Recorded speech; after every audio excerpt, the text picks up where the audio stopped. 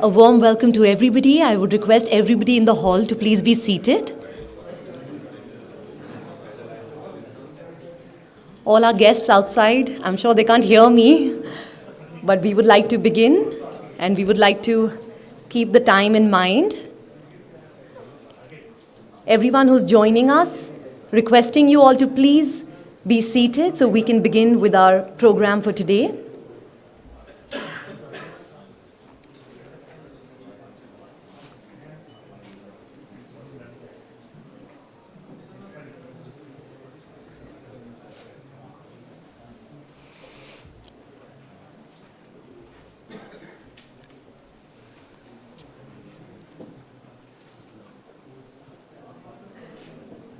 Everybody at the back, I would request you to please take a seat.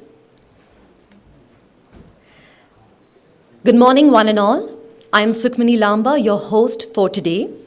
It is with great pleasure that I introduce you to the Grain Ethanol Manufacturers Association, GEMA, a pioneering organization dedicated to advancing the grain ethanol industry and driving sustainable energy solutions to serve the ethanol blending petroleum program, EBPP, in line with Make in Bharat vision of our Honorable Prime Minister. GEMA is a young organization registered on 14 September 2023, and merely in 1 year, it stands strong with 100 members on its first anniversary. Can we please have a huge round of applause for that? GEMA is well recognized with government bodies and policymakers to advocate for policies that benefit the grain ethanol sector to accomplish the ambitious targets of EBPP. Founded with the vision of uniting stakeholders across the grain ethanol sector, GEMA serves as a vital platform for collaboration, innovation, and advocacy. The association represents a group of young entrepreneurs venturing into grain ethanol industry who felt an urgent need to form a platform which can raise concerns of the industry and at the same time work as a bridge between the government and stakeholders. Let me quickly take you through what the association does. Firstly, advocacy and policy support. GEMA actively engages with government bodies and policymakers to advocate for policies that benefit the grain ethanol sector. Our efforts include promoting fair remuneration for feedstocks, securing subsidies, and ensuring favorable market conditions. Secondly, networking and collaboration. Our association fosters a collaborative environment where members can share knowledge, resources, and experiences. Through regular meeting and technical summits, we facilitate connections and partnerships that strengthen our industry. Thirdly, education and outreach. We are committed to educating stakeholders and the public about the benefits of grain ethanol. Our outreach efforts aim to increase awareness and support for grain ethanol as a key component of a sustainable energy future. Since its inception, GEMA has made significant strides in advancing the grain ethanol industry. With over 100 members in just 1 year, the association has become a powerful voice for the sector.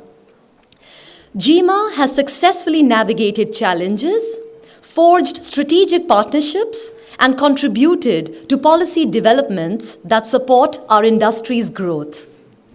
As we look to the future, GEMA remains steadfast in its commitment to innovation, advocacy, and collaboration. GEMA is excited about the opportunities ahead and the role of our association which it will play in shaping a more sustainable and energy-secure world. So let's commence this wonderful occasion. And as they say, before starting with anything auspicious, we must take the blessings of the divine, of the Almighty. So let's have the auspicious lamp lighting ceremony, for which I would like to invite the esteemed members of the governing body. With a huge round of applause, can we please welcome on stage Dr. C.K. Jain, President. A very warm welcome to you, sir. Can we also have Shri Prashant Jaiswal, Vice President, Shri Pranav Sharma, Vice President, Shri Neeraj Singla, Secretary, Shri Abhinav Singhal, Treasurer, Shri Samarth Harlalka, Executive Member, Shri Vaibhav Jain, Executive Member, Shri Shripal Chaudhary, Executive Member, Shri Shantanu Jaiswal, Executive Member, Shri Abhishek Sharma, Executive Member, and Shri Karthik Swaroop, Executive Member. Can we please have a huge round of applause for the auspicious lighting of the lamp ceremony? Ya kundendu tushar dhavala, ya shubhra vastravrita, ya veena varadanda manditakara, ya shweta padmasana, या ब्रह्माच्युत शंकर प्रभृतिभिः देवैः सदा वन्दिता सा मां पातु Saraswati Bhagwati. Thank you so much, everyone. I request you all to please take your seats. It is with great excitement that I welcome you to the first technical summit, proudly organized by the Grain Ethanol Manufacturers Association, GEMA. This summit marks a significant milestone in an ongoing commitment to fostering innovation, collaboration, and advancement within the grain ethanol industry. Our goal today is to bring together industry leaders, young entrepreneurs, and technology experts to explore the latest advancements and emerging trends in grain ethanol production. Learning is ongoing. This summit serves as a platform for sharing cutting-edge research, discussing best practices, and addressing the challenges and opportunities facing our industry. Throughout this summit, you will have the opportunity to engage with a diverse lineup of speakers who are at the forefront of technological innovation and industry development. GEMA believes that innovation and knowledge sharing are the cornerstones of progress. This summit exemplifies its education to providing valuable resources and fostering an environment where ideas can flourish and solutions can be developed. GEMA would like to extend their sincere gratitude to distinguished speakers and all those who have contributed to making this event possible. Your support and involvement are crucial to the success of our summit and the continued advancement of the grain ethanol industry. So as we embark on today's sessions, I encourage each one of you to actively participate, ask questions, and engage in discussions. Your contributions are vital to the success of our collective mission to drive innovation and growth in the grain ethanol sector. Ladies and gentlemen, thank you so much for joining us for this very important event. Together, let's make this summit a platform for peer-to-peer networking, transformative ideas, and collaborative progress.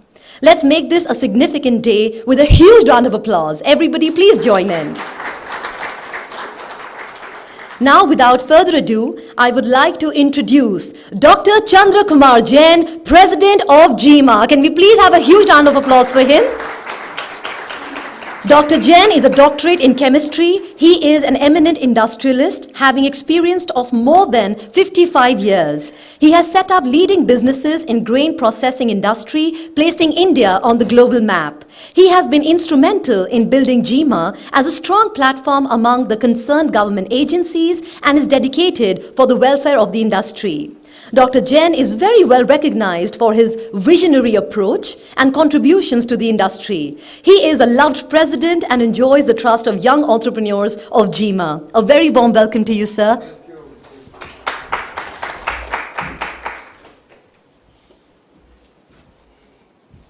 अब आप लोग 5 minute मेरे को बर्दाश्त कर लें. ये लिखा हुआ है तो मैं पढ़ लेता हूँ। जीमा के मेरे प्रिय पार्टनर्स, विशिष्ट अतिथियों और स्पॉन्सर्स, सभी को मेरा नमस्कार। आज मेरे लिए आज खड़ा होना बड़े सम्मान और सौभाग्य की बात है कि एक ऐसे उद्योग का प्रतिनिधित्व कर रहे हैं जो न केवल हमारे देश में कृषि और ऊर्जा का भविष्य है और हमारे कृषि और आर्थिक परिदृश्य का महत्वपूर्ण अंग है। हमारे वर्ष का पूरा होना जीमा के लिए एक पहला मील का पत्थर है। मुझे ये घोषणा करते हुए बड़ी खुशी हो रही है कि इस छोटे समय में जीमा के सदस्यों की संख्या 100 से अधिक हो गई है। एक बार ताली कर लें। और हालांकि इन्होंने भी कह दिया था, मैं सोचता था कि साल भर में ज़्यादा 20-25 लोग मेरे साथ जुड़ेंगे, लेकिन 100 लोगों का जुड़ने का मतलब है कि कितना दर्द है, कितना दर्द है। Is nothing else. ये हमारे सामूहिक प्रयासों और हमारी एकता की ताकत का प्रमाण है। साथ ही जीमा एक ही वर्ष के अंदर एक मजबूत प्लेटफॉर्म बन गया है। ये सब आप लोग महसूस कर रहे होंगे कि इसकी मजबूती में, इसमें मजबूत आया, इसकी आवाज़ में दम आया है। हम हर समय इंडस्ट्री की परेशानियों का आवाज़ उठाते रहे हैं। जो हमारे ज़रूरी मुद्दे थे उनमें हमें सफलता भी मिली है। जीमा के एफर्ट से मक्की से बने इथेनॉल के भाव 4 जनवरी को रिवाइज हुए थे। फिलहाल हम इस बात पर काम कर रहे हैं कि 2024-25 में मक्की की जो MSP बढ़ी है उसके अनुपात में मक्की के इथेनॉल का भाव ठीक कराए जाएं। इस पे काम चल रहा है। साथ ही हमारी कोशिश है कि DFG के बाज़ार भाव को देखते हुए भी उसके भाव ठीक कराए जाएं। दोनों चीज़ों को हम लेके चल रहे हैं। अभी आपने पिछले दिनों सुना होगा कि गवर्नमेंट ऑफ इंडिया ने, DFPD ने 23 लाख टन चावल ग्रेन इथेनॉल के लिए रिजर्व किया है। 3 महीने के लिए उन्हें 23 लाख टन माल, अगस्त, सितंबर, अक्टूबर, हालांकि ये ऑर्डर आया 29 अगस्त को, 1 महीना चला गया था। आपको याद होगा पिछले साल बंद कर दिया, जब से हम क्राइसिस में आए तब चावल बंद कर दिया था। इसके 23 लाख के आने से एक बैरियर टूटा है। बैरियर ये था कि इथेनॉल को फूड फॉर फ्यूल की एक लड़ाई बहुत ज़बरदस्त होती थी। फूड फॉर फ्यूल, कि फूड को आप फ्यूल में क्यों देवें, तो वो बैरियर टूटा है और मैं ये समझता हूँ कि ये आगे भी चलता रहेगा। हमें सबको मालूम है कि ये स्कीम नॉन स्टार्टर है आज की तारीख में। जो उन्होंने स्कीम रखी, OMSS, auction, auction, non starter, इसका कोई फ़ायदा नहीं होगा फ़िलहाल। लेकिन उस पर भी लगे हैं कि इसमें हम ये चाहते हैं कि एक फ़िक्स रेट इस पर हो। हमारा रिप्रेजेंटेशन गया हुआ है और मुझे आश्वासन भी मिल रहा है कि ये 1-2 दिन में फ़िक्स रेट पे हमारे लिए ऑक्शन नहीं होगा, फ़िक्स रेट पे हमें अलॉटमेंट होगा। फिर दूसरी बात हमारी वो हो जाती है कि OMC उसका भाव ठीक करे। मान लीजिए उन्होंने 28 रुपये में दिया फिक्स रेट, तो 58 या 64 में तो आप दे नहीं सकते, उठाएंगे नहीं। तो हमारी कोशिश ये रहेगी 58 का जो उनका टेंडर का 22, 23 और 24 के फर्स्ट साइकिल में जो इनका फार्मूला आया था वो अप्लाई हो।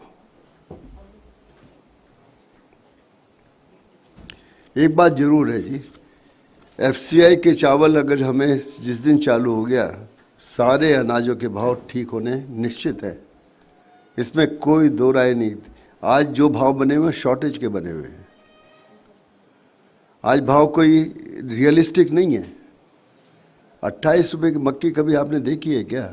मैं 30 साल से मक्की का काम कर रहा हूँ, मक्की को मेरा रॉ मटेरियल है, मैंने कभी नहीं देखा 28 साल। जब भी कभी शॉर्टेज आई, एक बार 2018 में आया थी, तब जरूर 28 के हुए थे, तब मैंने इम्पोर्ट किया था। FCI के चावल निश्चिंत है, जिस दिन FCI चावल की कंड्यूसिव कंडीशन आ जाएगी, अगले दिन से अनाज के भाव कम होने निश्चित है। ये सब मेरे अकेले से प्रयास से नहीं हुआ, हमारे सहयोगी यूनिट्स ने कुछ विशेष प्रयास किया जिसका मैं नाम नहीं लेना चाहूँगा। उनके प्रयास से वो संभव हुआ है, जिसकी वजह से हम लोग FCI राइस को दोबारा रीइंस्टेट कर पाए हैं। मैं उन सबको धन्यवाद देता हूं कि उन्होंने मेरी बात का मान रखा, मेरी बात पे विश्वास किया।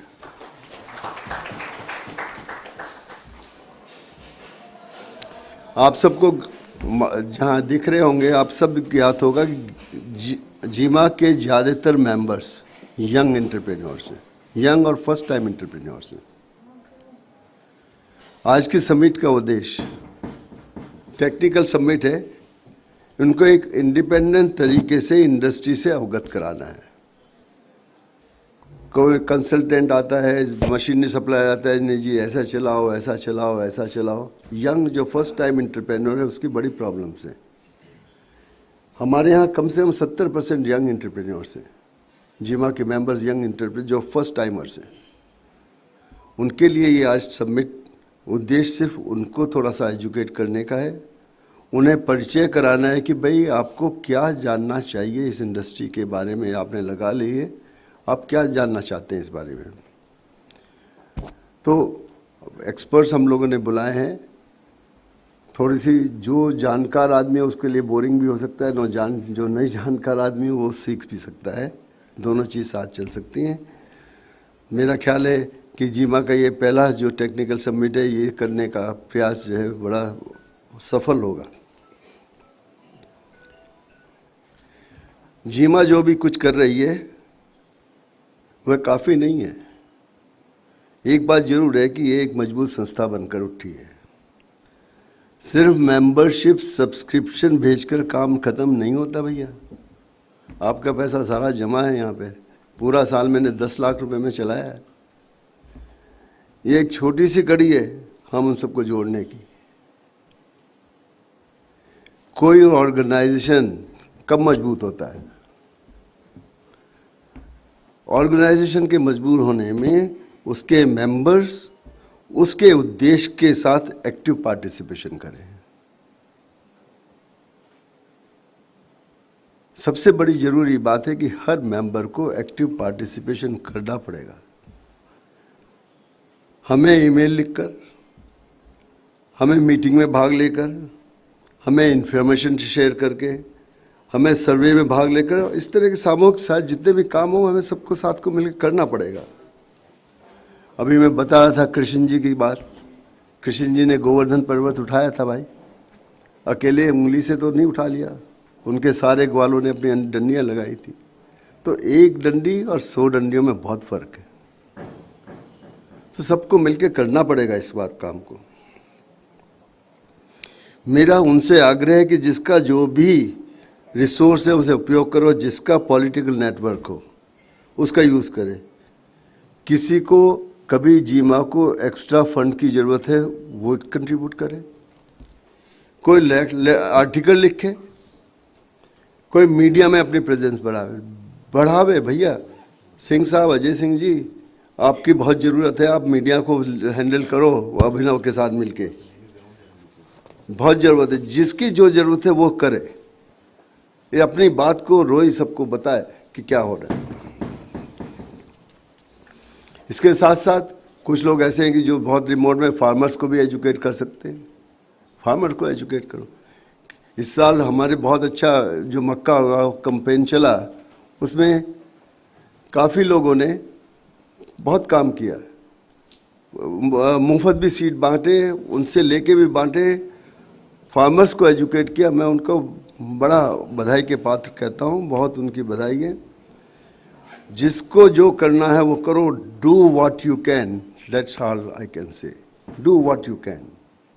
We are in the stage of survival.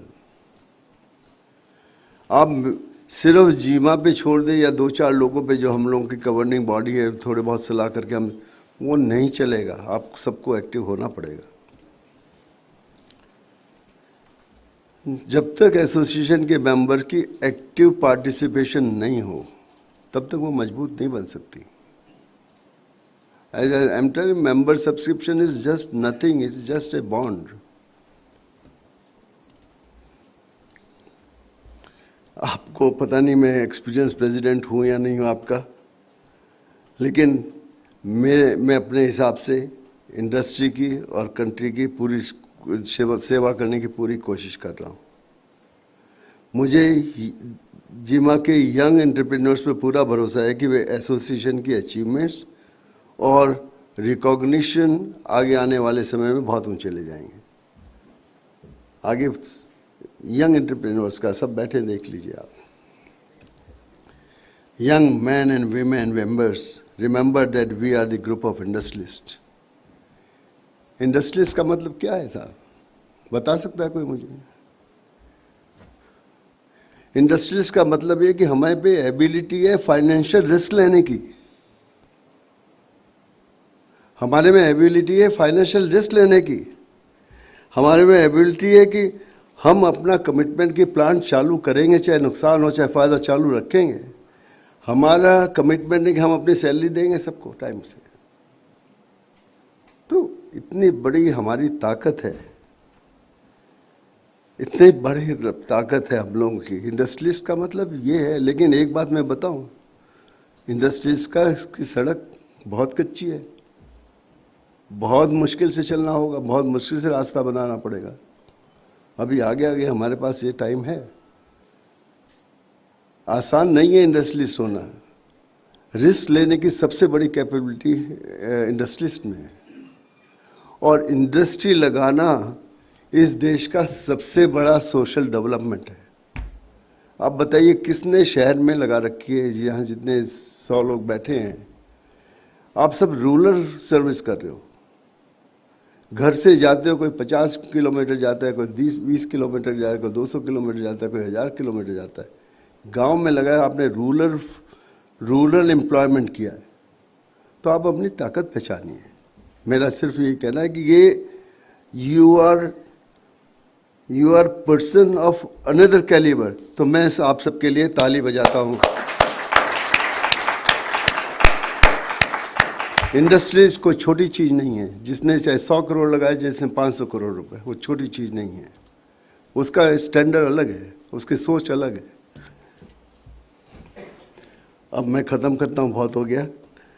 मैं अपनी गवर्निंग बॉडी और सब मेंबर्स को बहुत धन्यवाद देता हूँ, जो समय समय पे मुझे गाइड करते रहें, मुझे बताते रहें कि कैसे चलो। और मैं आशा करता हूँ ये आगे मुझे गाइड करते रहेंगे और सब मिलके ही काम करेंगे, अकेले से कुछ नहीं होगा। इसके साथ मैं उन सभी स्पॉन्सर्स को भी धन्यवाद देता हूँ जिन्होंने सहयोग देकर और फॉरेन कंट्री से और दूर दूर से अपने एक्सपर्ट बुलाकर हमारा ज्ञानवर्धन करने में सहयोग दिया। धन्यवाद। जय Hind.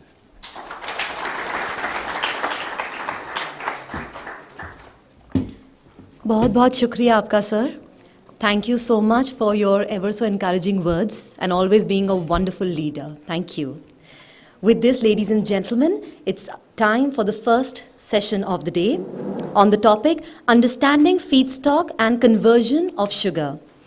I'd like to take the opportunity to introduce our first speaker of the day, Dr. Matthew Watts. Can we please have a huge round of applause and welcome him on stage? He is a doctorate in microbiology from Florida University, USA.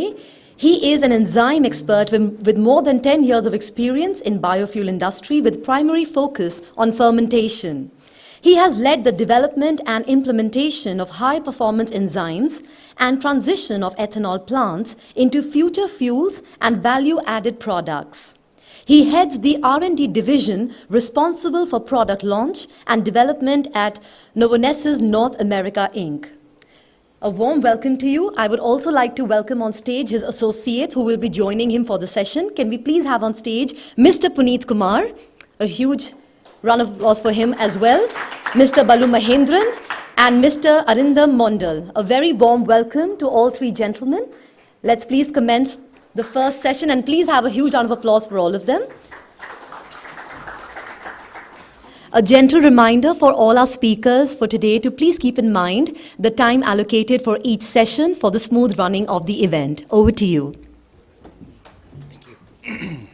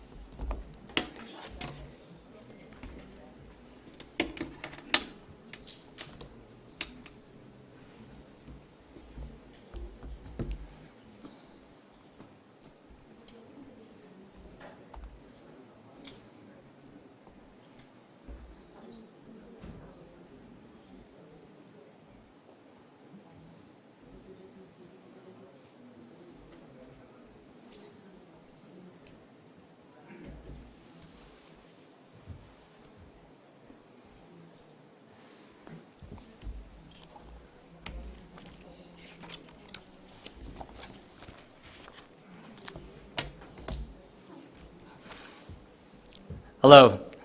Thank you for having me today. I think it was a little bit of a exercise session to get here for most of us. So thank you for pushing through that. And I get to sweat out all my toxins before I come up here to talk with you today. So as they said, my name is Matthew Watts. I am stationed in North Carolina in the United States. I have thoroughly enjoyed my visit in India. It's been over a week. I've got to meet several of you out here and meet some new colleagues of mine in India. I had the privilege with my colleague Preeti to do a webinar earlier this week. So if you haven't caught that yet, please get in touch with us and we'll get you the link for the webinar. So my travels began heading north from Bangalore to visit Ahmedabad and Chandigarh, and it's been a world travel day, world travel week for me.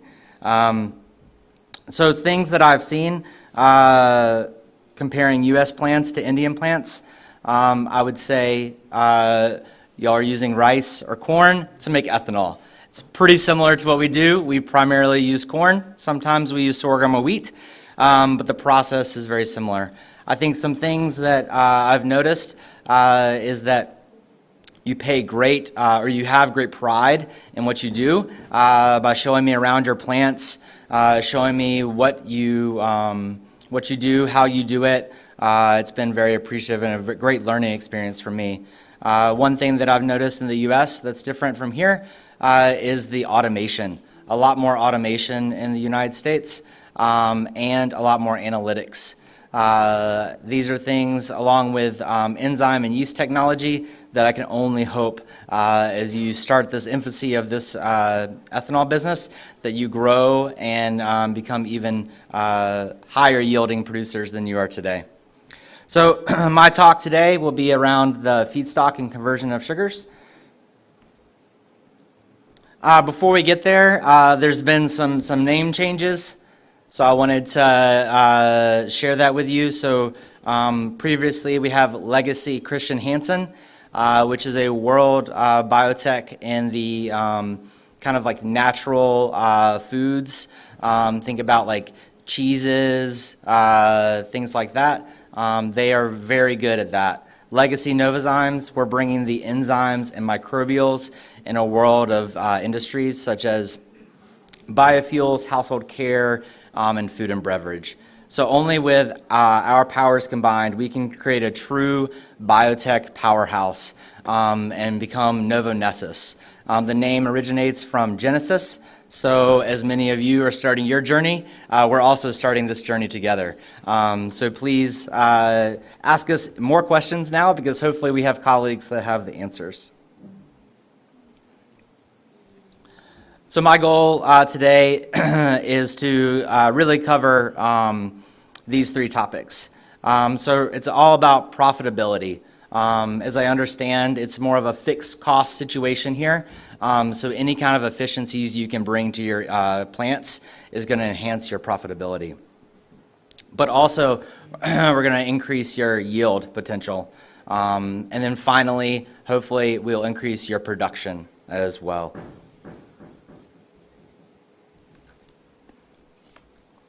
So I'm set out to talk about two of these three topics. My colleague Vijay will talk about the byproducts. I will focus mainly on the feedstock and the production.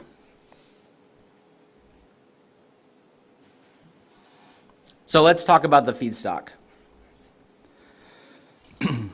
So I have the privilege to talk about something I don't know too much about compared to the audience. So forgive me if I misspeak, but rice is new to me as far as a feedstock. But in that case, we'll still talk about it because it's really important to understand the difference between rice and corn. So here we have good quality corn, moderate quality corn, and poor quality corn. And really the only difference is the difficulty of the starch. So in good quality corn, majority is easily accessible. As you go down to the poor quality, that's when the fiber-bound starch or the non-starch polysaccharides really come into play. So you can think of activities from alpha amylase, advanced alpha amylase, thinking of high heat, and then finally fiber-degrading enzymes really coming into play here.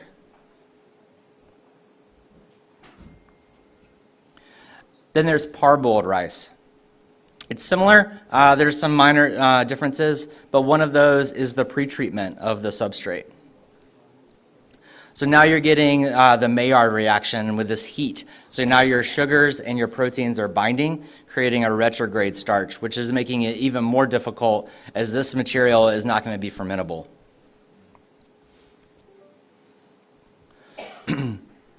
So when you're talking about that, we have the advanced alpha activity we already talked about, the fiber-degrading enzymes, but then there's protein-degrading enzymes that can really help access the protein in the substrate to either feed the yeast or provide better nutrients in your DDGS. And then we get to corn or maize. There's really, is my understanding that this has just entered the market here in India as a substrate for ethanol production. This is something that we've dealt with the U.S. for a good while now. And it's something new to me in understanding the differences between the rice and the corn. For one, the non-starch polysaccharides here in red, you can see now they've increased, but they've also surrounded the starch. Another thing is understanding the difference between the soft, or some people refer to it as the floury endosperm of the corn, and then you have the horny endosperm of the corn in this white section. That's the hard substrate. It is my understanding that here the corn might differ a little bit from U.S.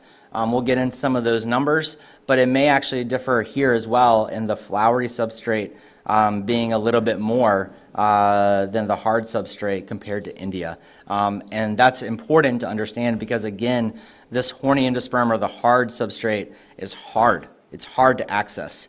And you might need to think about more retention time, contact time with the enzymes, and different activities that hopefully will portray here and throughout the day.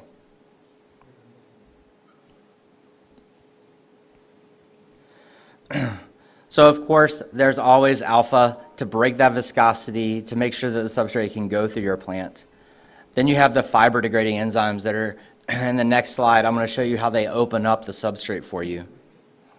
The protease is super important. I understand that oil extraction is something that a lot of you are thinking about coming and bringing online in your plant. Proteases do such a good job of opening up these things called oleosomes that encapsulate the oil. And then finally, you have advanced glucoamylases that get involved into fermentation and breaking down this material as well. But before we go there, I wanted to show a really good visual of what these enzyme activities are doing in breaking down the feedstock.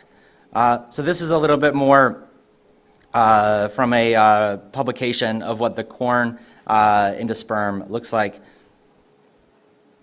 And I just wanted to zoom in for a minute so you could see, again, just pointing out that floury endosperm, the horny endosperm, the hard substrate. It's all encapsulated by these non-starch polysaccharides, as well as the oil located mainly in the germ.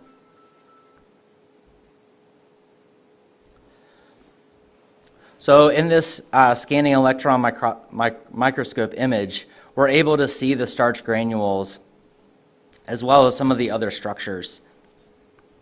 I keep saying fiber degrading. Think of cellulose. Think of things like that in the cell wall and other places within the corn that basically just cover all of that good starch that you want to access. And when you add something like a cellulase or a fiber degrading enzyme, you get from this web to an openness, as you see down here, where the starch granules are easier to access.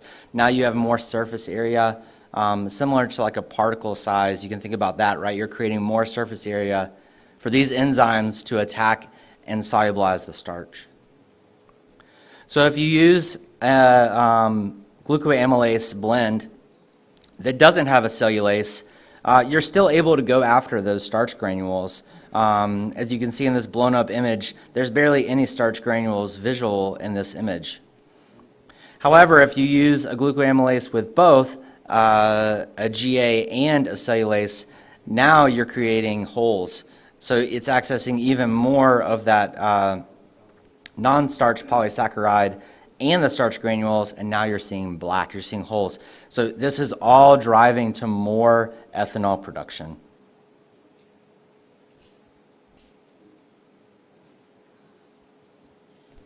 So, in summary of this section of the talk, different feedstocks require different combinations of enzymes so you can maximize your yield. You've been focused on rice, and rightfully so. It's easier for you to access these. It's great for making your plants really efficient. And now you enter this really complex corn, but how do we access all of that potential that's sitting right there in your plants? So what is the common factor between all these feedstocks that we want to access? Is it starch? Well, from the talks that I've had this week and hearing a lot about the industry, starch is measured by acid hydrolysis. So if you look at this chart, we have the different substrates on the x-axis, leading from raw rice all the way to corn. And then we're looking at starch on a wet basis, and we're looking at acid hydrolysis. And so you can see we're starting at 70% with rice, moving all the way down to 61% with corn. But there's something we're missing there. This is total starch. So this is, if you break apart this with a chemical, what can you access? But we're trying to use enzymes. So if you switch the actual sugar potential that's in that feedstock, we look at this delta, we look at this drop. And so if we look at enzymatic starch, we drop from a 61% on a wet basis to 55% on a wet basis. I'm not saying that that's the number that you have. I'm just letting you understand that there's probably a delta between your acid hydrolysis and your enzymatic hydrolysis, what you can actually reach right now. And just for reference, I put the U.S. starch information here from the 2023 report, the U.S. Grain Council, showing about 60% starch as is. So hopefully you can relate that to what you're seeing and compare that to what the U.S. market's about. But just think if you could use different enzyme potential, different enzyme activities and different things to go after more than just the 55% that's sitting there. So I talked a little bit about the beginning. What's the difference between the Indian market and the U.S. producers? And again, it comes back to analytics. They dive deep into the substrate. They dive deep into their process to understand every little penny they put in, how can they get 2 pennies out? So they use an enzymatic method to analyze the sugar potential. They use this is showing a megazyme kit, but there's other ways to look at the enzymatic starch in your substrate. And then some customers even go a step further and they do bench scale liquefactions, fermentations to really understand, okay, am I putting in what I need to, or can I up the dose just a little bit to increase yield by 1%, 1.5%? And then other instruments in play. I've heard from some of you that you're gaining NIRs, near infrared spectrometers. These are going to be crucial to understanding, just by measuring a cup of sample, what is in there glucose-wise, degrees of polymerization. It measures things like starch, solids, all at the click of a button. There is some learning curve there, don't get me wrong, but I think it's something that's worthwhile. I think it's something that's going to benefit you in the long run. And then another instrument that's been really important in the U.S. industry is the HPLC, the high-performing liquid chromatography. This is important not just because they're able to quickly analyze a sample and tell them what's going on. It's important because now that they can go investigate if something is wrong, say if a contamination takes hold of a fermenter, they don't wait 7 days or 3 days where now 4 fermenters are infected. They're able to do it within 12 hours and put some kind of antibiotic dose in there and knock it back so that their process is able to run efficiently.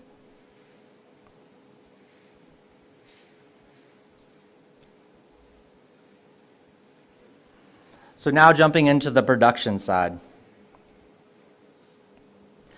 The heart of your plant is liquefaction. Without it, the substrate can't move to fermentation. We need liquefaction to break down this material as quickly as possible so that we're able to pump it throughout our plants. So when you add corn after the milling, now you've swelled up these starch granules to the point they're going to burst. And you've released all of these starch, mainly amylopectin and, amylose. So you have linear and branch chains. There's more branch than linear, but the quick is to go after that linear substrate. The alpha amylase is crucial at going after that linear to break these molecules down so that you're able to pump the material throughout liquefaction. And just think about this, 90% of your starch conversion is achieved in liquefaction. So retention time is key here. We want at least 2 hours in in liquefaction. After 2 hours, I would say there's a little bit of diminishing returns up until around 3 hours. And do not go beyond 3 hours. It's just not worth it. But think about at least 2 hours retention in liquefaction so that you're able to achieve this 90%.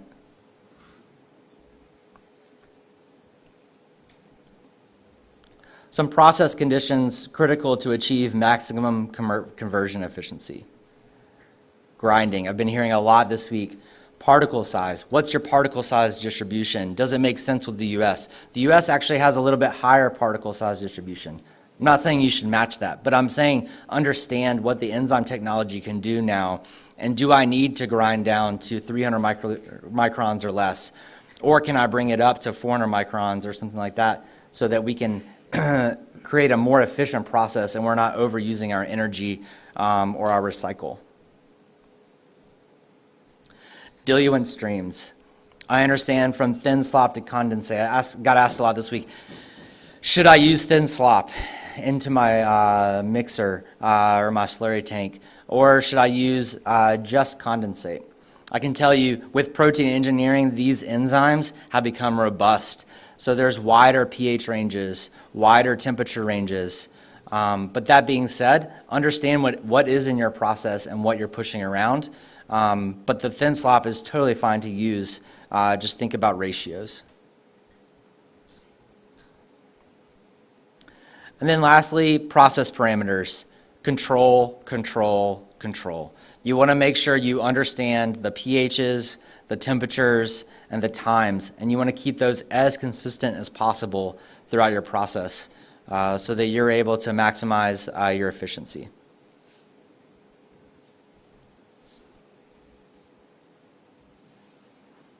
This is something cool that the US market has adopted. It's the ability to bring IBC totes. These can range in size, but I would say most of them can hold around 800 kilograms of enzyme. And then they use a series of pumps and tubing to pump the enzyme into liquefaction tanks, sometimes even fermentation tanks. This again points back to what I talked about before, automation. The US market is really good at automating processes to limit either human error or just the ability to understand what exactly is going into my process.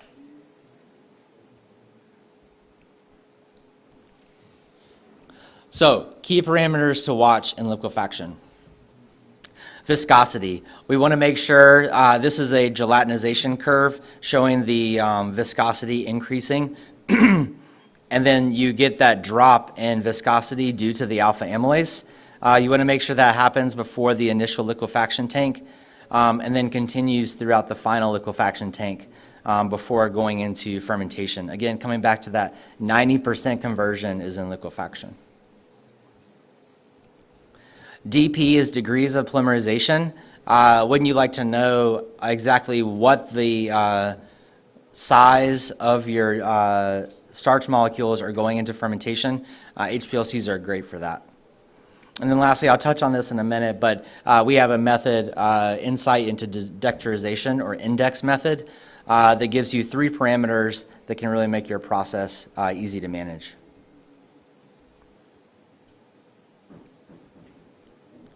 So from what I understand, residual sugars is a good metrics for you to use in liquefaction. And I agree, residual sugars is good to understand. DE, however, is good at looking at the reduced ends, but it doesn't tell you the size of these dextrins. It just tells you how many reduced ends you have. And so when you're looking at a residual sugars of 6%, is that all DP4 or larger? Is it all DP2, which is one of the hardest substrates for glucoamylase to attack? Or is it all free glucose, and now we're going to spike the glucose and cause the yeast to stress out? These are all good things to understand, and like I said, HPLC is good at telling you the breakdown of what is in your substrate. So I mentioned index. What is index? Index is 3 parameters. You have your degree of dextrinization, your DI. That's telling you that size reduction. So it's telling you, am I getting down from my DP4 to my DP3 to my DP2s down to free glucose? SI is going to tell you your degree of solubilization. This quantifies the residual starch. It's an inverse proportion, and I'll show that in a slide in a minute. So it's kind of a hard thing to understand, but that's crucial to understand is your residual starch, as I know many of you measure today.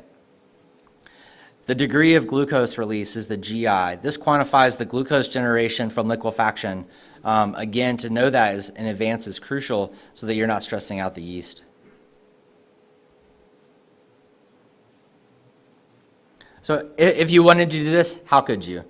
Step 1, buy an HPLC. There's actually other instruments that can help you get there too, so please come talk to us and we can figure that out. There's a standard operating procedure that you would go through for the sampling. And then of course there's the analysis phase, and then finally there's a calculator that we can give you to calculate these 3 parameters, and you can understand what the substrate is doing in liquefaction. So I wanted to harp on this SI measurement because I think residual starch is one of the key things that can drive yield production in your plant. And so SI, like I said, it's inversely proportional. So as SI decreases, residual starch increases. And then whereas SI increases, residual starch decreases. So wouldn't it be nice in a plant if you could track this over time and understand, hey, wait a minute, my SI, it's going down. So therefore, my residual starch is going up. Is my retention time changed? Has my enzyme dose changed? All these things at the tip of your finger, now you can go investigate before you even get to fermentation.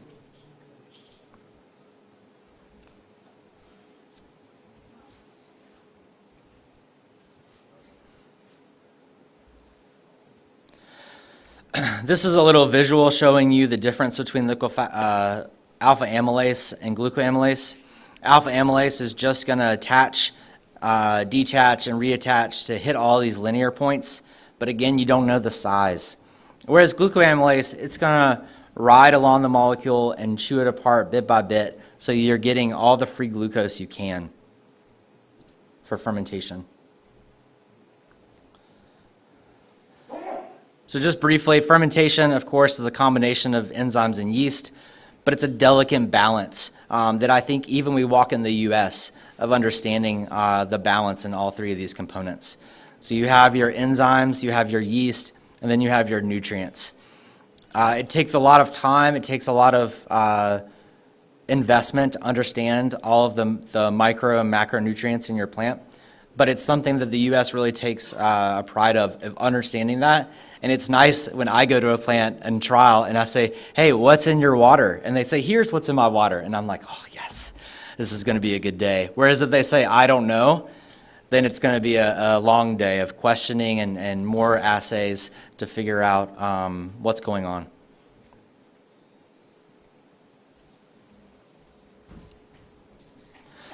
So ensure complete conversion of dextrins while maintaining controlled release of glucose.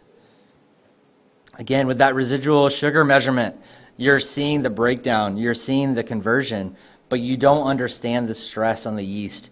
Is it above that 4% mark, or is it below?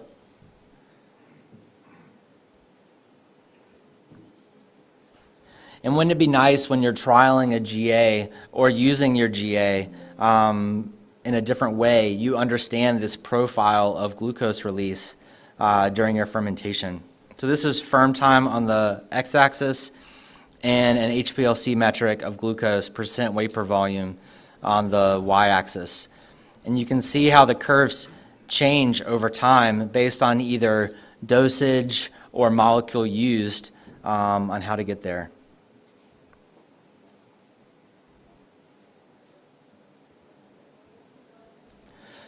So these are key parameters to watch in fermentation. We just talked about it, sugar profiles. What do they look like? How can I change them? Residual starch comparisons to degrees of polymerization profiles. And then alcohol titer. It's amazing to see the alcohol production during your fermentation to see if it's on track with all those ferms you've done before, whether or not you get to the end and you see some kind of change and now you don't know what to investigate or what the plant's doing.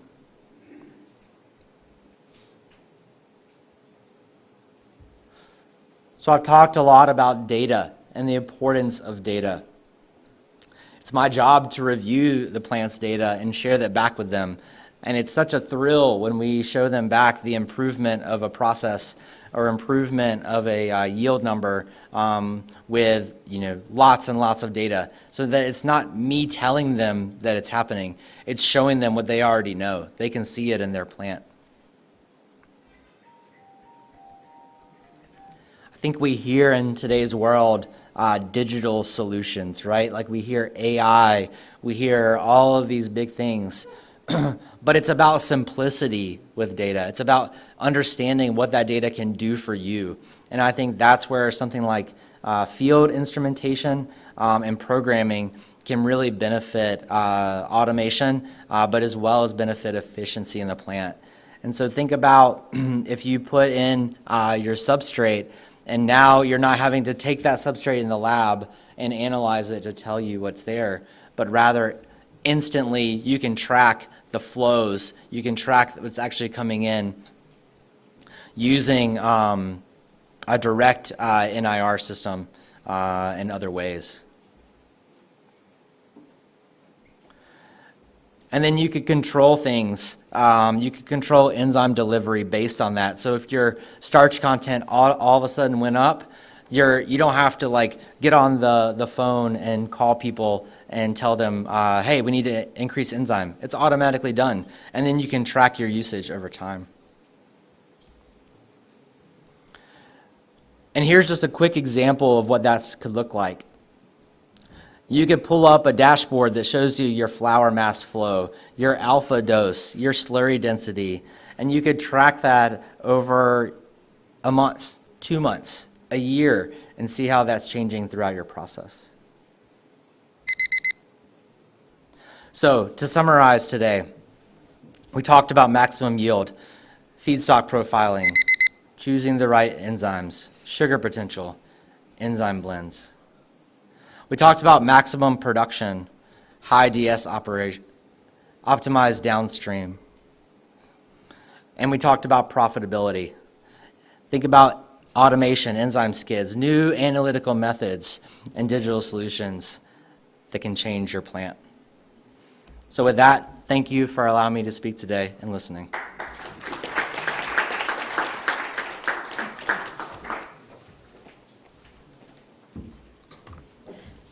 Thank you so much, sir, for the wonderful insight which you shared with us. With this, we have a quick round of Q&A for 10 minutes. So any questions from the audience, we would be more than willing to take them.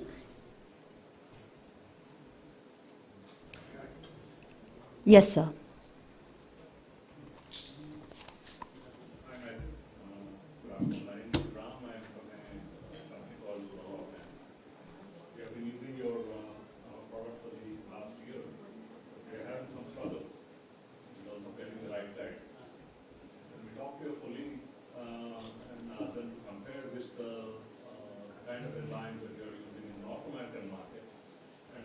Are we getting the same product here?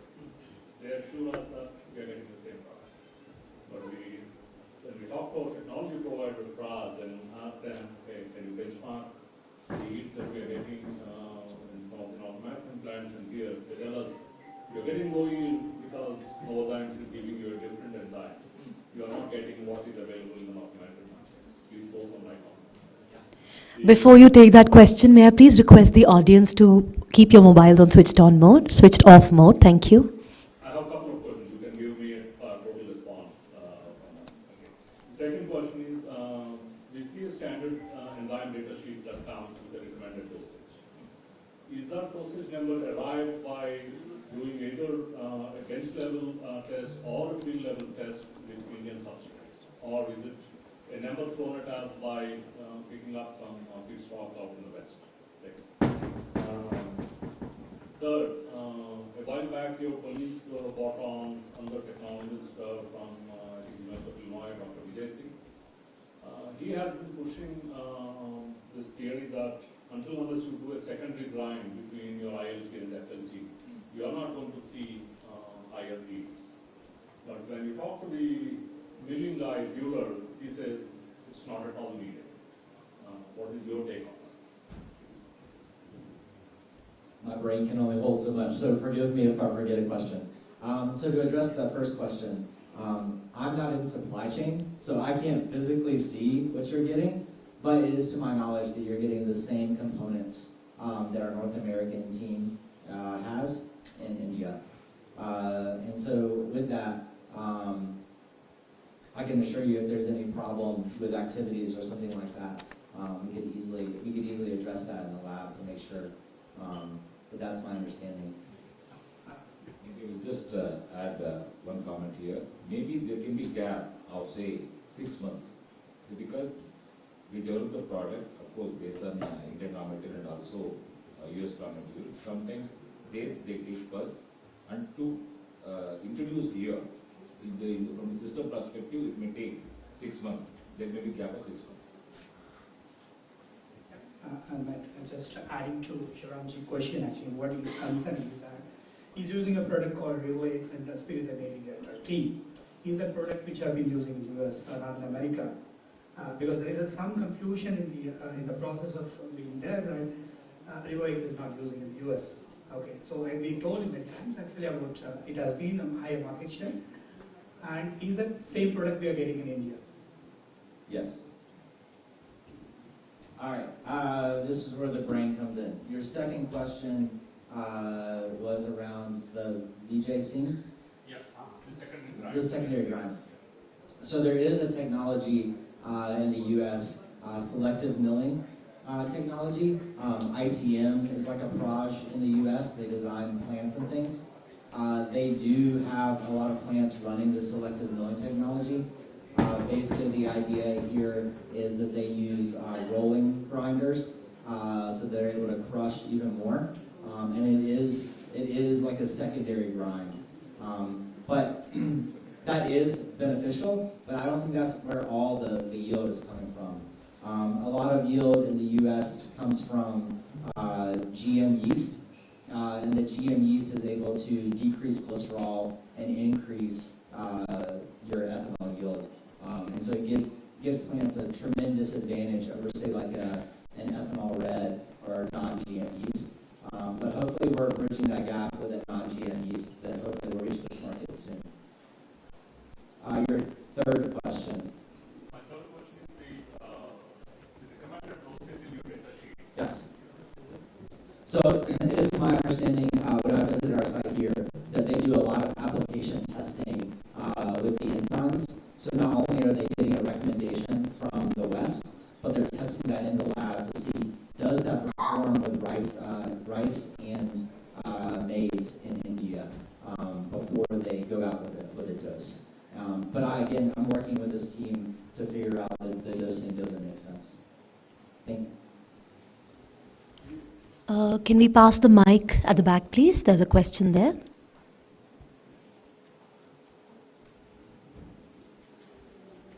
Could you please tell us about some of the typical and gold standard yields and RS and residual starch levels in the different raw materials in India? Can I tell them about the materials in India? Can you please repeat the question, please? Could you please tell us about your experience with respect to typical and sort of gold standard yields of ethanol from the different raw materials in India? So like you talked about raw rice, parboiled rice and corn. What are the typical yields that you're getting from those, and what do your data sheets suggest? Maybe Bharat, you can. And also yield and residual sugar and residual starch. Yes, I'll make it okay. See, regarding about yield, it also depends on the starch, what it's coming in. It varies again the feedstock composition levels. From the maize point of view, it will be a 380 to 400 based on the starch availability. If there is a higher starch, you'll get it. I see in the plant we've been getting a more than 405, 408 close to. Come to the rice side, it's also depends again the starch. Raw rice, if you're using, the people can get it to 460, 470. If you use a parboiled rice, Matthew was mentioned, there's a lot of retrogression starch will come into the picture, so it's reduce your yield in your process. So it will be end up with around 445 to 450. And again, it also depends lots about your fermentation process, how you are operating on that. This is on ethanol basis or? It's a ethanol basis. It's not even. Which plant is getting 408? Sorry, sir, we cannot able to tell you the name of the customers. Yes, there's the person maybe was sitting in the office in the What is start percentage? It's around 62 to 63. I think many plants are getting, not one plant actually. So I'm just an example. 63% starch. They have a one good thing. What we analyzed in the raw material. They have NSP was pretty much lower than what we are seeing in the other part of India. So the sourcing is the important part, what we need to take care of it. Matthew talked about a lot on the NSPs, right? So we does starch analysis by the acid method. So in that, we get it both convertible starch and non-convertible starches. If you have more non-convertible starches, so you won't get that into alcohol. It will end up in your starch in the DDGS. But also we emphasize to analyze what the starch is left over in DDGS rather than seeing what the RST we seeing in the fermentation. So what yours does, they'll see the enzymatic starch left over in the DDGS, which just comes around 2 to 3.5%. But we does a lot of starch analysis in DDGS and acid methods. And we refer a lot about starch in the RST in the fermentations. I hope I answered your question, sir. Yeah, and the residual starch and sugar levels in different products. Yeah. Again, it will be rice cases, it will be 0.4 to 0.55. In the maize cases, we are seeing 1.2 to 1.6% in the residuals. 1.2 is the best. 1.2, yeah, because it's also depends on the DS and the NSP what present in the mix. What percent of DS?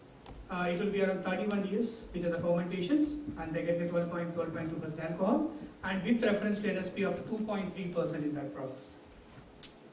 And what is the DDS factor we get when we get yield of 400 plus? So, see, there's a simple math. What I can say, 100% in that 62% starch was is there. The rest is a moisture of 13%. In the 62%, the NSP was 3.5% if you remove it. So 58% is the starch has been converting into alcohol, right? So in that 95% if you remove it, and 10% if you remove the moisture, 68%, then hardly it will come around 31% of per ton metric ton of grain with a dry basis. If you take it 10% of the moisture, what are the moisture you're getting, you multiply it. It's around 31-32%. You haven't measured what DDS factor on per year basis we are getting. Rather than BA basis, I would suggest to measure the DDGS on per ton of corn basis. That will give the exact value because you are referring a lot about the starches, input compositions, right? You can tell that, we can convert it to BA. It's on 31%, 31%. Per ton of starch. Yeah. If you, I'll give an exact number. If Per ton of starch or per ton of grain? per ton of grain. Yeah. So sir, if you, On a dry basis. if you go by per bale, then it is for rice, it is coming around 0.35 to 0.4 kg per bale. And in case of maize, it is like 0.6 to 0.75. It all depends again as per Balu was mentioning. How much in NSPs you are extracting in the process, that much of alcohol you are gaining in the process, so you are losing that much of DDS. It all about mass balance research. So it all depends on the value. Hi, this is Akshat Kejriwal from Greenfield. So my question is regarding GMEs. So I met Katie at FUW and she was said that Novartis is working towards GMEs and how to introduce it in India, and it needs they need help from Indian manufacturers to introduce it because the plants in US are using GMEs and they have a significantly lower dose of alpha amylase and glucoamylase because of that. So I want to know like what's the next steps Novartis is taking for that. Yeah, it's a good question. So I know we're trying to understand the regulatory environment here to understand how that we can enter into the GM space. And like you said, it's relying a lot on the manufacturers, it sounds like. So I think talks are in place to understand that. Yeah, I think we just need to continue the partnership with you as a producer to get the best yield we can give you with the best products. We have another minute to go. We will wrap up after that. Maybe I will add a couple of points here. Of course, we are collaborating with some of the customer and also government stakeholder here. Maybe we may reach out to GEMA also to join hand in the interest of industry to fast track the approval process. We would like the support of the process so that we can join hand and meet the objective. Thank you. How GEMA can be associated with it? We will reach out to you, sir. We will have a plan of action. We will update what is the status now as of now and what is the hurdles we are facing. Of course, there is no much hurdle, but it is taking more time for the approval. Maybe we can join and go together.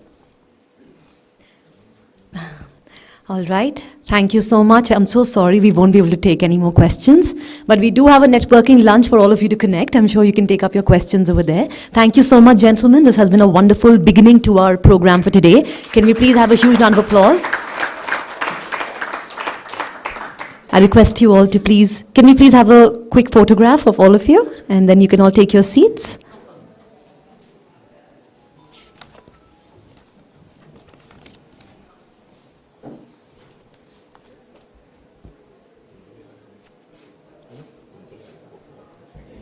Thank you.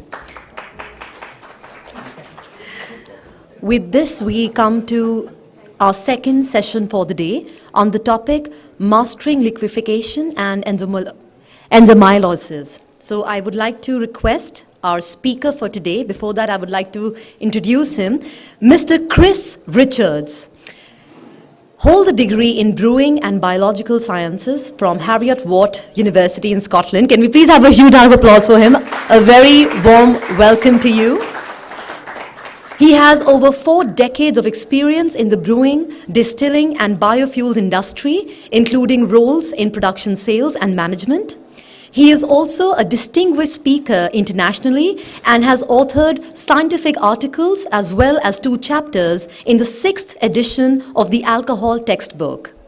At Lallemand Biofuels and Distilled Spirits, USA, he oversees international sales and business development of fermentation ingredients for biofuels and distilled spirits industry. A very warm welcome to you, sir. I would also like to invite on stage Mr. Richards Associates. Can we please have on stage Mr. Rajesh Mohan along with Mr. Deepak Jhunjhunwala? And can we have a round of applause for all the speakers for our second session? Once again, a gentle reminder to our speakers, we will have a session for 30 minutes. Thank you so much. Over to you.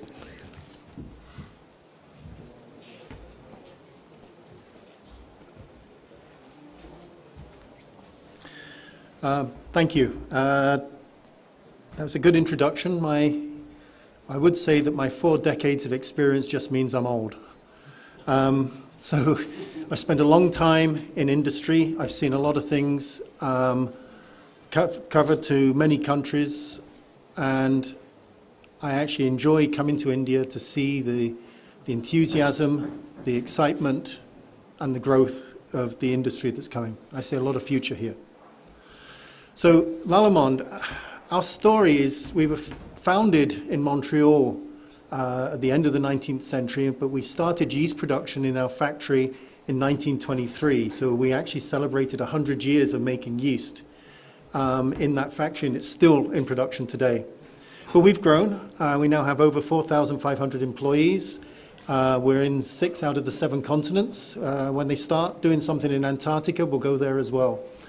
We have 48 plants for yeast, enzymes, and bacteria, and it's a family-owned business, and it's owned by the Chagnon family since 1952. What do? We do pretty much anything and everything to do with yeast and bacteria.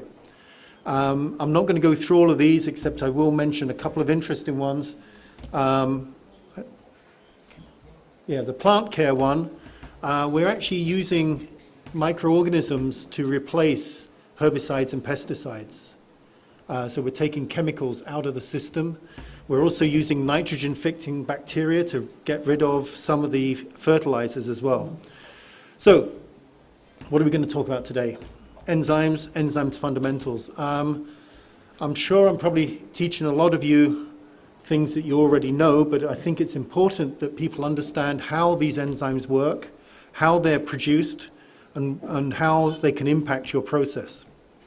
So enzymes are a special class of proteins, and they're made up of amino acids, and they are bound by various bonds into a very, very specific shape, and this becomes very important. The amino acids are folded into this molecule, and that shape binds itself to a very, very specific substrate. So enzymes effectively are catalysts that enable chemical reactions to happen a lot quicker, but without the same amount of energy that you would normally need to do that on a wet chemistry. So that shape becomes extremely critical, so that it becomes, the classic example is the lock and key. So you have a key, you put it in a lock, it becomes unlocked. You have an enzyme and a substrate, and it matches up to that shape, and it will then cause that shape to either break up into an altered substrate or the product that you're looking for.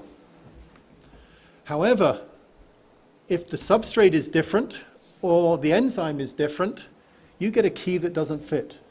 So it won't unlock. So there's no reaction that will occur. So where are enzymes found? Enzymes are found in every single living thing. It's how your body controls its food, it's how your body controls the breakdown, it's how your body makes up its new proteins.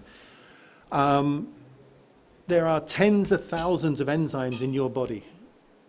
Amylase breaks down sugar in your mouth. If you actually start to chew corn or popcorn, it will melt in your mouth, and that's the amylase breaking down the gelatinized popcorn, the corn that's been popped. Yeast, bacteria, microorganisms produce most of the industrial enzymes.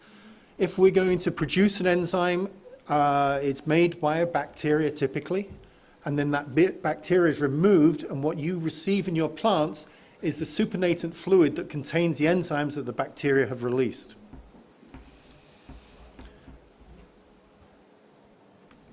So let's talk about ethanol production. So what is it that the enzymes are doing? They're critical to maximize your ethanol yield. The things you have to understand, that there are differences between the US industry, European industry, and the Indian industry, and in my opinion, probably the biggest difference and the biggest weakness of this industry is in analyzing the data in your plant throughout the process. Nearly every plant here uses the wet chemistry, creating RS and RST. That doesn't happen in the US. In the US, they use the HPLC and they will look at the individual sugars, the glucose, the maltose, the maltotriose, then the DP4s or the dextrins. And that allows you to understand your fermentations, your breakdown, and control it and make adaptations to your process. I've said this for the last 10 or 15 years in India that I've been visiting. When you're running at 8 to 12% alcohol, it's like walking on a pavement. You're not likely to fall over. You might stub your toe a little bit, but you won't do much damage. When you go to the 12 to 14, 15, maybe 16% by volume, it's like walking on a plank, 6 foot up in the air. If you trip or misstep, you're going to hurt yourself. But when you go to the 16 to 18 to 20%, as they are achieving in the US, when you fall, it hurts. And for instance, if you have a contamination in a US plant that's aiming for 20% alcohol, you're likely to lose 3 or 4% alcohol production in that fermenter. If you do the same contamination at 10 or 12%, you're liable to lose maybe 0.1, 0.2. That's the difference. It's a risk reward. So why is that important about enzymes? Because you have to present to the yeast the sugars and the sugar complexes at the right time, at the right concentration, allowing with the least stress. So you want to minimize the residual starch, you need to improve the physical process, but on the other side, you're actually producing high-value co-products, and I'll talk about that in a minute. You can generate high protein streams. Your DDGS can be high protein streams, and the other thing is that is probably different here. As you are building up your maize utilization in India, nearly every plant in the US, because of an economic disaster that happened a few years ago, all the plants that were the most successful during that economic disaster were ones that were extracting corn oil. And that corn oil was as a separate substrate stream, profit stream, allowed them to survive better. So I would say to you, anyone that is moving to corn more than 50% of the time, you should really look at the economics of corn oil extraction in your plant. So what are we looking at? We're looking at targeting molecules in the corn kernels.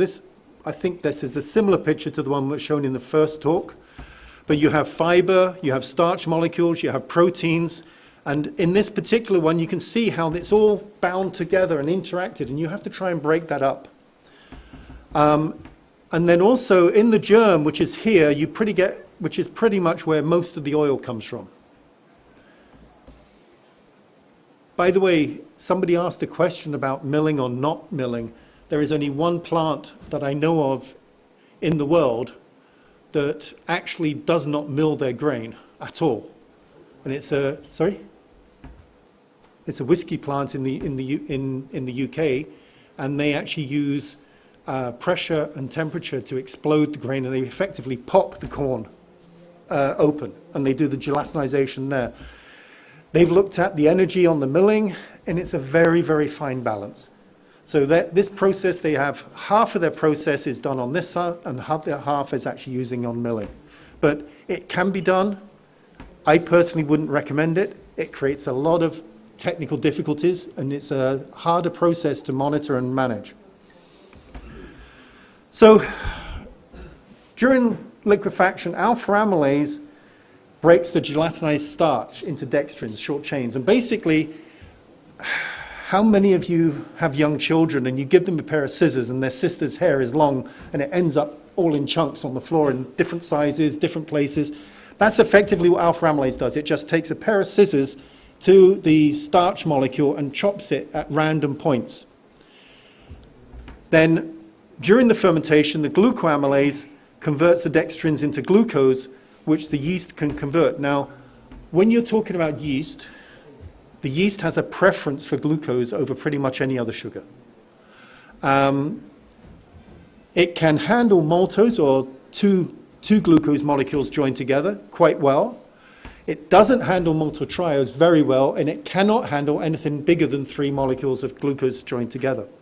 So how you break up the glucose and the glucoamylase and the alpha amylase is critical to understanding your sugar profiles, and this is where running with visual knowledge on using a HPLC to look at your individual sugars, because effectively your residual sugars are maltose and glucose combined. Your residual starch is your maltotriose and your dextrins combined, but it doesn't give you insight to it throughout the fermentation. Proteases. If you look at the protein complex here, you can see it's binding around things. So proteases break the proteins from the corn down into amino acids and peptides and short amino acid chains. These provide a source of nitrogen, which is critical for the yeast. Typically speaking, when I'm managing struggling fermentations, if they're sluggish, the very first place I go is looking at nitrogen requirements and nitrogen supply.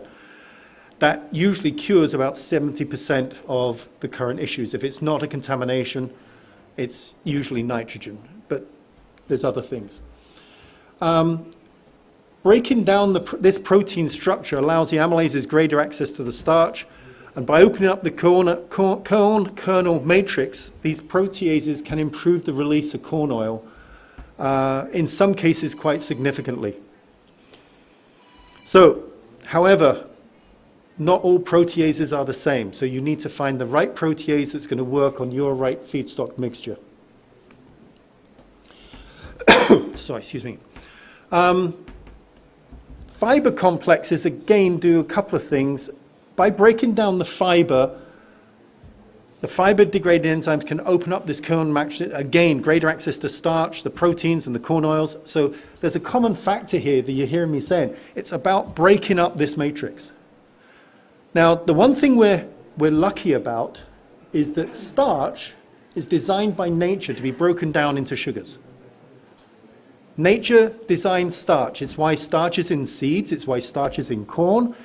When you plant a seed, it uses that starch until it gets its first green shoots. So nature designed starch to be broken down. The fiber and the cellulases and hemicellulase, or the cellulose and hemicellulose, is structural by design.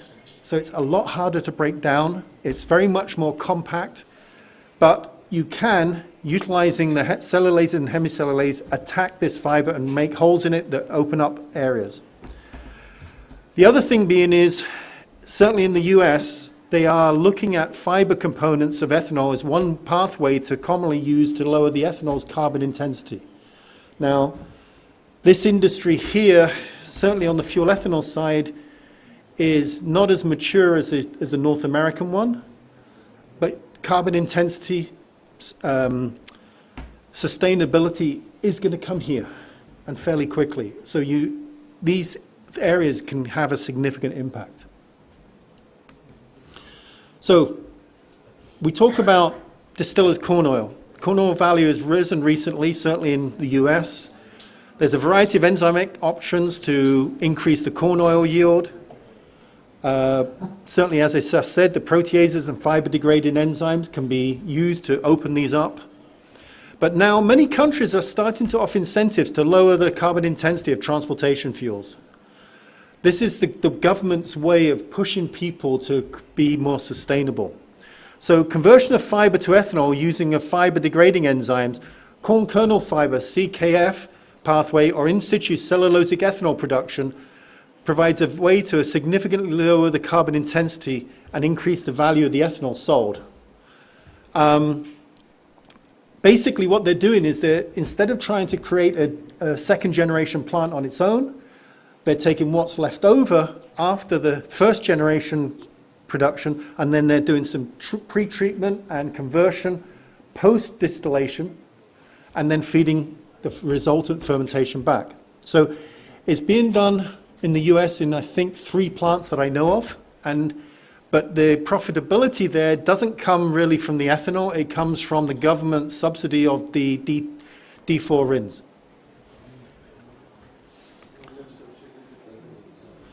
So we talked about how we've done this. We've got glucoamylases doing singles, alpha amylases random, pullonases. This is effectively a debranching enzyme, and the fungal amylases or beta amylases can actually break down and produce maltose instead of glucose. So, as I said, alpha amylase does the following thing. It randomly breaks a long chain starch into molecules, short chains. As these chains are breaking, it also releases its water molecule, thus reducing the viscosity. So by breaking this chain, you actually create a molecule of water. So that viscosity is broken down. So when you're in your initial liquefaction tank, your main aim in that tank is to reduce viscosity to allow the ability to efficiently pump the mixture going through. But we haven't even made glucose yet. We talked about starch gelatinization. If you look here, you can see at 65, at 75, the molecules are swelling, and at 85, the starch molecules are breaking open. So different grains gelatinize at different temperatures. But they're fairly well documented, and they're available for depending what grain you're using. But effectively what happens is, as the temperature goes up, you get a massive increase in viscosity as these starch molecules swell. And then as they start to break open, you start to get the gelatinization temperature coming down. But then with the alpha amylase addition, you're reducing this a lot quicker. So a typical process is looking at a pre-cooked slurry tank. This is the American terminology. A slurry tank is effectively your ILT. A jet cooker, your liquefaction tank, is the FLT, then you have a cooler, and it goes on to your fermentation. So typically a sacrificial amount of enzyme is put into the ILT to create the viscosity break, which is then damaged or denatured during the cook. The liquefaction tank is where the majority of the work is done. So typically speaking, 30-70 is the normal split. However, quite a lot of companies in the US, probably nearly everyone that I know, has taken out the jet cooker. They create some energy saving. Depending on your design, if you have a flash tank and you're recovering the heat energy from that flash tank, then there's only a small amount of energy saving. If you're actually venting that flash tank to this atmosphere, there is a significant energy saving. But what you're also doing is you're stopping this binding of the sugars and the proteins and Maillard reaction once you create basically protein, sugars, and heat. And you're also avoiding the loss of enzyme due to the deactivation of cook. So what does this mean? If you are tight on liquefaction time in your FLT, you can actually create a single liquefaction process by taking out the jet cooker and putting all your enzymes up front in the slurry tank. It also enables you to optimize your enzyme dose because you're no longer deactivating that 30%. However, what is not on this slide is there are some problems. You need to grind finer. And if you're grinding finer, you need to look at your centrifuges post-distillation because your thin slops that are coming back could contain higher unfermentable solids. So you have to manage everything. To be honest, I'm sorry to say this, but an ethanol plant is all about compromises.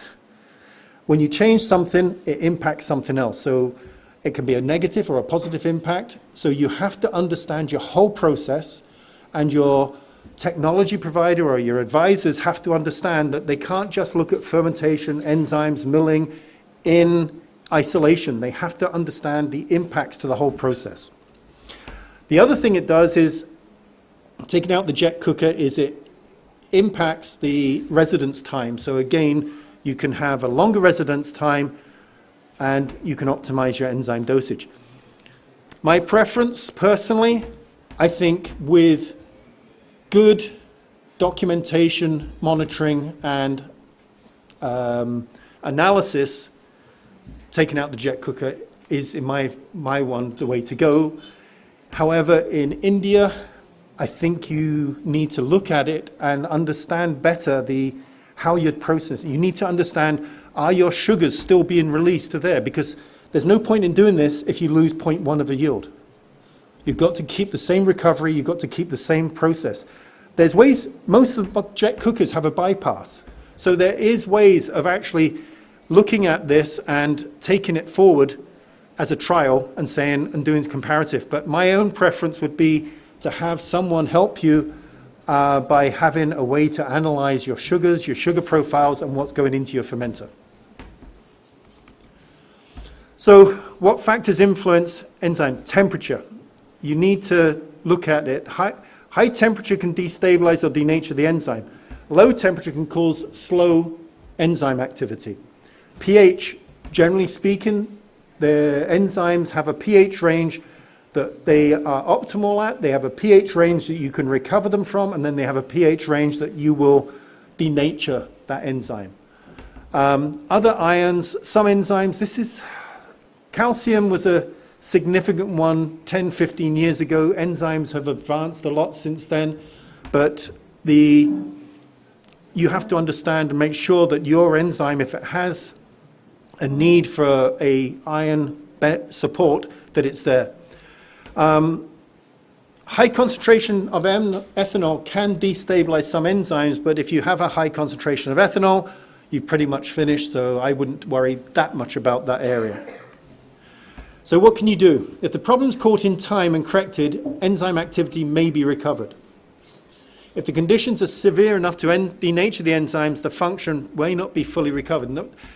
This is happening because both pH and temperature break ionic bonds, and the shape of the enzyme changes. So you go from the lock and key that works to the lock and key that doesn't work. Dosage. Adding additional enzyme can recover performance if you understand what's going on. But the aberrant condition must be corrected before adding that enzyme. If you've got high temperature, you have to bring the temperature down before you add more enzyme. If the pH is out of range, you have to bring the pH back before you add more enzyme. Residence time. For instance, if you have a pH that's slightly out, you may change the optimal process of the enzyme from 90% efficiency down to 70% efficiency. Having a longer residence time means that may not impact you as much as it would if you had a shorter residence time.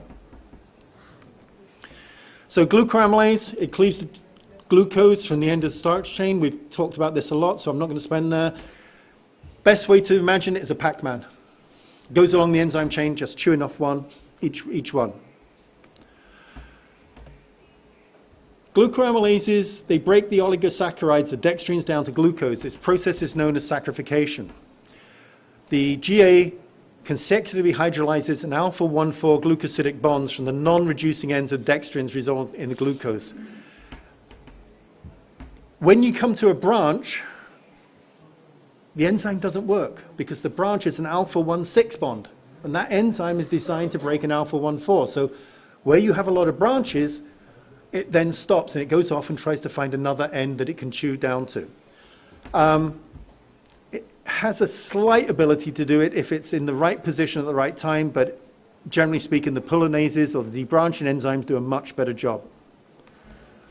So let me just talk about the terminology that's certainly used in the US is DP1, DP2, DP3, DP4+. So if you look at these, so a glucose or dextrose unit is a DP1. DP2 is maltose, DP3 is maltotriose, and DP4, some people call it DP4, but the correct name is DP4+, is all the other dextrins unless it gets to a certain length, and then it's a polysaccharide. Your DP means the degree of polymerization. So let's come to a case study quickly. Your existing process, there are alpha amylases out there, and there are other alpha amylases out there. You need to understand how effective the enzyme you select, and this is why it's important to have a good relationship and understand which enzymes you're bringing. So this is actually a case study that we did in a live plant. So this is not lab data, this is actual plant data. The existing process had the dextrins, and it had about this was on a HPLC analysis, but it had 20.58 here and then around here to the total. Looking at the liquefaction advance, we significantly reduced the what would be the RST, and we completely increased the RS and available. So this is giving you the yeast a lot more to work with. So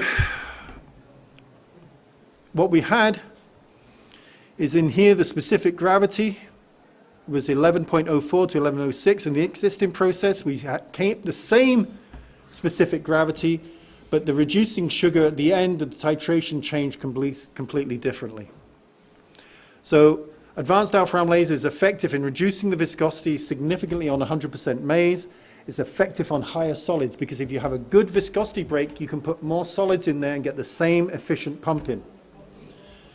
So your production throughout can be increased, so long as your fermentation can cope with the higher sugars and your fermentation time is enough to achieve complete fermentation. The residual starch here, this is post-fermentation. We went from a 1.41 down to 1.2, and we went from a 12.05 alcohol up to a 12.21. So a significant gain. The other thing that happens that by breaking down those sugars and allowing the yeast to ferment fully, you can actually get an improved DDGS and a more consistent color. So the DDGS, this is the starch in it, it went from 12.81 down to 9.83. So let's talk about delivery of enzymes. And I'm not going to talk about totes and measuring it. There's ways to do that. And if you're using any enzyme, your enzyme supplier should be able to tell you how to check the dosage and everything else. But typically these enzymes are provided as an externally added product termed exogenous. Recently, genetically modified yeast have been developed that can express their own enzymes or multiple enzymes. One variant of this is able to express as a required glucoamylase. So this type of yeast is in commercial use in multiple countries, and it is already currently going through regulatory approval process in India. We have already submitted 8 end-user applications, and we're waiting for final approval. We have submitted an importation, and we've had verbal approval, but we have to do one more round of documentation, and we're expecting approval to be able to release this yeast into the industry within 3 months? Hopefully 3 months. What does it do? The advanced yeast will express both glucoamylase and trihalase. So it enables a reduction of the purchased enzymes, enzyme costs, there's an exact cost saving, plus it gives a bit of yield improvement. Now, what does that mean for you guys? It means that in India, although you don't have HPLCs, you can't, and I will tell you, by the way, the GM yeast used in the US are like 3 or 4 generations beyond the one that we're putting in here. The reason we chose the one in here is that you can measure the benefit completely because it actually replaces 100% of the GA that you need for fermentation. So you can actually literally count the jerry cans that you're not using as your cost benefit. So the other thing that happens is in a typical process, you can get up to 6, 8, or 10% glucose concentration at the start of fermentation. By going with this yeast producing it, it regulates its own GA that's required, and it lowers the amount of glucose, thus lowering the stress on the yeast. And so what we found in every case, and this actually was a trial that was done in Thailand, and they did over 150 fermenters. So it was an extensive trial, and in every case, we saw a gain in alcohol over the control. And that's also, that was on cassava, which actually has a relatively high lactic acid content within the cassava. So this handles lactic acids very well, and it handles stress and temperature. So what can I say to you? you need to understand the conditions that you have and the conditions you can control. That enables you to make your enzymes as efficient as you can. If you can't control to those processes, you need to understand what you need to build into your process to offset that lack of control. Controlling the parameters tightly maximizes the performance of your process, and different enzymes have different optimal parameters. So choosing the best enzyme to match your process will maximize your energy and efficiency and performance. And lastly, adopting new technologies will improve your profitability. Thank you.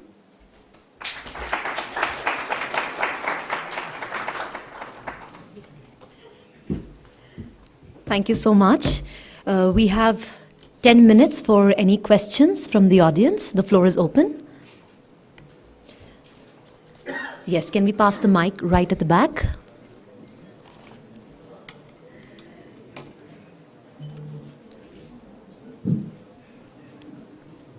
Yes, sir. Yeah, I am Shankar Shukla, Executive Vice President from Gadkari. My question is, you have shown that this advance and by this advance name, the sugar in liquefaction will be 2 to 3%. In the present practice, we are having a 5 to 5.5%. So I want to know from you that whether lowering the sugar in the liquefaction will be beneficial to the process. Yeah, the way it hydrolyzes is very different. That's why you see lesser amount of glucose and maltose. But what happens is that in the DP4 plus, you are getting much higher, basically around 25%. So the higher chain dextrins are in the range of like DP7 to DP9. So basically it's much more easier for the yeast to break it down, releasing these sugars, as Chris mentioned in his presentation as a Pac-Man enzyme. So it will have a definite advantage going forward. That's okay. So then in the fermentation, whether it will be able to convert from the starch to sugar and get in the alcohol? Can you please repeat? If we are maintaining such low sugar in the liquefaction, so while going to the fermenter in the parallel reaction with the saccharification as well as the fermentation, so there it will be able to provide the sufficient sugar to the yeast? Exactly. It will have the sufficient sugar to the yeast. And it will make the life easier to glucoamylase. It just needs to work on the shorter chain dextrins. So have you made any trials in our Indian industry? This is commercially running in few plants in India. We can take it up offline so when we get it. Okay, I would like to have references. Definitely. Thank you. Thank you. Prakash from Radio. See, I have two questions. Sir, may I request you to be slightly louder? Thank you. Yeah, this is Prakash from Radico. I have two queries, probably to you as well as the earlier speaker of no analysis also. See, you are mentioning about the bound starch, which normally need to get released where you use the advanced enzyme which will get released. So what is the study or what is the methodology which you have adopted or industry in USA or here adopting to analyze that? Because it's again, what we are seeing is only through documentation or through theories, so through some trials, some people have a benefit, some people doesn't have a benefit. So how it can be analyzed, how it can be really seen by the end user? That is one.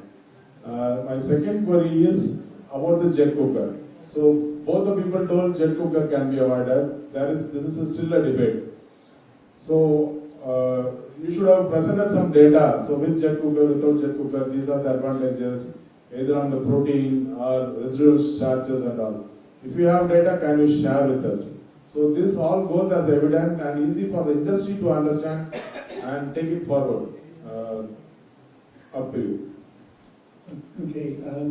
In respect to the jet cooker or no jet cooker, offline, if you want to speak with Rajesh, he can certainly provide you data that we've done, certainly in the US, and I believe that we ran a few trials a number of years back in India on broken rice. Talking about your first question was the starch, bound starch. There's effectively three ways of breaking up that bound starch. The first is temperature, and this is what the jet cooker does. It takes it up and it also depends on your pre-liquefaction temperature, because probably the most effective way is to actually do no liquefaction in the initial liquefaction temperature, initial liquefaction tank, and go at a non-gelatinized temperature, and then go a lower temperature, and then go through a very high jet cook around about 135 C, 125 C, and explode the molecule. This is pretty much what the company in Scotland I was talking about does with the whole grain. But you're looking to basically pop the grain up, and that will open up the grain significantly. The second one is a physical breakdown of grain, and this is where the US are going forward with their fine grind selective milling process. Basically, they go through the hammer mill, and then they go through a secondary mill, and it can either be a wet mill or an inline homogenizer to break down to a very uniform starch particle. And that physical separation grinds up the matrix, and it goes to a very, very fine grind. But as I said, you need an extremely well-balanced plant and a very high-performing centrifuge at the end to make sure you're not bringing very fine particles back in your back set or thin slops or the recycle. The third way is to then look at enzymology. So that is to break down these structures using enzymes during liquefaction and during fermentation. So you're looking at proteases, hemicellulases, cellulases. These can attack the structure. On the distilled spirits side, they tend to do the protein stand at the very up front. So you do a lower temperature stand to break down protein, then they do a liquefaction effect, and then they go down to the fermenter. But that is for very specific reasons on sort of whiskey flavors and whiskey performance. But the protein stand, you've got to understand enzymes work at different efficiencies. Go back 15, 20 years, most plants had a saccharification tank because they knew that the glucoamylase was more effective at 50 degrees than it is at fermentation temperature of 35, so they could use less glucoamylase in the saccharification tank. What it created was a dramatic contamination zone because bacteria can grow at those temperatures, sugars were being performed, yeast couldn't grow, so you had a great contamination zone. So now, I'm not aware of a single plant in the US that uses a saccharification tank. I'm not sure of many plants in India that use them. Plants in China are still using them. But then again, Chinese antibiotics are free, or very cheap. But this is how an industry develops. They have a process, they look at it, and then they evaluate the benefits of change to that process. So you should deal with the jet cooker exactly the way they dealt with the saccharification tank. Look at it and find a way to measure and test the performance of the grain or the liquefaction system with and without that system, and make sure that it doesn't impact your yield and it doesn't impact your solids level coming back with unfermentable solids. Sorry, does that answer your question? Chris, thanks for the detailed explanation. My query was slightly different. Fine. I was asking about how you analyze the bound starch. What is the systems available, either in US or in India? Because see, it's again cannot be done only in R&D centers, day in, day out, during operation, to evaluate and get the better out of them. What are the systems available to find the bound starch? The problem you've got is trying to do it inline, online, or in real time is very, very difficult because the test takes quite a while, and by the time you tested it, your probably process has already gone forward. But if you want to look at your process there for bound starch and improvements of breaking bound starch down, I would look at your starch content of your DDGs. So work out the time lag between treatment in the liquefaction tank and the DDGs being produced, and look at your starch content in the DDGs. The only downside of that is starch evaluation can be, in wet chemistry, can be quite variable in results. This is where probably the NIR would actually come into its own in looking at the starch content of the DDGs. But that's from a plant point of view, that's probably the easiest way. You can, of course, always take a liquefied sample straight from the end of liquefaction, put it through a dryer or an oven dry it, and then look at the starch, analyze that using acid hydrolysis to break down everything and look at your starch content there. That's the two ways I would do it. Does that answer the question? Thank you. Okay. All right, any more questions? Okay, we have, this would be the last one. We only have 2 minutes. So can we quickly ask the question? Over there, behind. Myself is Mohan Sharma, NSL Shoulders. What should be temperature in liquefaction, ideal? And what should be retention time in liquefaction, as you say? I like a minimum, personally I like a minimum of about 3 hours total. The reason for that, you probably need about 90 minutes to 2 hours. But with in India, with the fluctuations in the process and fluctuations in the quality of the feedstock, and sometimes where plants change from different feedstocks, I would like to look at your residence time around about 3 hours. Bearing in mind, if your process doesn't need 3 hours and you want less, you can lower your tank levels and you can trim your residence time to what you want. What you can't do is create residence time. So if I was designing a plant, I would design it with a 3-hour residence time, and then I would set my tank levels to achieve the residence time that I want for that process. Thank you so much. With this, ladies and gentlemen, we conclude our second session for today. Thank you so much, Mr. Richards, Mr. Mohan, and Mr. Junjunwala, for sharing your thoughts, ideas, and experience with us. Can we please have a huge round of applause for our wonderful speakers of the second session? I request you all to please have a seat. We can quickly have a photograph of all three of you.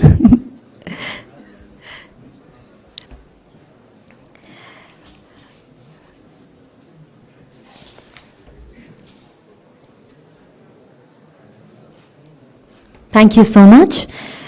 Thank you. Ladies and gentlemen, we now have a lunch and a networking break for 30 minutes. A scrumptious meal awaits all of you. We will see you back in the hall in 30 minutes. I request everyone to please be seated by 2:45 p.m. sharp. Thank you so much.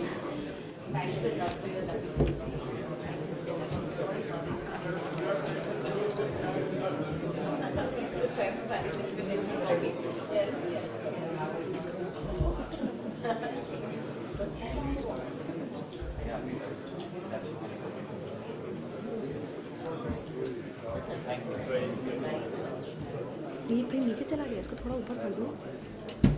अच्छा ऐसे होता है, चलो मैं समझ गई। हाँ, क्योंकि मेरे को फिर ऐसे झुक के वो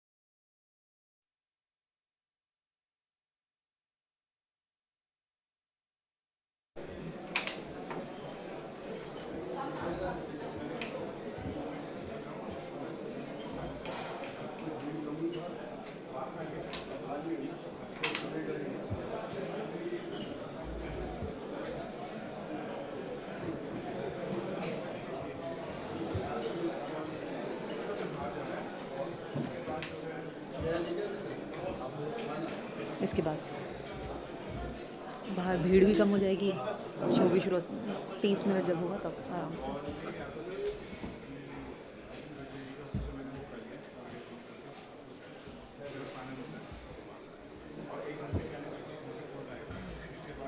यहाँ पे कैमरा पे कौन है? कैमरा पे कौन है यहाँ पे अभी?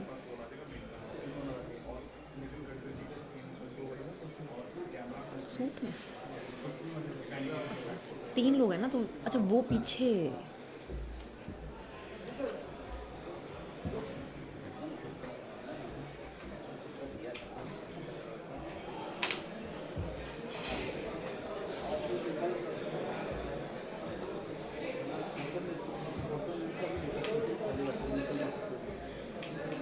अब तो लोग आ गए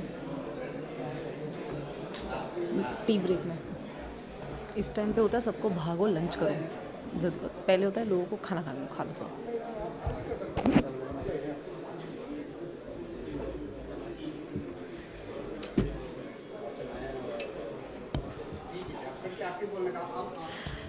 Requesting everyone to please take your seats. I request everybody in the hall to please be seated. We will be continuing with the program in another few minutes, waiting for everyone to please be seated. Thank you.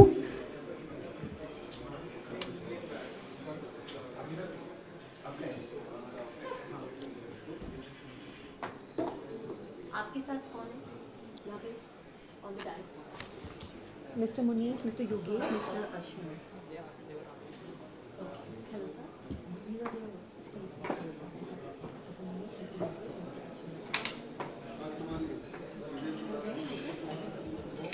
yes, sir. Yes, yes.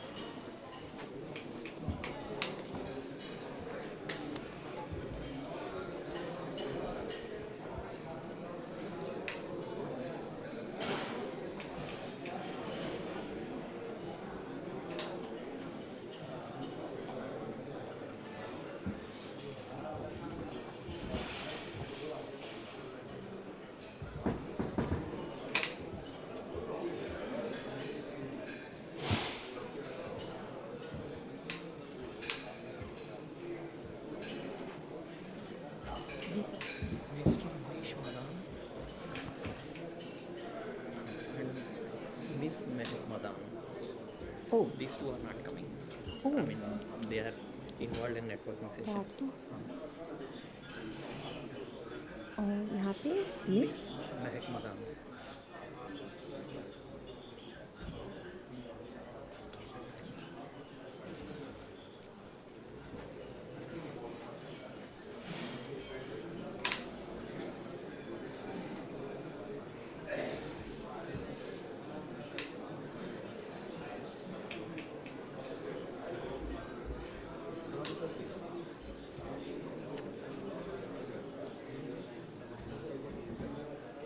I request all our members to please take your seats. Requesting everyone to please be seated. We would like to begin the program in the next minute or two.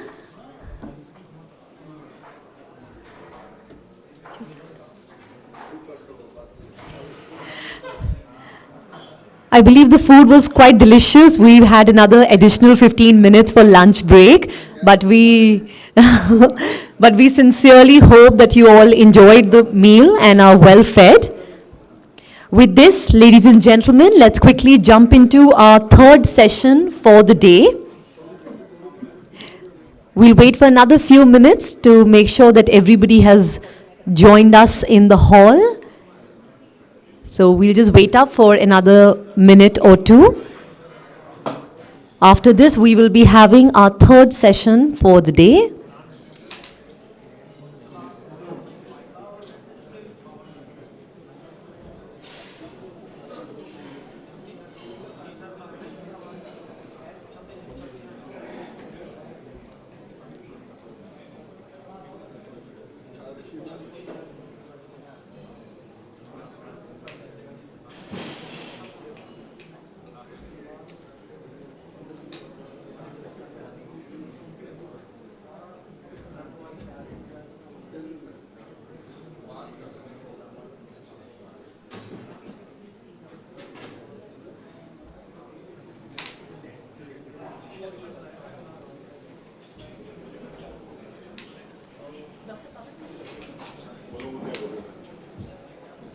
I'm just opening the gate. Please announce one more time. Requesting all our members to please join us back in the hall. We are starting with our program and we really would appreciate everybody's full participation. Requesting all our members to please take their seats.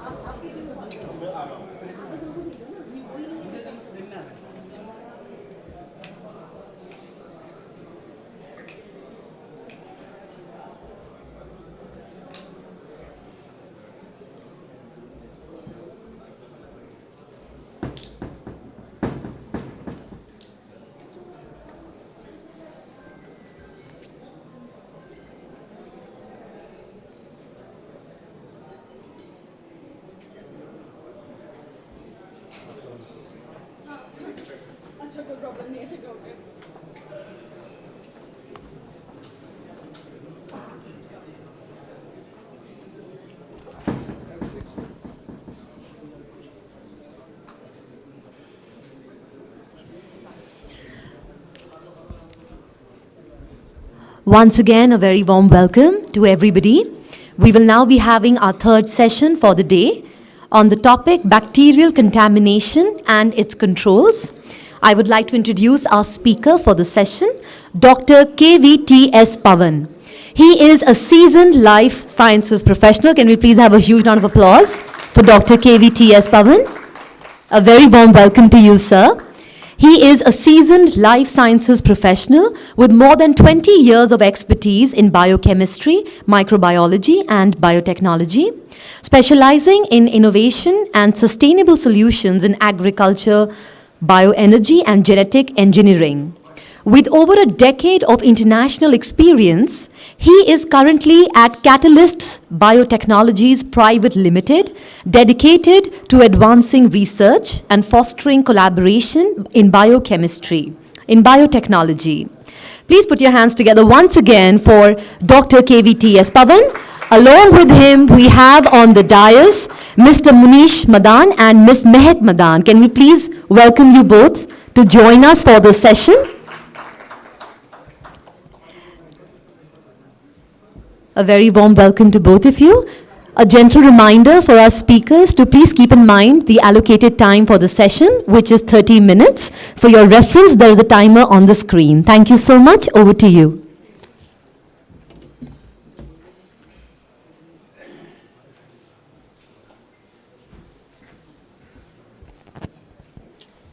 Good afternoon, all. I think it is a very difficult session post-lunch. But I think I'm not going to make you interesting. The topic is going to make you interesting because that is what is very well connected with all of you, day-to-day life, and it is like every moment of your journey in the plant. Coming to our company, I'll just take few minutes on this slide. Catalyst Biotechnologies Private Limited is a 20 years old company. So we have been working in this particular industry, including sugar industry, distillery, brewery, paper, and biogas verticals from past 21 years. And we have our footfall across the globe. More than 23 countries, we have our presence with greater than 200 employees who is sitting across the globe and helping us to provide solutions to our customers. So when it comes to the number of products, we have more than 200, 300 products, but when we group them into certain groups, it will be around 39 groups. So which will provide the solutions to our customers. So we have more than 850 clients across the globe where we are providing solutions, and till now, we are very proud to say that we have saved more than 8,200 crores worth of losses to our clients. So it shows the quantum of the work which we have been doing to support the clients. Today, as you all know, my topic is contamination. So basically, Please talk later. Sorry. Let us Let us listen for 20 and 30 minutes. Contamination is very well associated with all of us in the life. We actually want to delete it. We don't want to have contamination in our process. As we all know, if contamination enters into the process, we know it is going to create loss for us. So we want to delete the contamination, but unfortunately, it is not possible in all plants. So what we have to do is we have to adapt to it, and then we start working on it in terms of making it how we can work along with the contamination to see how we can increase our productivity. Basically, contamination in fermentation. So everyone will be talking about contamination. So when contamination happens in the fermentation, what it is going to do? It is actually creating a lot of challenges to our processes. It creates losses to us. For example, when contamination comes into the picture, contamination comes into the plant, into the fermentation process. So what it will do is it will try to compete for nutrition along with yeast. As we all know, yeast is the organism which will produce us alcohol. But when contamination comes into the fermentation, it competes with the yeast for the nutrition and sugar. So it takes away the sugar and the nutrients that are required for the yeast, so that the yeast will not be able to perform, and ultimately it leads to the losses. It also creates challenges by producing byproducts like organic acids, acetic acid, lactic acid. People who are in the plants, they might be knowing these terms, lactic acid and acetic acid. When these acids are produced, actually these acids are detrimental to the yeast cell wall. It will disrupt the yeast cell wall. Because of that, the yeast will not be able to perform up to its maximum potential, and sometimes it will also kill the yeast. So yeast will go die, and you will see that yeast is settling down, and we see a lot of dead yeast cells in the microscope. Ultimately, the overall implication or effect of the contamination is losses. So we don't want to have losses to any of our customers or any of one of you. We want you to do more than what your production capacities are. We want to achieve more production capacities. In turn, India will get benefited out of it from the ethanol blending program. And of course, we also see a lot of us are speaking about stuck fermentation. So this stuck fermentation is also an effect of contamination. How do we know that contamination has come into the picture? So when we want to understand, we say that contamination. But how do we know that contamination is there in our process?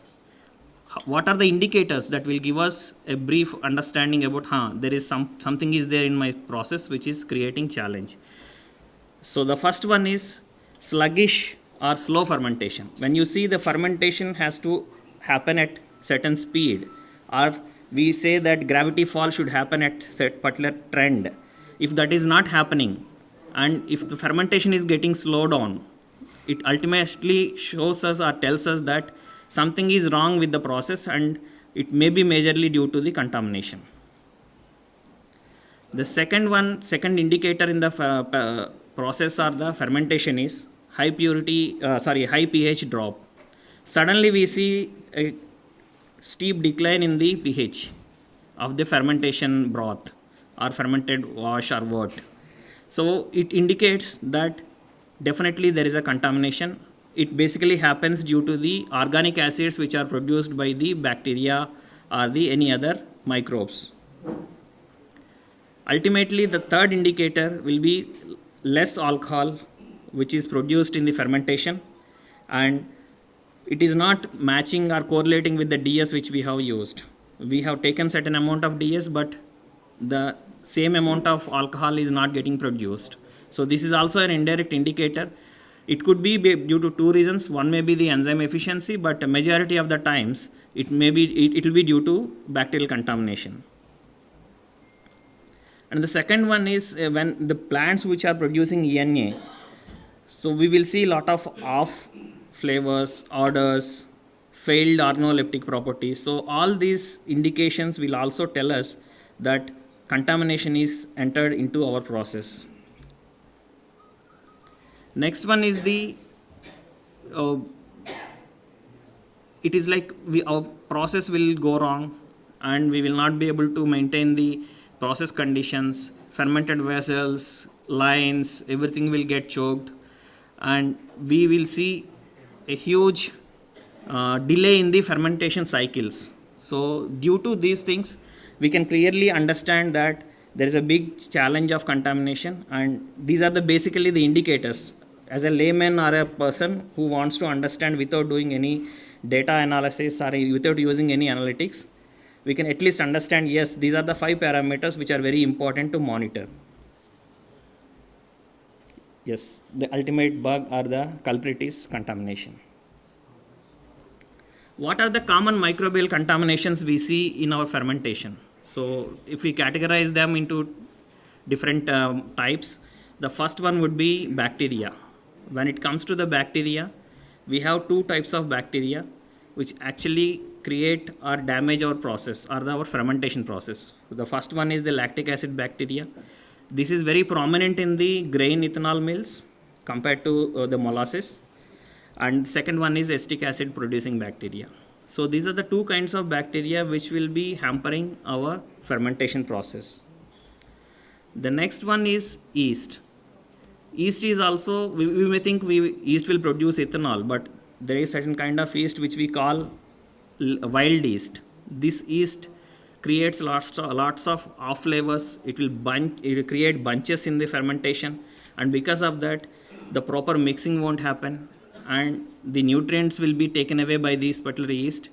Ultimately, it will lead to the damage to the yeast which actually producing alcohol. So we also need to keep a tab on wild yeast contamination in our fermentation process.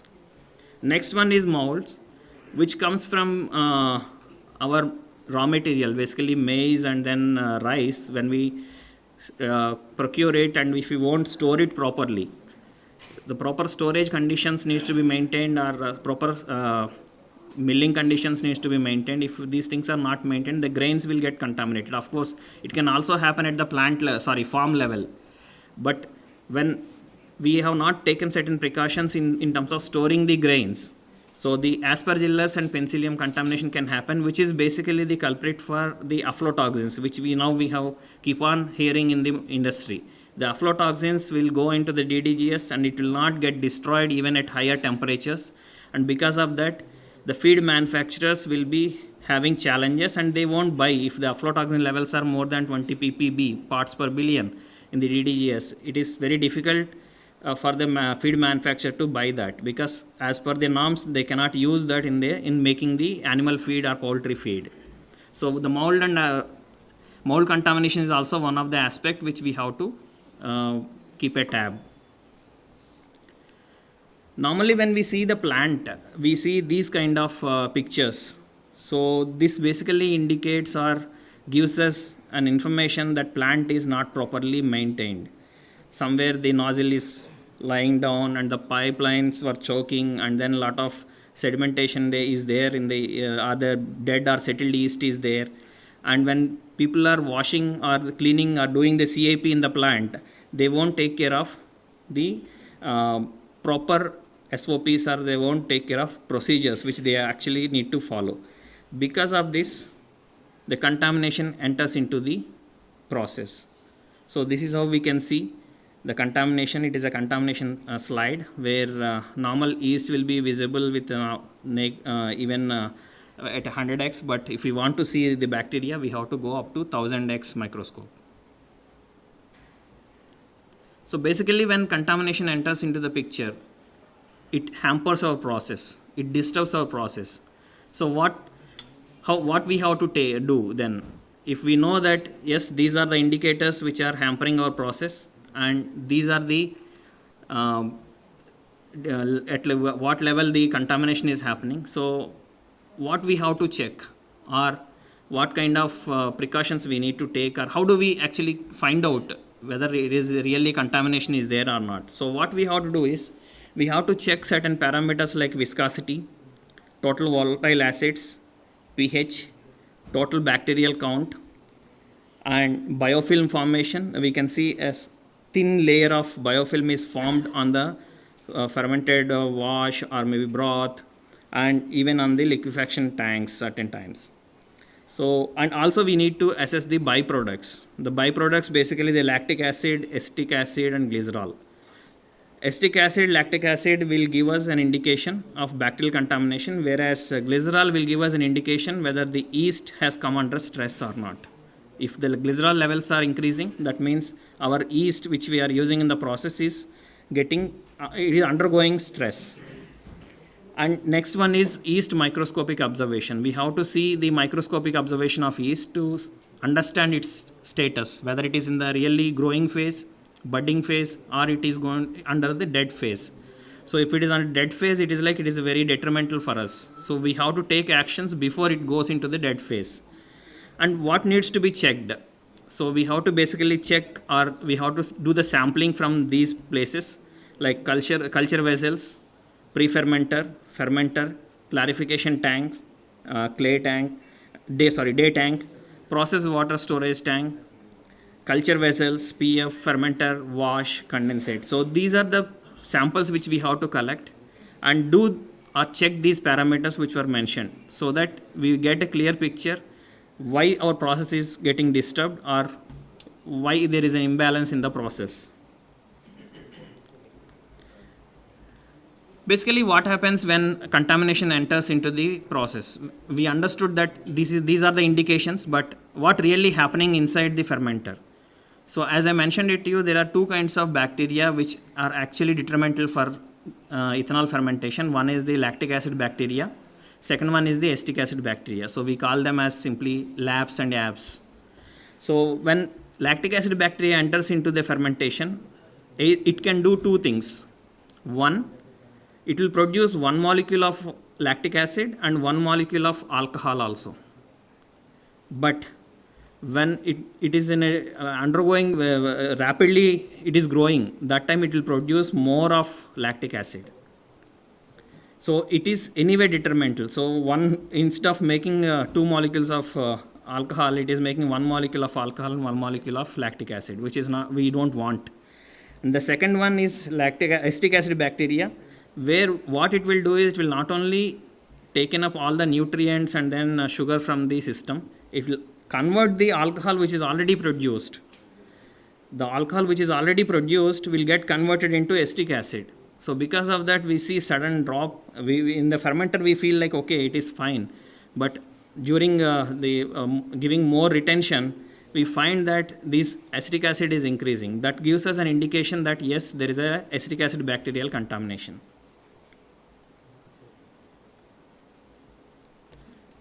So we want to understand why it is not favorable or why it is not acceptable by us producing acetic acid or lactic acid. So here we see the mass balance, where one molecule of glucose will produce 0.644 molecules of ethanol. I'm saying it in a layman language. So whereas one glucose molecule will produce 1.02 molecules of glycerol. But whereas one glucose molecule will get converted into one molecule of lactic acid. That means the more lactic acid is getting formed in the system, it is actually indirectly reducing our ethanol percentage or ethanol yield. The same way acetic acid, if one molecule of glucose is used, it will produce, bacteria will produce by eating one molecule of glucose and will produce 0.6 molecules of acetic acid. So we don't want to happen this. This is what I was talking about, the competition between bacteria and yeast for sugar molecules. So we don't want to produce these molecules, we want to divert everything towards ethanol.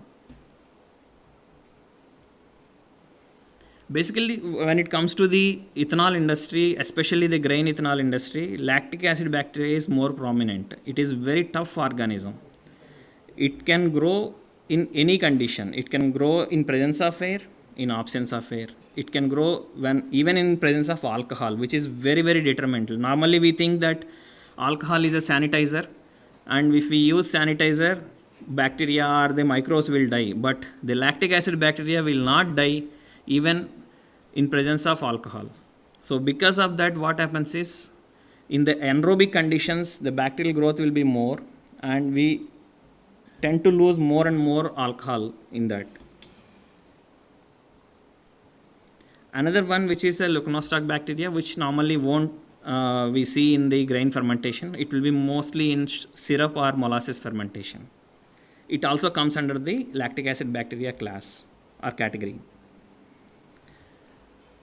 People will say some bacteria are useful for us, like probiotics, but here in this particular industry, in ethanol industry, in ethanol fermentation, we don't want bacterial contamination.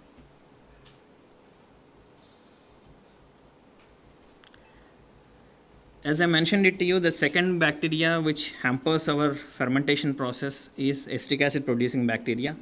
It converts alcohol to acetic acid. So that's where I mentioned it can happen in beer well, fermentation vessels during retention.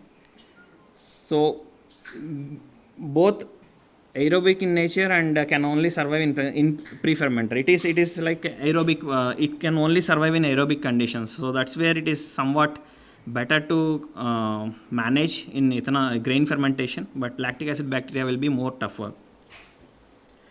But one disadvantage will be it is more toxic than lactic acid bacteria. When acetic acid bacteria comes into the picture, it actually makes pores into the yeast cell wall. Because of that, yeast nutrients will come out and yeast will die. So it is not as prominent as lactic acid bacteria, but yes, it is also a detrimental thing for ethanol industry people. This slide will give us a brief indication or vague understanding what happens if contamination enters into the fermentation process. When we see yeast will multiply at 90 minutes, that means one yeast will become 2 in 90 minutes, whereas the bacteria will take only 20 minutes on an average.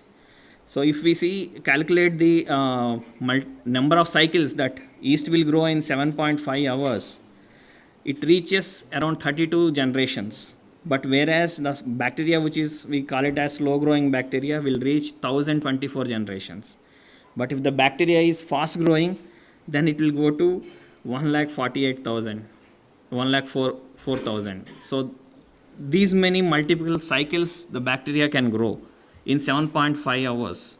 That means in the initial phase of fermentation, if bacteria enters into the picture, that means we see the fermenter will be stuck. It won't show any further gravity fall. So that is where this gives us an indication like how intensive these bacteria are and why we should control it in the initial phases itself. We should not wait for longer time. We have to control it in the initial stages itself.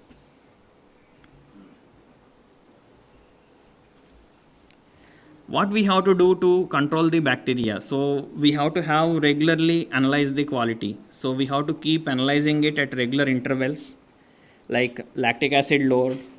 There are certain equipment or handy equipment which are available to measure lactic acid.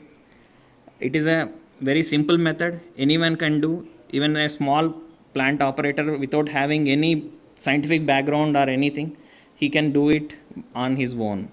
It is a simple glucometer kind of thing जो normally हम blood glucose measure करने के लिए use करते हैं. It is as simple as that, and it works on the similar principle. So these kind of equipment will be definitely helpful in terms of monitoring the process. And of course, HPLC is another tool. Many speakers before me also emphasized on analyzing the data using HPLC and other advanced tools like NIR, near infrared spectroscopy. So these are the tools which helps us to understand how we can monitor the process quality, and accordingly we can take steps. The next one is hygiene part. So we cannot compromise on hygiene. If we compromise on hygiene, that is going to be very detrimental. So we put little more effort on hygiene part. It helps us in reducing all these firefighting.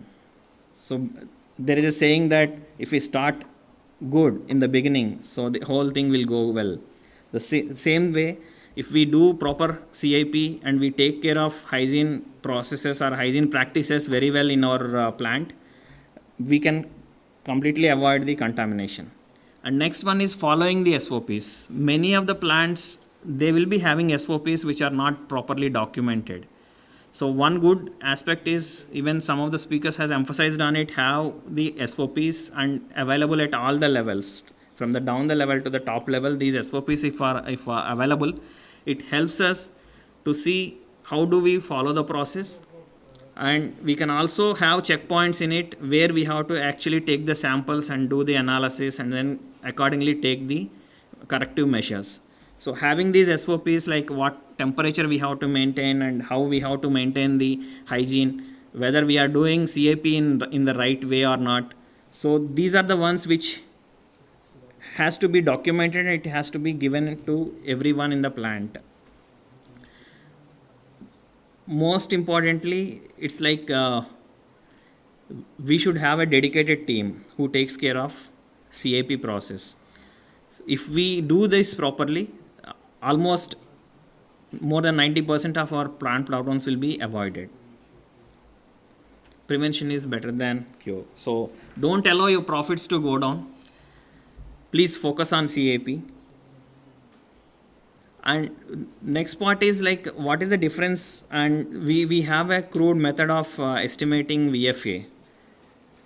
We think that VFA will give us a direct indication, but most of the times it won't give us the real picture in the plant or in the fermentation which is happening.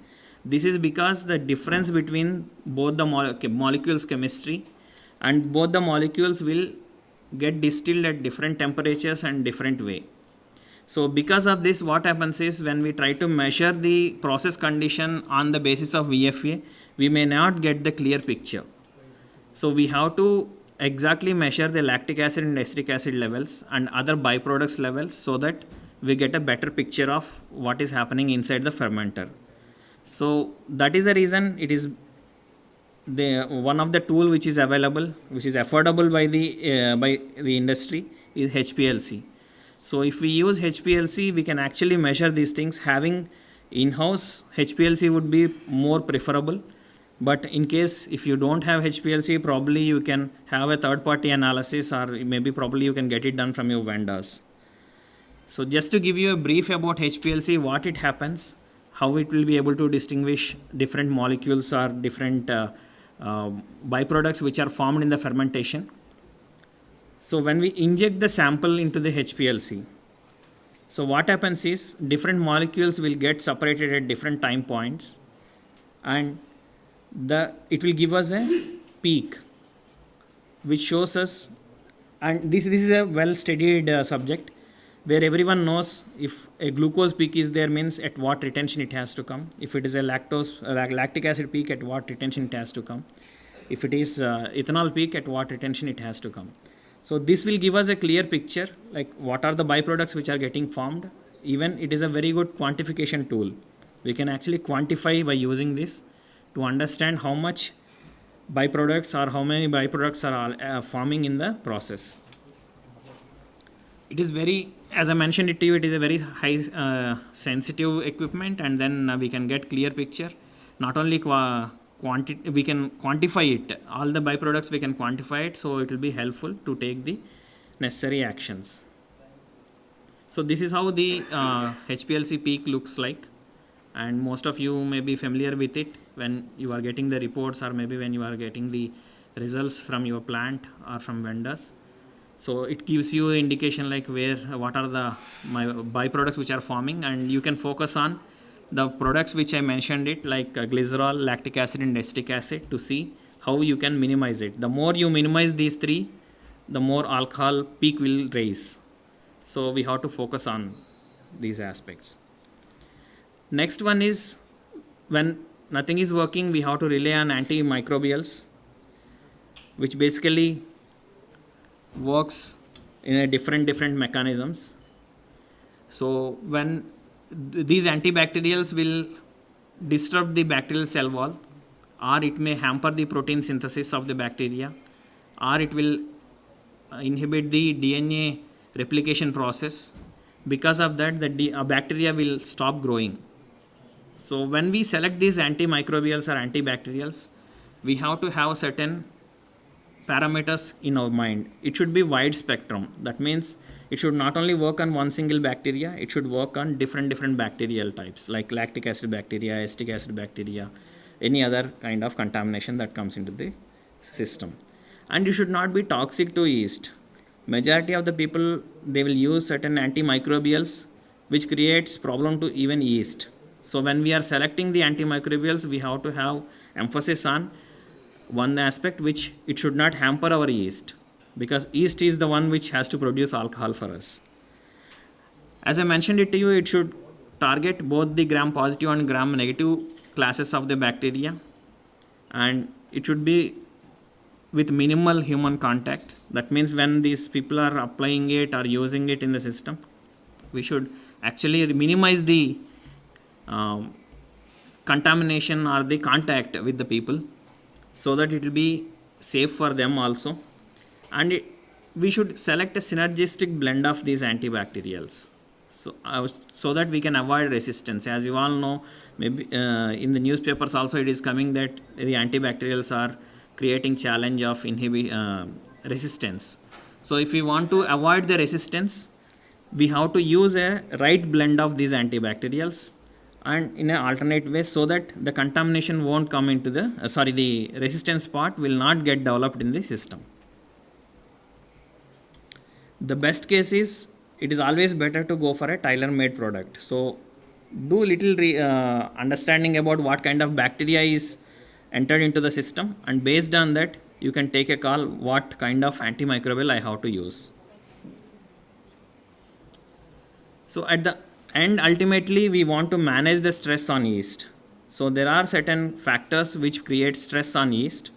So we want to manage that so that it will give us the good yields. Basically, when we select the best yeast strain, which will help us in terms of managing most of our fermentation aspects. If the yeast is tolerable to any of these variations in the system, that means our job is half done. So select the yeast, the best yeast which is available in the market, which is having high tolerance levels, and then it should also be tolerant to the high sugar loads, high pH range, and should be able to manage the process variations. So selecting the yeast is one of the important aspect. And the next one is select the best nutrient for the yeast. When it comes to the nutrition, previous speakers are also emphasized on the macronutrients and micronutrients. So we have to have a right blend of micro and macronutrients so that the yeast will grow happily, it produce good yields for us. And the next one is the antibacterials. So if we use right set of antibacterial blends, so that bacterial contamination will be addressed. Ultimately, the yeast, the stress which is coming on the yeast needs to be managed. For that, we have these three aspects. One is the having the right yeast, the right nutrition, and the right antimicrobials. This slide indicates the monetary aspects of it, like how much we are going to lose if the contamination comes into the picture. It's like if any 100 KLPD plant will incur a loss of 15 crores in case if they don't take care of the lactic acid bacteria. If the lactic acid bacterial contamination is high and it is producing 10,000 ppm of lactic acid, that means a 100 KLPD plant will straight away lose 15 crores in a 300 working days cycle. So this is the slide which is very important and which gives us the indication like how much losses we are going to incur if we don't control the contamination. So what we have to do, and majority of the places or majority of the plants we have observed certain things which I would request all of you to take care. One is have a good microscope present. Some of the points which were listed here, we keep hearing from the plants that हमारे पास microscope नहीं है, हमने indent किया है. And we also have the CIP in process. Have the best CIP in process. Maintain the logbooks. Keep having the logbooks properly updated. It is not just for sake of updating it. Please have the logbooks updated properly. And then provide training. Please provide training to all the levels with proper in a proper way and keep rotating it. It's like don't do it for one time and then keep going it. So training needs to be done at periodic regular intervals. And then understaffing is also another aspect which we have noticed that creates these kind of challenges. So this is the cheat sheet. Basically will help you what are the checks and balances needs to be done at shop floor, and how do we manage the hygiene practices, and how we have to equip our lab with good analytical tools so that we have a better control on our process. And last but not least, training is very important. Please keep provide the training to all your staff and have a regular calendar for the training aspects. Thank you.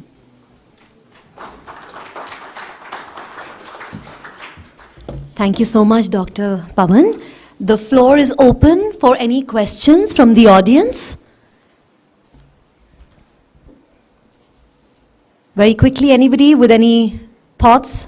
Any questions? Yes. Can we have the mic, please? Okay. How much is the desired rate of acid in the fermentation? Sir, it should be as minimal as possible. When it comes to the acetic acid, I think it should be less than 800 ppm. But when it comes to the lactic acid, it should be managed below 1000 ppm. These days, many plants are facing the problem of water management. So, thin soap is being recycled into slurry. How much thin soap we should be safely recycling into the slurry? Sir, it depends on a lot of parameters. It is not only the contamination, you also need to see the pH and other aspects of it. Seeing the Indian conditions and the Indian industry. We cannot generalize it. Actually, we have to do the analysis and then see whether it can be recycled or not. If we want to recycle it, then we have to use certain measurements and products to control the contamination. So whenever we are recycling streams, it is coming out of the fermentation, right? So if our fermentation is not good enough, or it is not in the healthy condition like we want it to be, so the recycling streams will also have these contaminants like lactic acid, acetic acid already build up, which will further impact your fermentation. Hence, that is why we say that it is very important to maintain your process at each batch, because if one batch gets ruined, the next batch, and it will be a subsequent effect on other batches as well, because you will be recycling each and every thing. What kind of shape? The permissible range of acids, if that is maintained, yes. How much thin soap we can recycle? There are kind of, when we say that it depends on the yeast stress, how much yeast can handle. So in fermentation, anything above 1500 ppm of VFA levels, yeast will get slow. So that is what, it has to be below that. So that's the limit of it. And then, but problem here is that we might be measuring volatile acidity. But who is measuring lactic acid? Because nobody, most of the people does not have an SPLC here in India. So that's why we came up with this solution of where we are recommending a kit of Merck, which you can, it's a very small instrument which you can have. And lactic acid is giving you a more loss than volatile acidity. Is there any US FDA Federal Register reference number of antimicrobial you can suggest? There are some because it forms a trace in your DDGS because if you're using some kind of antibiotics and then it goes into the DDGS. There's some which is like some antibiotics which can be used like virginiamycin and monansin, which are possible, which can be used. But then it's kind of it's like it goes in a because it goes in after distillation. It is a very. Is there any US Federal Register reference number? Does that exist? That I'm not aware of. For these antimicrobial. Sir, as sir has mentioned, monansin and virginiamycin are allowed to use even in feed industry up to certain ppb. So probably we have to back calculate how much can be used in the feed industry. So accordingly we have to optimize our dosages. Thank you. These kind of antibiotics are already used in feed industry, so that's why they allow it. That's true, but just for the information's sake, I just wanted to know if there are any federal registration Exactly number exists. Exactly the number to available. We didn't remember, but virginiamycin and monansin are allowed. Monansin. Manansi. Thank you. Well, thank you, everybody. With this, we will conclude this session for the day. Thank you so much to all our wonderful speakers. Can we please give them a hand? Thank you, Dr. Pavan, Ms. Madan, and Mr. Madan. Please have a seat. We would quickly request you for a photograph.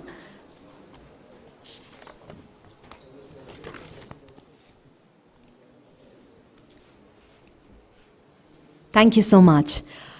All right, moving on to our next session. This is the fourth session for the day, and you all have been a very participative audience. Thank you so much for that. Our next topic is optimizing fermentation and yeast performance.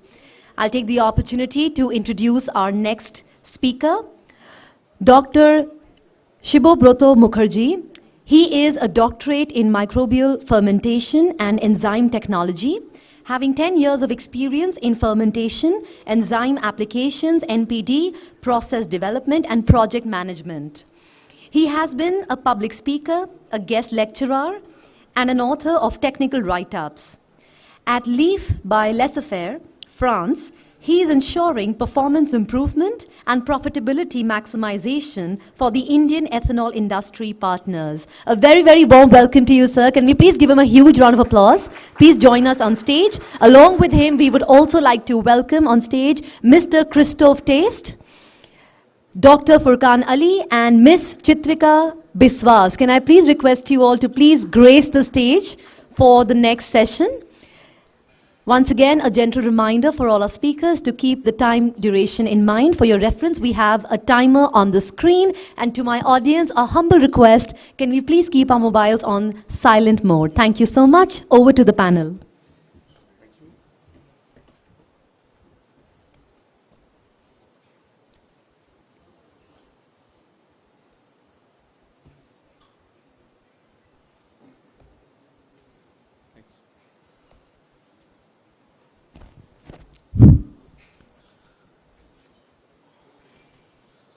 Firstly, I encourage all the audience to put the hands together for GEMA for organizing such an unique technical summit in the space of Indian ethanol industry. Please give them a big applause for this effort. And it is commendable, and this is, I think, for the first time this kind of summit we have seen in India for ethanol industry. So thank you very much. Straight into the point, I will keep my presentation a little bit in Hindi, if you are all okay, as well as in English. Thank you. Okay. I am from the eastern part of India, so Hindi is little bit Bengalish. So I will try to make it, as you people can understand better. And let's just quickly recap about our process, what we are doing, at least me, for the bread and butter for every day. We are producing alcohol with the help of yeast. Can we have a pointer, if you have?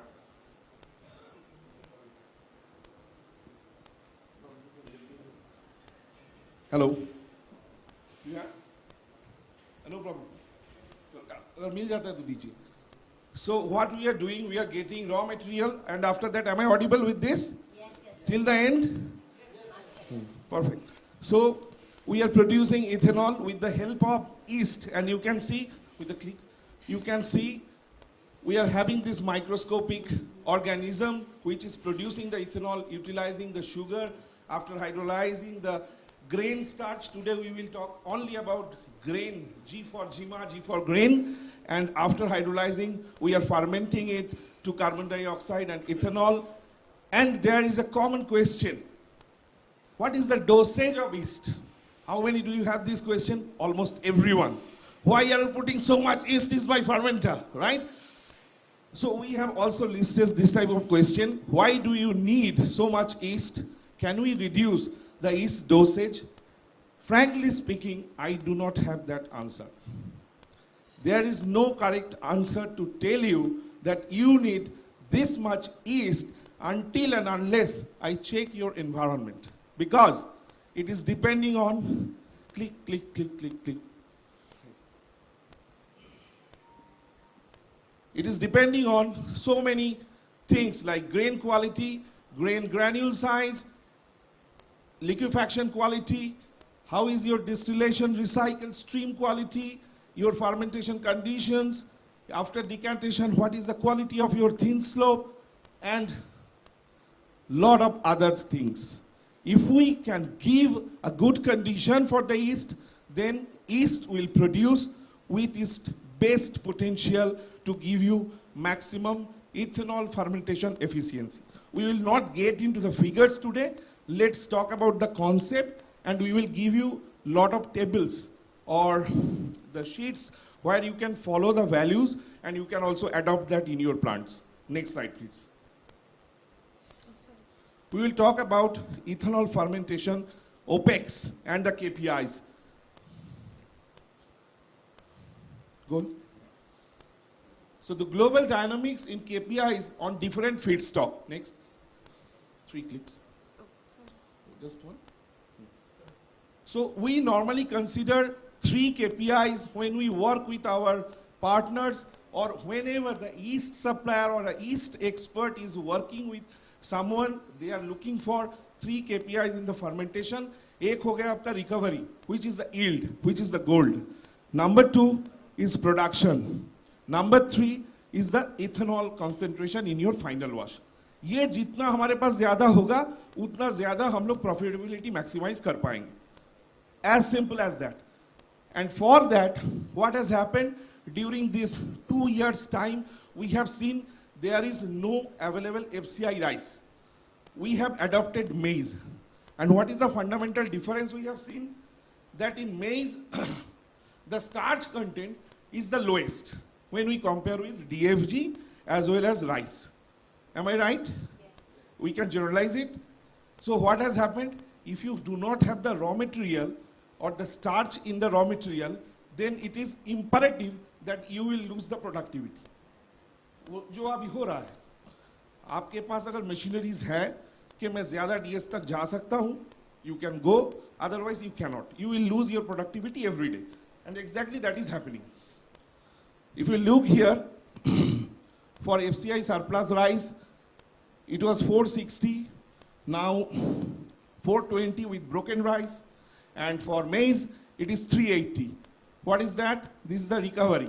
I have taken little bit conservative way. If you have more starch in your corn, you will get more recovery. At the same time, when we look into the production, 110, 100 and 90 respectively with the FCI rice, broken rice and maize. And if you look into the final alcohol, I have just back calculated, it is 14%, 13% and 11%. Having said that, yeast can go up to higher ethanol concentration if you can provide it more sugar. Next. Come back to the OPEX. If we look into the OPEX, आज के दिन में alcohol producers का क्या खर्चा है? उसमें ते सबसे ज़्यादा जो खर्चा है, that is the feedstock, which is more than 50%, 70%. Dr. Jain is saying 70%. तो मेरा ग्राफ में और कुछ लिखने का जगह ही नहीं रहा. So with that kind of percentage of feedstock, if we consider yeast, I'm just talking as a technologist from the East, not from any company. As a East, we are expansion, we are, one more click. हम लोगों का खर्चा होता है less than 1%. अगर 1000 रुपया भी KG हुआ ईस्ट का, तो भी वो less than 1% ही आएगा. Right? So many business tycoons, so many calculators, but it is less than 1%. So now if we look into the 2 biggest chunk, which is feedstock or energy, हमारे हिसाब से, as a fermentation expert, we should focus on feedstock or energy. इसको कितना अच्छे से हम लोग utilize कर सकते हैं, because feedstock will be translated into recovery and the energy can be translated through higher ethanol concentration. So to the forum, to the technical summit participants, this is my sincere encouragement that when we will work in fermentation, we should focus how to improve our KPIs like recovery as well as higher ethanol concentration. Next.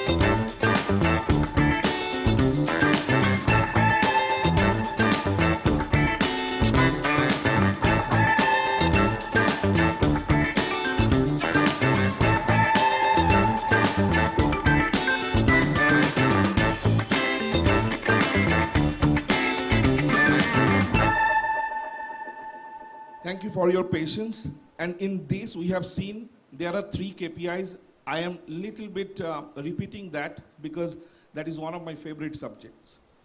And out of that, the most favorite one is the recovery. I think that is yours as well. आप लोगों को भी recovery सबसे ज़्यादा चाहिए, right? But recovery के लिए, at least my experience is saying, जब मैं कोई भी plant में जाता हूँ, मुझे मौका मिला है काफ़ी सारा plant visit करने का, I straight away go to the weighing machine. And let me tell you, very frankly, at least 60% cases, the weighing machine for the floor is bypassed. If it is getting bypassed, ladies and gentlemen, how you will calculate the input starch? Am I right to say that? There is a pin drop silence after this statement.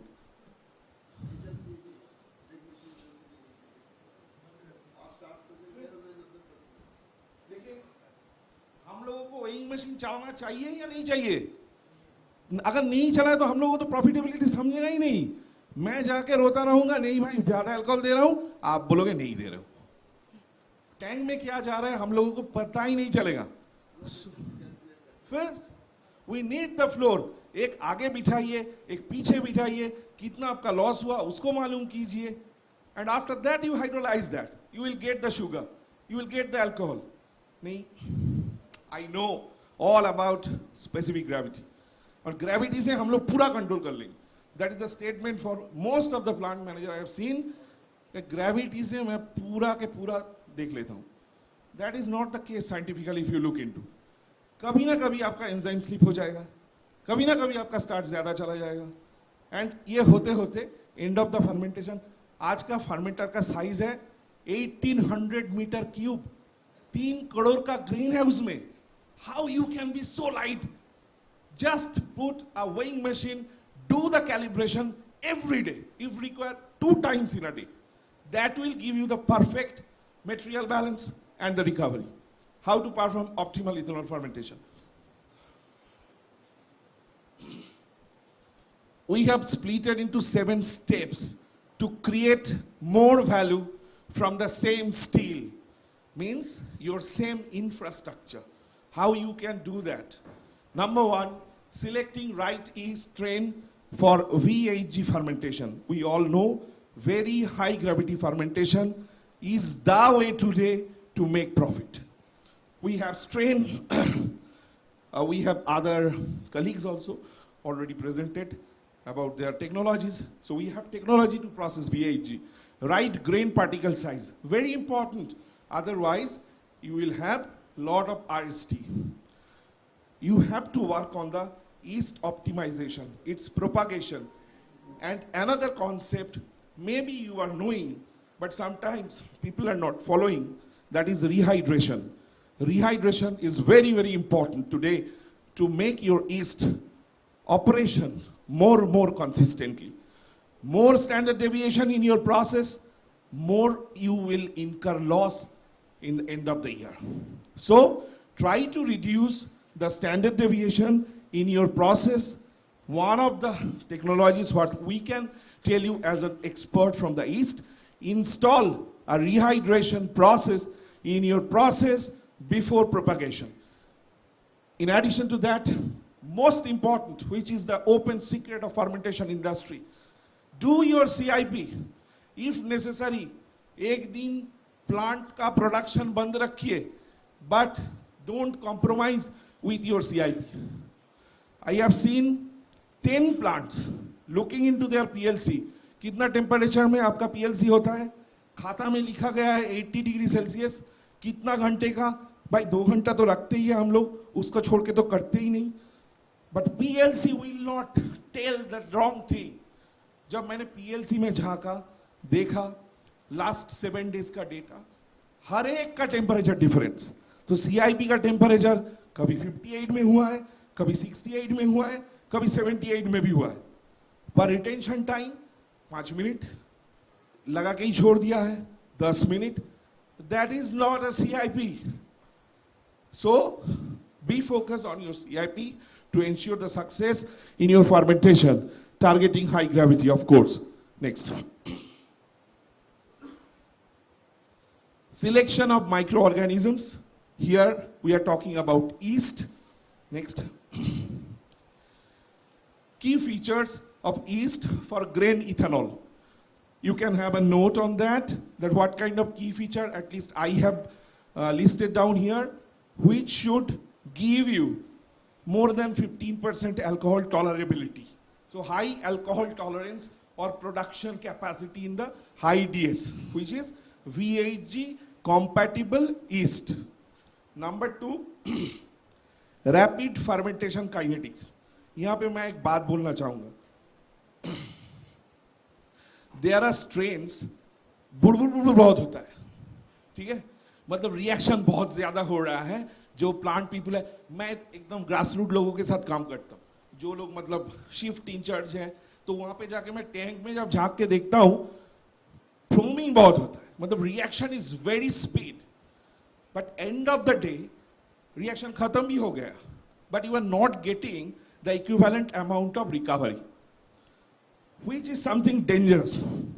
So it will give a wrong perception कि reaction तो मेरा भाई बहुत जबरदस्त है, तेज है, अभी भी है, मरते दम तक रिएक्शन चल रहा है, बट रिकवरी क्यों नहीं आ रहा है? It may not producing ethanol and you do not have anything to understand कि भाई शुगर कहाँ पे जा रहा है. Because you can see sugar तो पूरा खाना हो गया, it is end. RS is 0.2%, 0.1%, RST भी कम हो गया है, एल्कोहल उतना है नहीं. Where is the byproduct measurement? Today we are having the lack of byproduct measurement. I will come back to that point later. Maintaining high cell viability during fermentation, high temperature, stability, around 40 degrees Celsius, stability, not the optimum temperature to work. बार बार बोल रहा हूँ, 40 degrees Celsius is not for optimum temperature for yeast to work. It is the stability. Yes. Fermentation process is Hakuna Matata. Anybody knows Hakuna Matata? There is a very, maybe from the back, Hakuna Matata. Please. No problem, yes. Have a big applause for him from, you are from Starling. Thank you very much.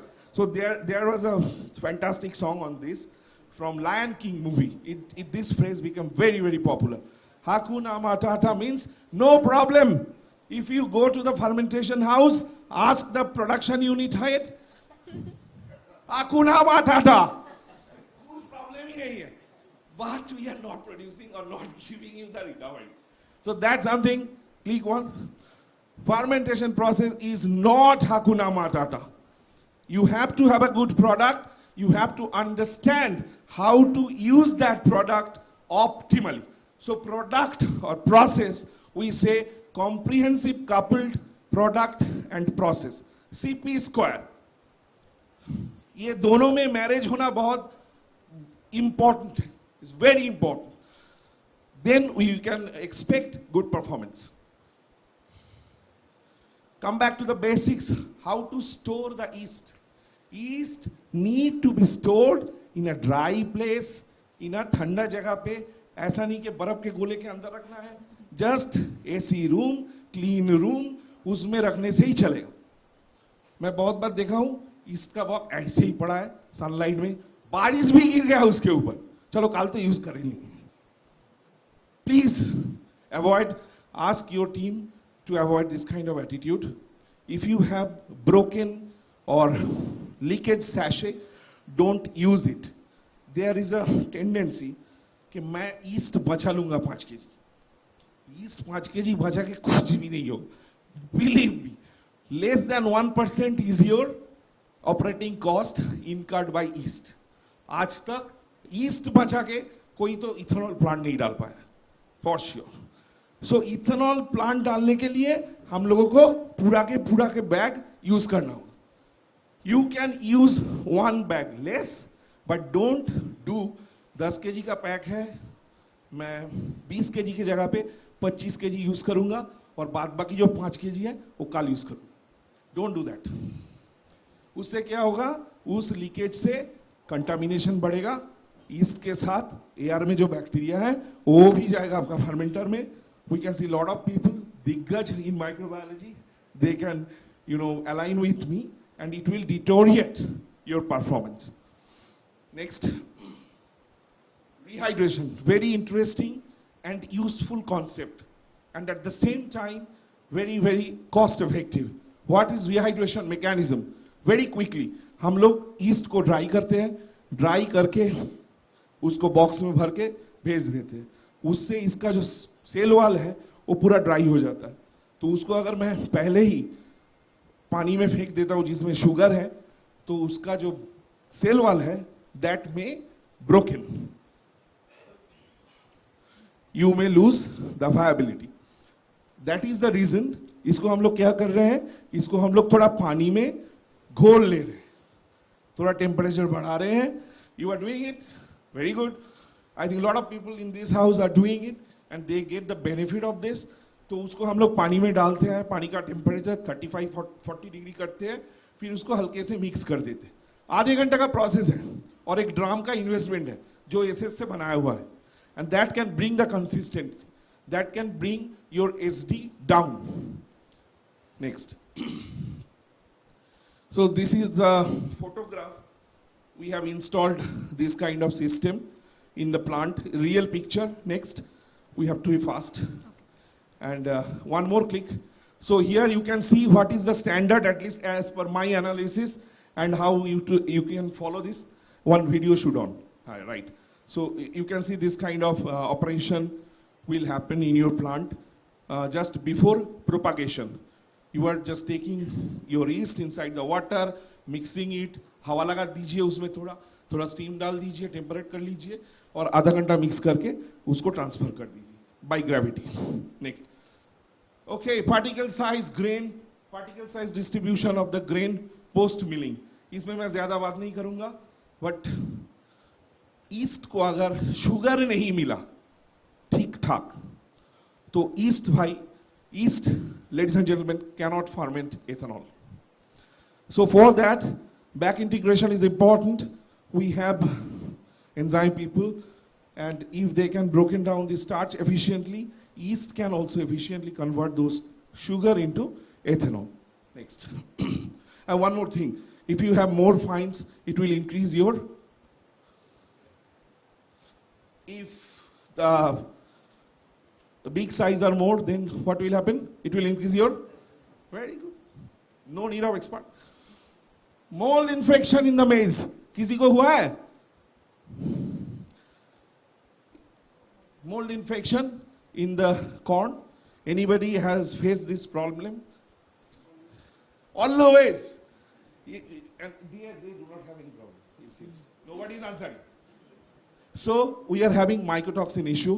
When the grains are damaged, you can see the grains are with black moldy growth on it, and it will produce aflatoxin. Is one of the examples which is very very common when Aspergillus flavus is contaminating your corn. What we suggest to manage this, at least in my opinion, if I put the science correctly, the spores are coming from the field, or the grain is coming with the spore from the field. After that, when it is coming in the contact with water, and temperature like 30, 40, this is the high time when it is getting sporulated and produce new fungus or mold, which will spoil the whole fermentation. But you can do, if you still have the jet cooker, maybe it is not, it is maybe little bit contradicting to the enzyme technology today, but if you have the jet cooker, use that jet cooker with the ammoniacal slurry and pass through the jet cooker. It will help you in reduce the aflatoxin in the DDGS. But please careful, if you use more and more ammonia, then your DDGS color could be affected. In addition to that, there are research going on. You can dry the process, you can dry that corn up to 12% moisture content. It will help you to reduce mycotoxin production, and also if you can keep that in a colder place by means of air, it will also help you. But today, believe me, there is no silver bullet. What we all looking for, कि वो पानी में मैं घोल दिया और mycotoxin उधर से चला गया. There is no such magic bullet in the world, at least as per my knowledge. Next. Yes, आज मुझे production बढ़ाना है. This is a ready list against the starch content of the grain. What would be your DS for the targeted alcohol? So you can take a photo and refer it. Next. Use of water in grain fermentation, my favorite subject, the very basic, and managing recycle in the fermentation. I think Mr. Singh was having a question on the TS, maybe we can have a touch on that. So what we are mixing in the fermenter, don't click, thin slope, process condensate, process lees, washing or peat water, and processed water. सब लोग ये सब कुछ use करते हैं plant में, and we have to do it, right? We have to compliance with zero liquid discharge. What we should do, because thin slope is a classical source for microbial contamination, because उसमें बहुत solid ज़्यादा रहता है, sugar रहता है, वो सबको पता है, मुझे बोलने का ज़रूरत नहीं है. But उसको ज़्यादा मैं कब करूँगा? आप जैसे सर बोल रहे थे, we could go up to 100% recycle if your TS quality complying with the fermentation grade water. So we have seen that with 10% recycle fermentation बैठ गया है. We have seen with 100% recycle fantastic result in UP. I'm not saying, we can share the reference also. And we did a water survey in that particular plant. Let me tell you, in the Kanpur region, the water, groundwater, pH was 8.5. 8.5 is the groundwater pH. Anyway, so to use the thin slope properly, you have to have a good process. Ceramic filter is a new technology. Pal karke company hai. They are now giving. You can have a look. I just come across this technology recently. So with this, you can polish your TS just like your process condensate. Next. CPU should be very, very good functional. I have seen in one of the plants, which is very close to my heart, is running its fermentation with VA of 2000. 2000 ppm VA, and they are unable to control it because the CPU is not functioning optimally today. So CPU is that important. We have to bring the CPU in process along with UV is very essential today. Install UV as well. You should have the mixed bed, SBA or digestion system. Otherwise, VA cannot be controlled. There is no Sai Baba who will touch his leg and your VA will be out. We have to go by science. Next, process is relatively cleaner. We have seen very good result using lees. Sometimes if it is contaminated with A4, then please don't use it. Fusel oil. Avoid washing or peat water. This is dangerous. Processed water, of course. Next. Yes, so thin slope quality, I have given a, characteristics. If you are having a thin slope quality of this much, at least I have not seen much effect on the fermentation efficiency if your other streams are compliant with the liquid. So better process control is better thin slope. Better thin slope equals to more recycling of scope equals to less syrup. Next. CPU, condensate polishing unit, equals to better condensate and less effluent. Next. Better process equals to improved key performance indicators. Next. Wow, fusel oil agar बढ़ गया, we have seen it last year in one of our clients' tank that every time fermentation was getting stuck around 0.3, 0.4% RS. Everything was normal. Team was there, 3-4 people for months, but we were unable to understand what is happening. But we could see that FO, or in terms of isoamyl alcohol, it was high.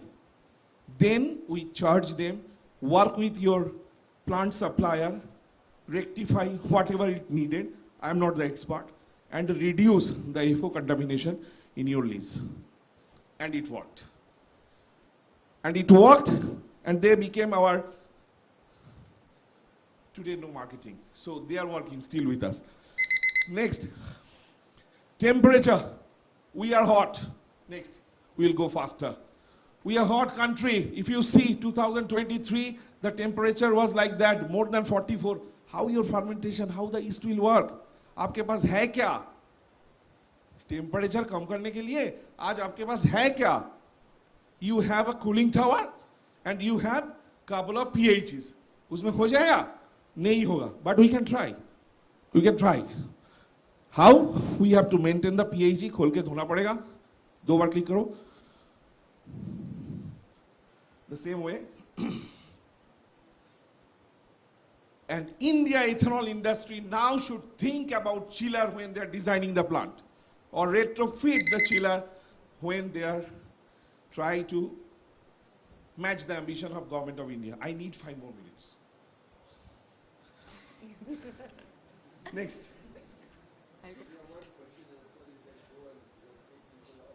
Super. Thank you, sir, for the suggestion. Is propagation. Jaldi se. So we can avoid that. 5 minutes. Dr. Jain.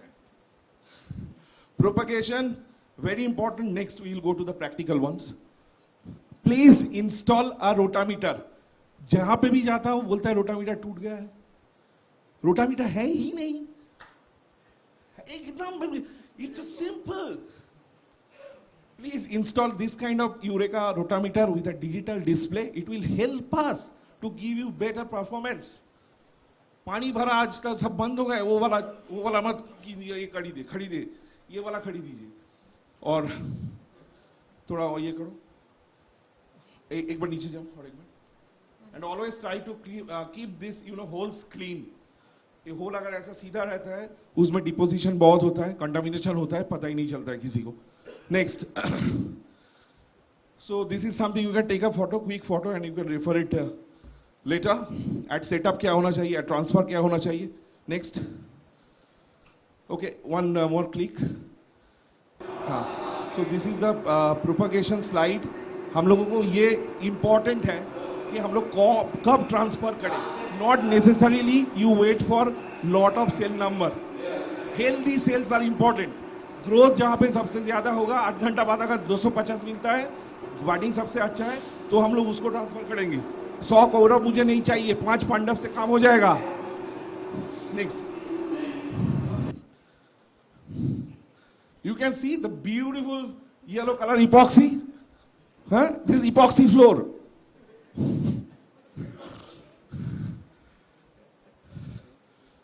You have understood that's a slurry from your corn, and it will contaminate your filter, and your whole process will be contaminated. You can have this kind of monitoring sheet, and you can follow quickly. Okay, fermentation quickly. Have a deep dive into to move the needle again. Click, click. So you can take that. This is regarding the nitrogen source. You can take a photo. Perfect. थोड़ा पहले जाइए. थोड़ा interesting बात कर लेते. This is the CCP for the fermentation. इस type का display कीजिए please. As people can follow the temperature from the floor. उसको बार बार फोन ना करना पड़े. कि भाई टेम्परेचर कितना है. Next. This is my favorite. We should have a digital weighing machine. Guys, please help me to have this, to give you the recovery. Next. There should be a proper mixing and recycle and agitation when you are having the mass transfer process. Daily fermentation monitoring sheet and daily production sheet as well. These are all different with recovery and production. Microscope is very essential. Next. Use it regularly. बहुत जगह पे भाई east का count कितना है 200 क्या 200 million sales पर ML microscope लेके आओ माइक्रोस्कोप खड़ा माइक्रोस्कोप है ही नहीं लैब में 200 बोल दिया it should not be the case use the microscope throughout the process it will give you the full confidence what is the health of your cells till the end of your process then only you can understand that fermentation is the right way. Next. So see the contamination in this slide. In one of our customers. Done. So please do the CCP. Next one. CCP का ये maintain कर सकते हैं आप. Next one. Okay, process data is very important. So data के ऊपर काम कीजिए. Next. अच्छा एक next. One quiz for everyone. Can you guess ये 9.5 trillion or 10.5 trillion USD क्या है? Approximately half of the world's largest GDP in 24-25. Anyone guess? किसका value है ये? Sir बोलिए. कोई guess कीजिए. Ethanol plant, ethanol industry का value तो नहीं होगा इतना. हाँ? Data देखते किसका value है? Global annual cost of cyber crime for data is that valuable. So guys, next click. Indian ethanol industry to keep sharp focus on daily process data, recording to maximize performance, to maximize profitability. Data चाहिए ही चाहिए. Next, quickly 2-3 troubleshooting. उसके बाद, yes, okay, again, data mining is important. One more. Yes, so mining the data, and data. Play with the data. Data can talk. Next. Liquid sampling point, very interesting. It has been done in Gulshan. 10 minutes also out. Just 1 minute. Samples for testing We for will more not insights. get a tea break. We have a tea break after this. Just ho gaya. This is something very important. Maybe we can discuss it offline. क्यों HPLC चाहिए आज? Next. Hypothesis. Done. So you will enjoy the result if you do all follow these things. Next, we have a very small, cozy team. Yes, please don't call us if your column is not working. I cannot help you. Distillers to call for this problem, these people. Okay? Next.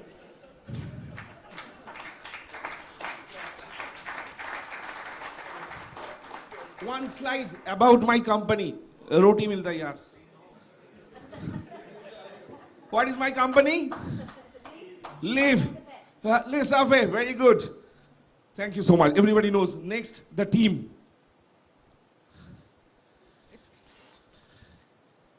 Chris, Dr. Furkan, Chitrika, and myself. Team Live India at your disposal. Please call us. Thank you very much.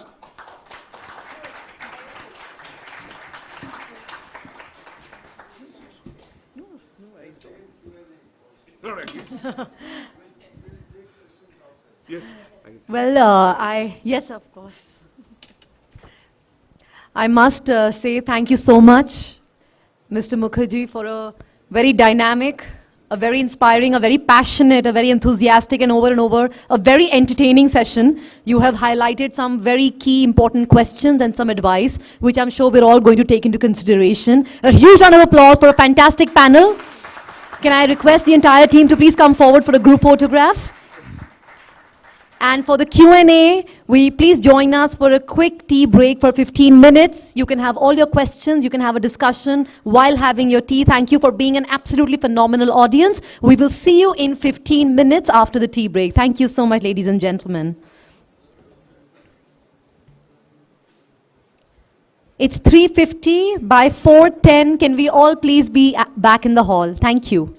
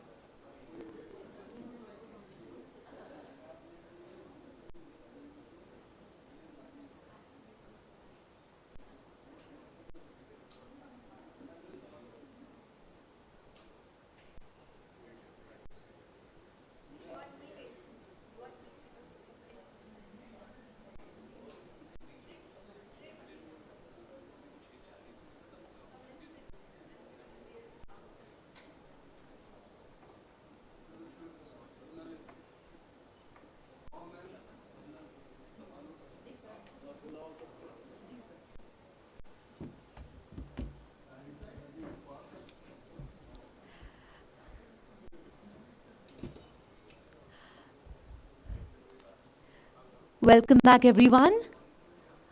I request all our members to please take a seat. After a very power-packed session by Mr. Mukherjee, a cup of tea and a little stretch, I'm sure we are all refreshed. We have 2 more sessions to go, and I have to say you all have been a very kind, a very generous, and a very participative audience. Thank you so much for that. Let's please resume our program, and I would request everyone to please be seated. I will be introducing our next session and our next speaker in a few moments from now. I really would humbly request all our members, our audience, to please take a seat. You can sit down with your cup of tea.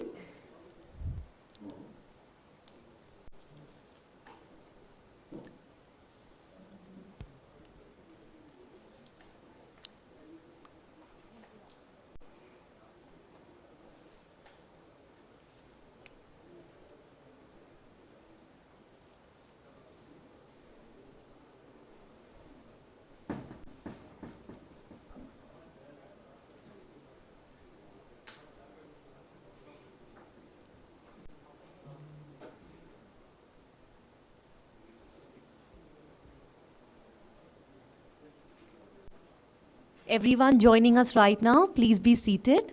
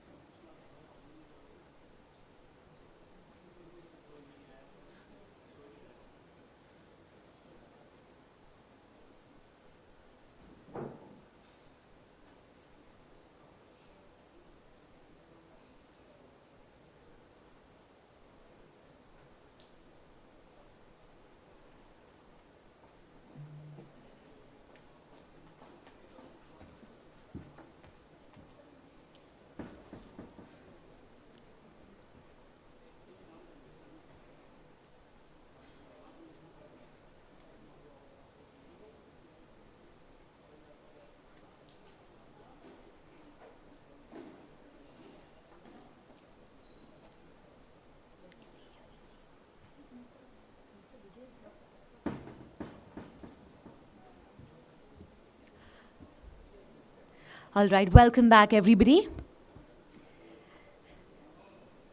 We're commencing our next session for the day on the topic value addition in co-products. I'll take the opportunity to introduce our esteemed speaker for this session. I really would request our audience to keep your mobile phones on silent mode. Dr. Vijay Adapa, a doctorate in enzymology, having more than 25 years of experience in the field of fermentation. He has spent the last 16 years in Indian grain to ethanol industry. At Novonesis, his pioneering work on next-generation enzymes for fuel-grade ethanol production and biosolutions for value-added byproducts is aimed at advancing the ethanol industry and paving the way for advancements in the bioenergy sector. He heads distilling and biofuel business in Novonesis South Asia Private Limited. Please give a huge round of applause to Dr. Vijay Adapa. A very, very warm welcome to you.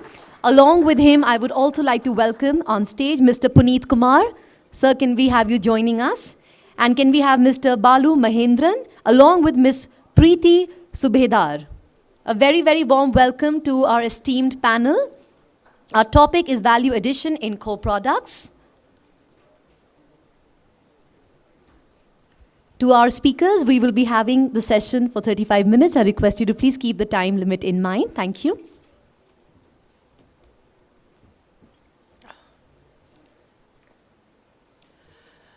Good afternoon, ladies and gentlemen. It is an absolute pleasure to be here. Me and our team, on behalf of, is it okay now? So on behalf of our team from Novonesis, we had one speaker earlier as well. We sincerely thank GEMA for giving us this opportunity. So my topic today is about value addition to co-products, where I'm going to discuss few concepts. So please mark my word, concepts, because it's not commercially proven yet, or it's not so prevalent in India. But there are certain concepts which I would like to introduce, and I request you all to look in using your innovative lenses, because these are not existing ones. So we need to think a little bit beyond what we are doing, and those are the what I would like to introduce. Some of us have already tested those. Some of the concepts have been tested. There have been early innovators in the industry. My objective today is that I instigate or inspire all others also to adopt these technologies. And by doing so, there will be value addition to the value products, the co-products what we are talking. In the earlier session, my colleague Dr. Matthew already introduced this introduced about our company. I am also honored to represent Novozymes, which recently has merged with Christian Hansen, and we have adopted a new name which is called Novonesis. Now, Novozymes is a leader in enzymes, while Christian Hansen is leader in microbial solutions, microbial cultures, while we are experts in industrial biotech. Christian Hansen is experts in food and beverage industry. So this was an amalgamation of two companies becoming one bigger biosolution, and that's where we have adopted a new name, Novonesis. Though the name has changed, but our zeal towards innovation has not changed. It is our objective and our team's objective and the aim to advance this industry by bringing in new innovations. But for that, we need to work together. That is what we have always been doing. Our objective has been and will be to work with you and introduce all the new transformations. Continuing with the concept, so the three-prong attack, because it is the whole ecosystem which we have to address. That's how we will become sustainable. Now, we have been seeing that there are many initiatives going ahead in farming level, like enhancing the output of crop. Government has been putting a lot of initiatives. Government has also been giving initiatives about price support, but those two are happening in the first two elements of the value chain. I feel there is little less support on the last element, and that's why we have to be a little more innovative. But I would like to take this opportunity to kind of applaud GEMA and IDA's unique initiative, which is called as DDGS Yatra. So I have been part of that, and we are trying to reach out to the direct cattle feed hubs. We are also trying to work with the animal and veterinary universities, that how we can penetrate DDGS into the animal feed. So that's a very unique initiative, and that's the continuation of what I'm going to talk today. Recently, I was in one plant and I was talking to one operator, and he coined this term. He says, it's not distilled dry grain, sir, it is distilled dry gold. So that's Yeah, here only. I was so, yes, it is. So while talking to that operator, he said, "Sir, ये तो gold हो गया, sir. आजकल इस पे इतना ज़्यादा emphasis है." So I literally took that word. Of course, he was referring to the golden color, the nice texture, and everything. But I kind of took some another analogy over here.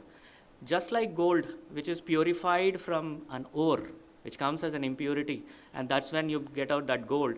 Here also we have a protein which is masked with so much of unwanted things, and that's how we can make gold out of it, right? So that's where I personally try to work in my organization. How do we enhance this value? Now, this is a typical composition of DDGs. One is corn and another one is rice. Now, what is happening? On the top, you see there is protein. In case of corn, it is less. In case of rice, it is more. Why? Because there are other components in it which are masking it. These are not the proteinous components. These are coming as an impurity. Of course, it's not an impurity per se, but it is masking your protein. What it also is making is, because of these other components, it is not just that it is less in protein concentration, it is also making it indigestible. We all know that corn DDGs cannot be supplied to poultry feed, because the digestibility of corn is very high. It is indigestible substances. So it's not just the protein is less, it is also indigestible. Now, neither we are positioning this as a pure protein source, nor we are positioning this as a carbohydrate source. So how do we enhance this? At least there is one way where one avenue where we can make it as a more pure protein source. And just, again, as I said, these are concepts. I just want you to openly think about this, and we have to work together and innovate.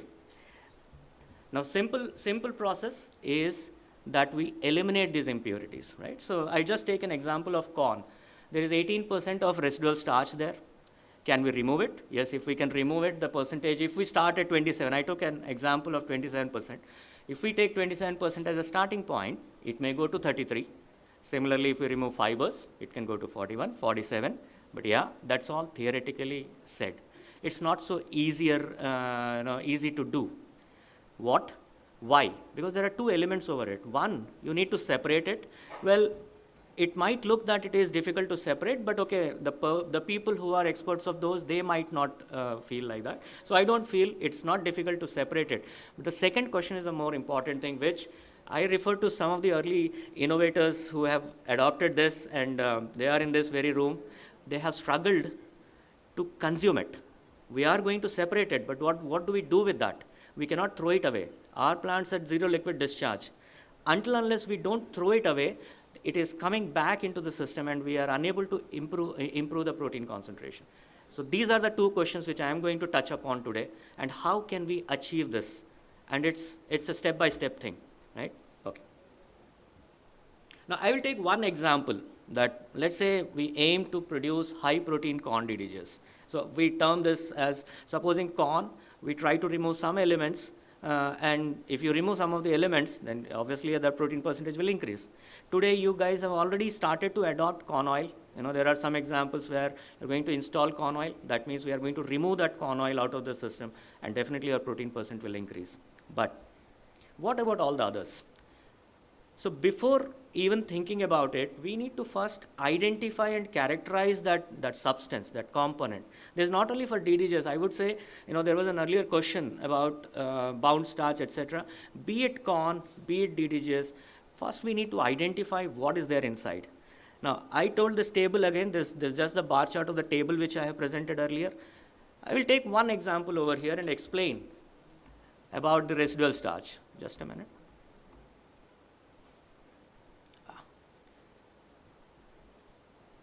I'm just sorry. Okay.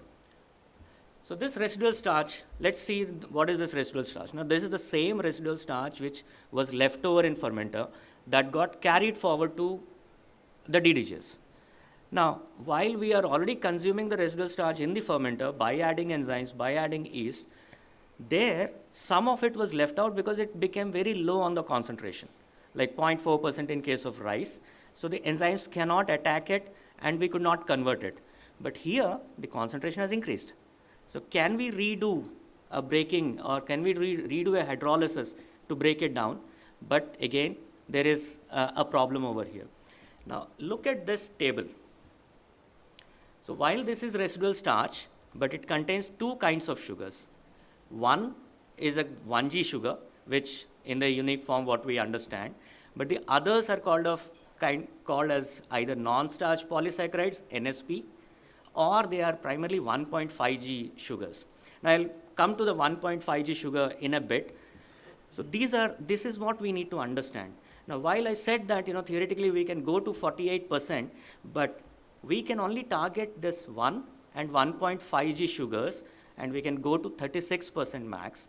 And of course, if you implement oil extraction, we remove that oil, and I have taken whatever standard percentages the industry is speaking, so it can go to 38 only, while theoretically it could have gone to 37, but practically we can take it to a certain level. And this is just an example.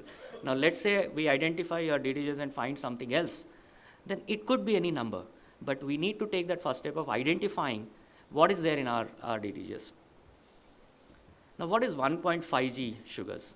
Now 1G sugars, we all know, starch is made up of glucose. We put our enzymes, glucose comes, and my good friend said they will use an yeast, and then it will be consumed. What is 1.5G sugars? The other matrix is fiber.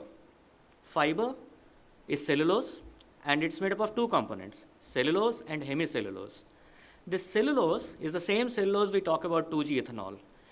That cellulose is also made up of glucose, just like starch, just that it requires different enzymes to convert it. Now, if we can break it down, those sugars will also be consumed by the existing yeast. The same yeast can consume it. That's why it's called 1.5G.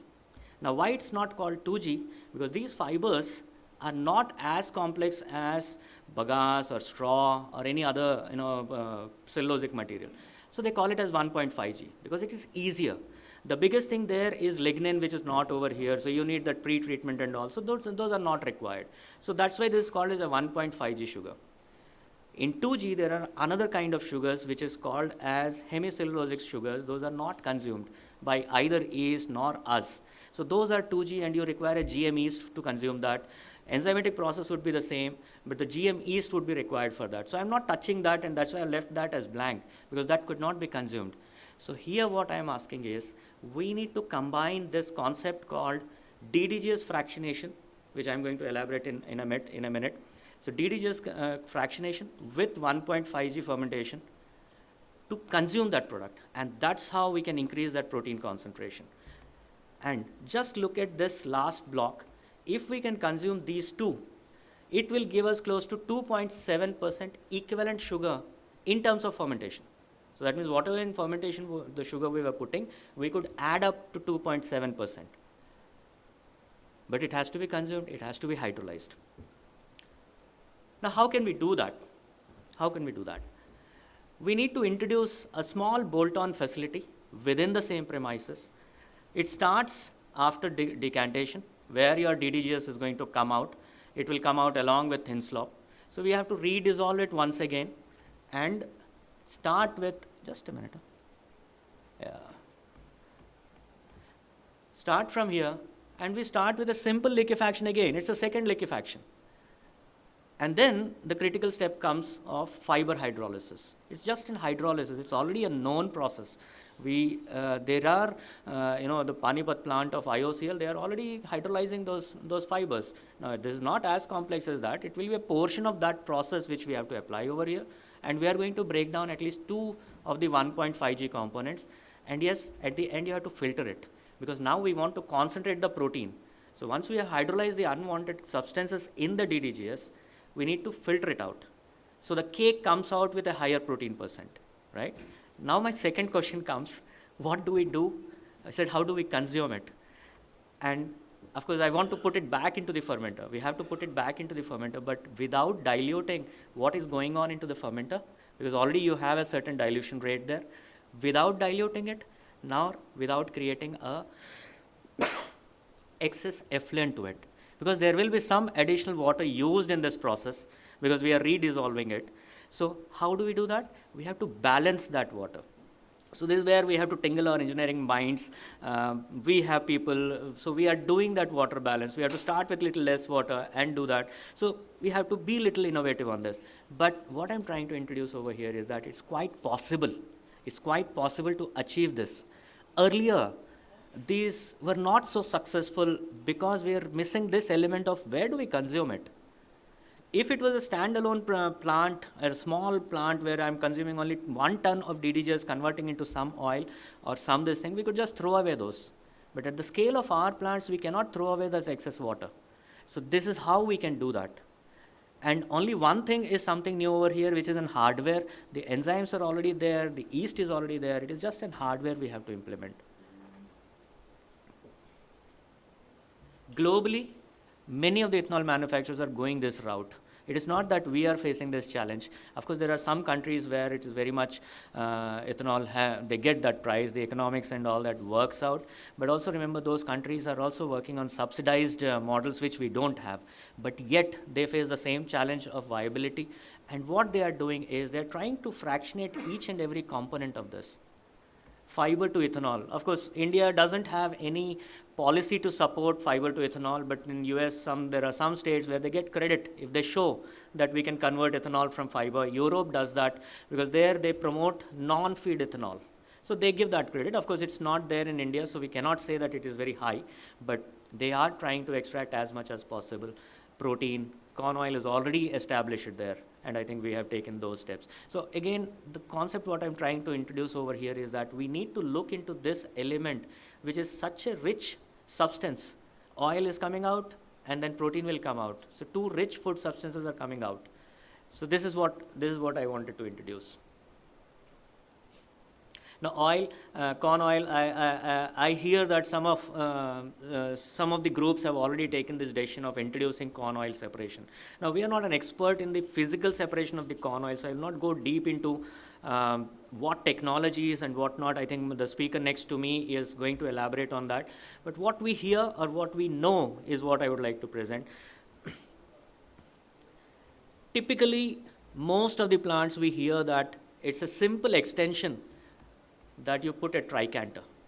This is the most prevalent process used or the technology used. Of course, there are many other technologies like putting up along with the thin slop. There are disc stack centrifuges also. But to our best knowledge, this is the technology which is prevalently used. Just for one simple thermodynamic law. Oil is so low in case of corn that if you go to separate it in thin slop, the concentration is so low, it may be like 1 or 2%. Whereas if it is in evaporator, after evaporation, the concentration naturally increases. So the efficiency of separation increases. I think this is the primary reason because of which the industry has adopted this. Let's see, I'm still following them very closely, who's introducing the technologies. What is the best? So I would leave that to those subject matter experts. Again, tricanter, it's a very simple equipment. It's similar to decanter. Who knows the art of chemical engineering, they know that instead of 2 phases, now it will separate 3 phases. But there is lot of oil. Even after the technology, when you put in, you are going to leave lot of the oil which is bound with the fibers. And that oil will be lost in your wet cake. I mean, of course, not lost, but you cannot recover those. Whatever is a free floating will come out into thin slop and you will take it out in the evaporator. Now there is close to 20%, our studies found that close to 20% of your oil is trapped inside that fiber. Now can we release that? So traditionally, many of the markets, what they do is, it is not just mechanical.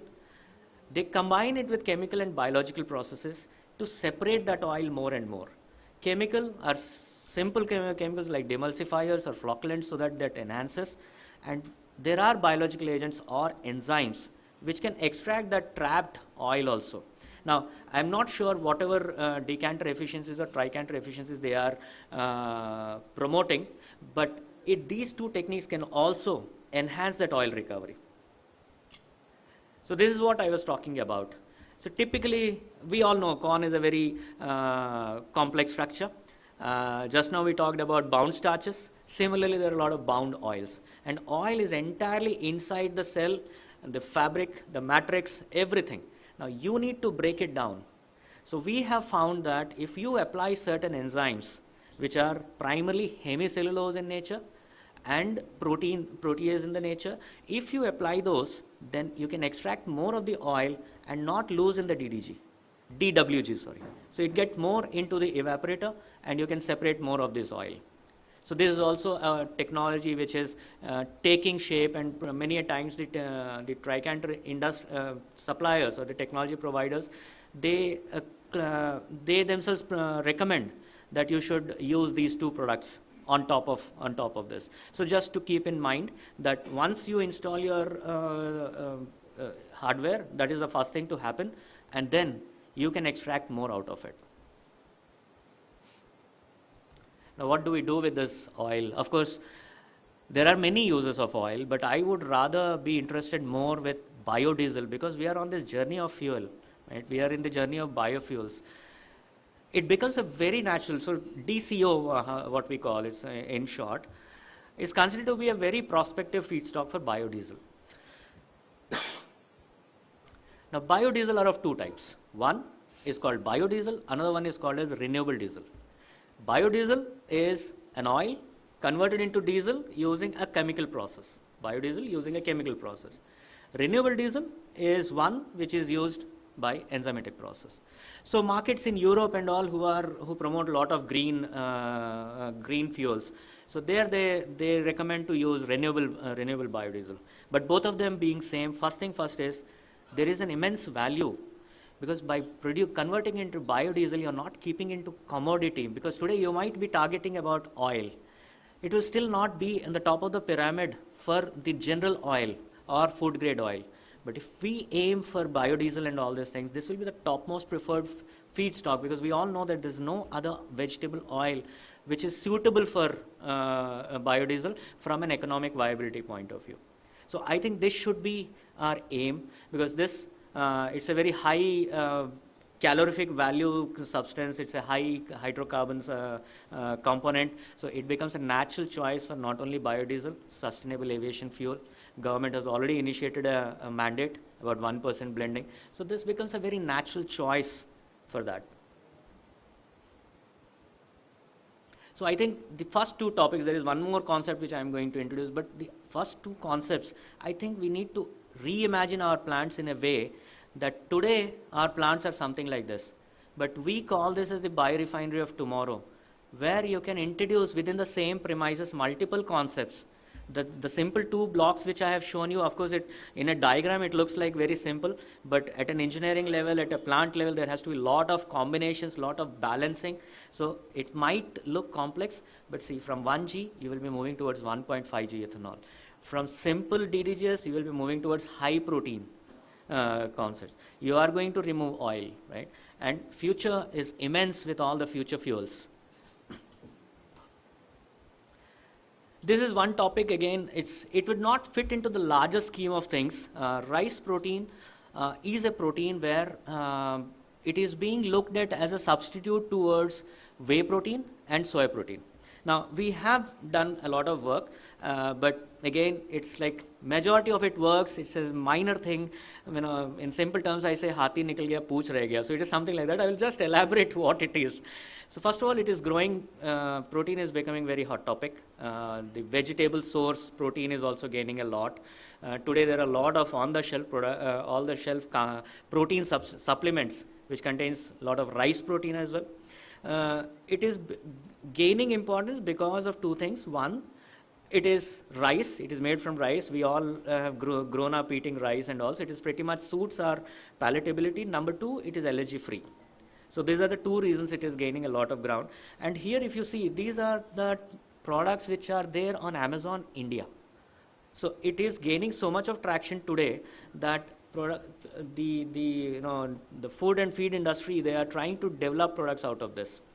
Now, but there are certain considerations to this. It is not as easy as the other two concepts which we have talked about. There are certain regulatory considerations, because now we are entering into the human food space. So the regulations and the quality parameters becomes very important. So here we need to consider three aspects. One is the infrastructure, what kind of plant we are using. We cannot use any plant, it has to be a food facility. Number two, there can't be any recycling.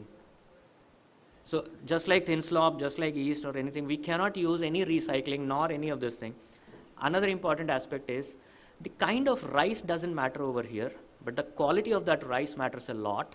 It should contain minimal metals as an impurity.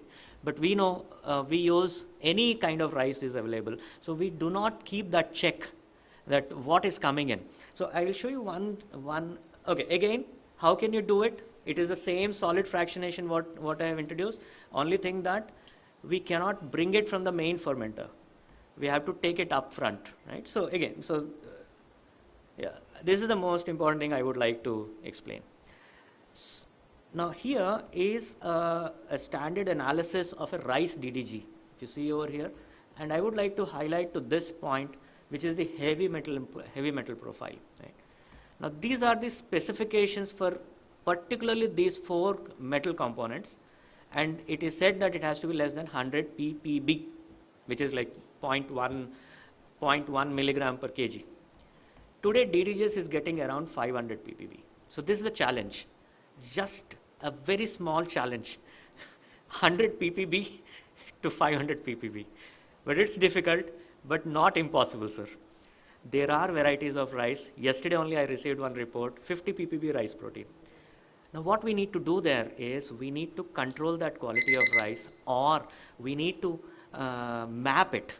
We need to map that whole value chain. We have tested so many kinds of rice. Yes, there are rices which brings in a lot of metal impurities. How do we do that? Second, this would be a very heavy water intensive process. It's unlike the DDG where we can use our thin slops and all this thing, but here we cannot use any recycle. There will be huge water consumption, and balancing that back into the fermenter is a huge challenge. So we would not recommend that this becomes a part of this process, but there are some companies who are testing it like at a small scale, like 1 or 2 tons per day. Typically 100 KLPD can give you max for 12 to 13 tons of pure rice protein. That is on a 100% basis. Let's see how it comes out. So it's a project, we'll update you once we have this thing, but I'm just trying to say that maybe we map your rice and find out whether it is of good quality or not. If it is there, why should we waste it in a low quality product, right? So that's what is this project about. So to summarize, I think there is a significant scope. The protein is hiding there in the form of gold. We need to purify, extract, and tingle our minds towards innovation. We should ask our people to find out ways to implement those solutions, whatever I was talking about. Characterization is very key. Of course, we are going to run, and with the association of DDGs Yatra, the universities are also helping us to map all those DDGs. Of course, the larger interest is towards the feed mills. How can we make it for this thing? And it would be a simple bolt-on facility. Once it is all proven, it becomes a simple bolt-on facility. It is just that an extension of that plant. It is also a combination. I'm not saying this is just a simple biological process or a drop-in solution. It's a combination of mechanical, chemical, and this thing. That's why we call this in our language biosolution. It's not a technology or this thing, it's a biosolution. And of course, rice protein holds tremendous potential, but it has to be explored. Essentially, what I'm asking today is that we need to reimagine ourselves, reimagine our concept of ethanol plant, and think beyond. Thank you for this opportunity, and I'll be open for questions now.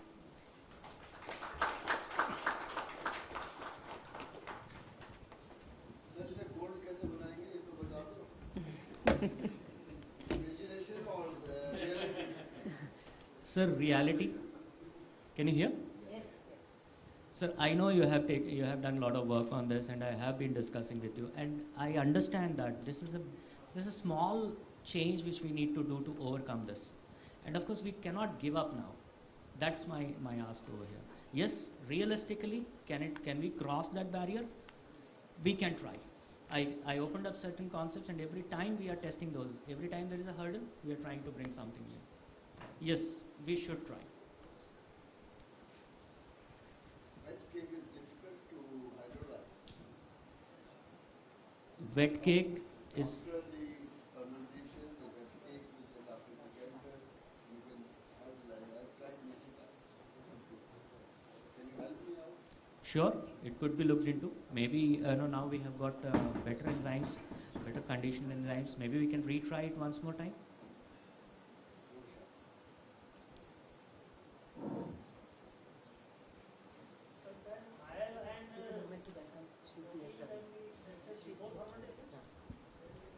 Can oil and protein before fermentation? It will be difficult. It's not difficult, I would say, but you would be losing a lot of starch in it. There are upstream oil separation technologies available, but then your oil should be the primary product. But the corn doesn't bring so much of oil concentration inside, right? So it doesn't make it viable. You will lose a lot of starch also. The yield will also go down. That's why it's not advisable, but it can be separated. Can I just take a moment to extend a very warm welcome to Shri P.S. Ravi ji. He has just joined us. Can we welcome him with a huge round of applause? A very, very warm welcome to you, sir, and thank you for joining us today. Can we please continue? Yes, somebody had a question. Ji, sir. Ravi साहब की इतनी तारीफ नहीं है. इन्होंने हमेशा ethanol, grain ethanol industry का support किया है.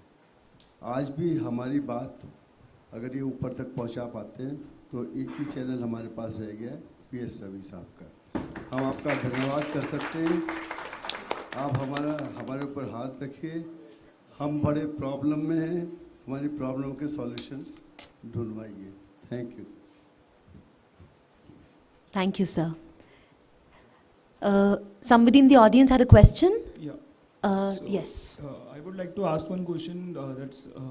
We have seen the presentation for the rice protein, right?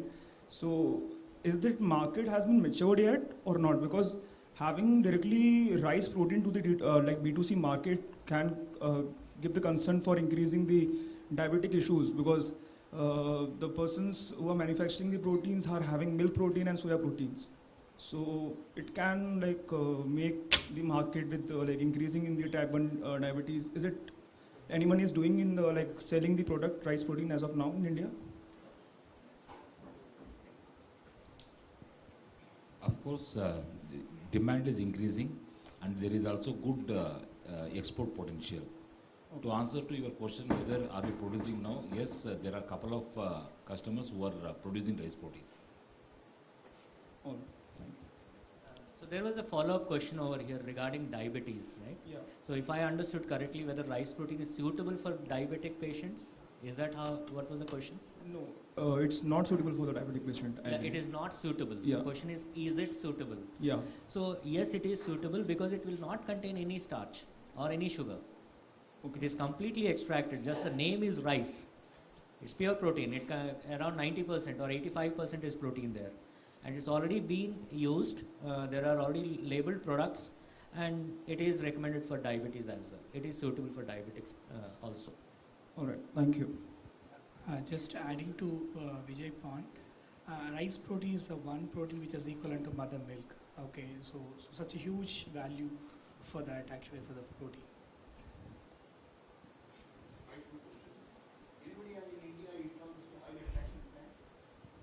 Oil extraction plant.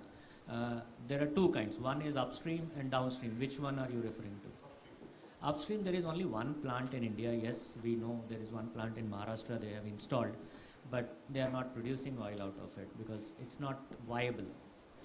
Yeah. No, they are not producing today.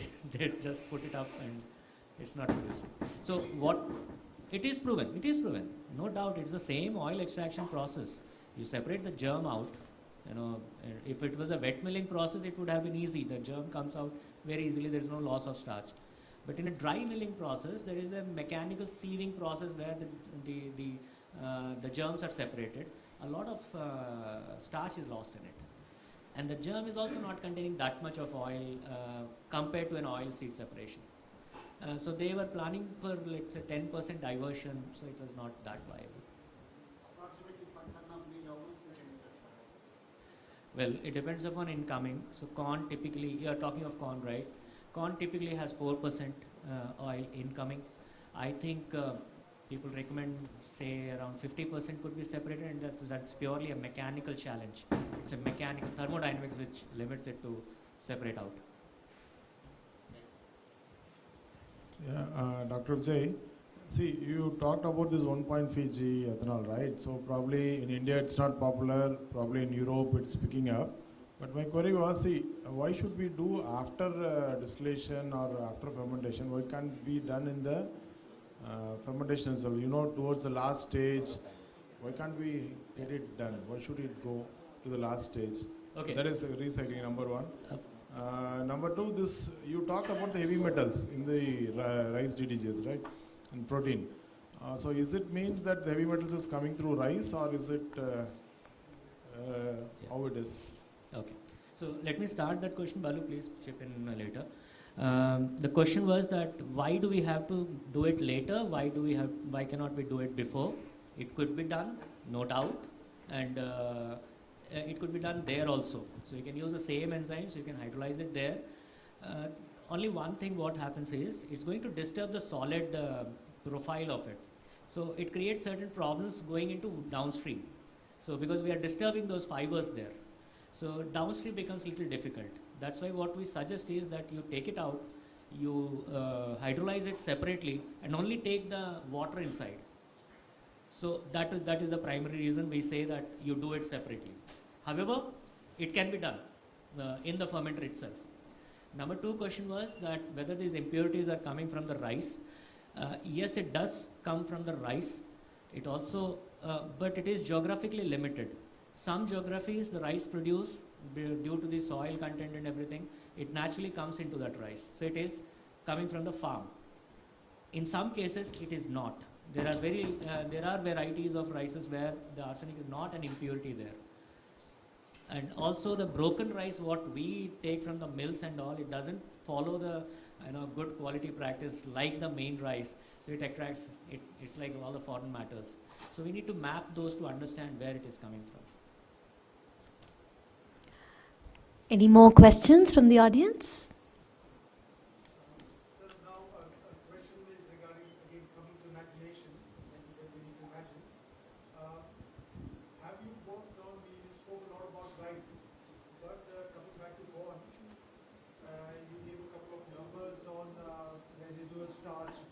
Oil, the percentage of oil that it has. When we end up separating it,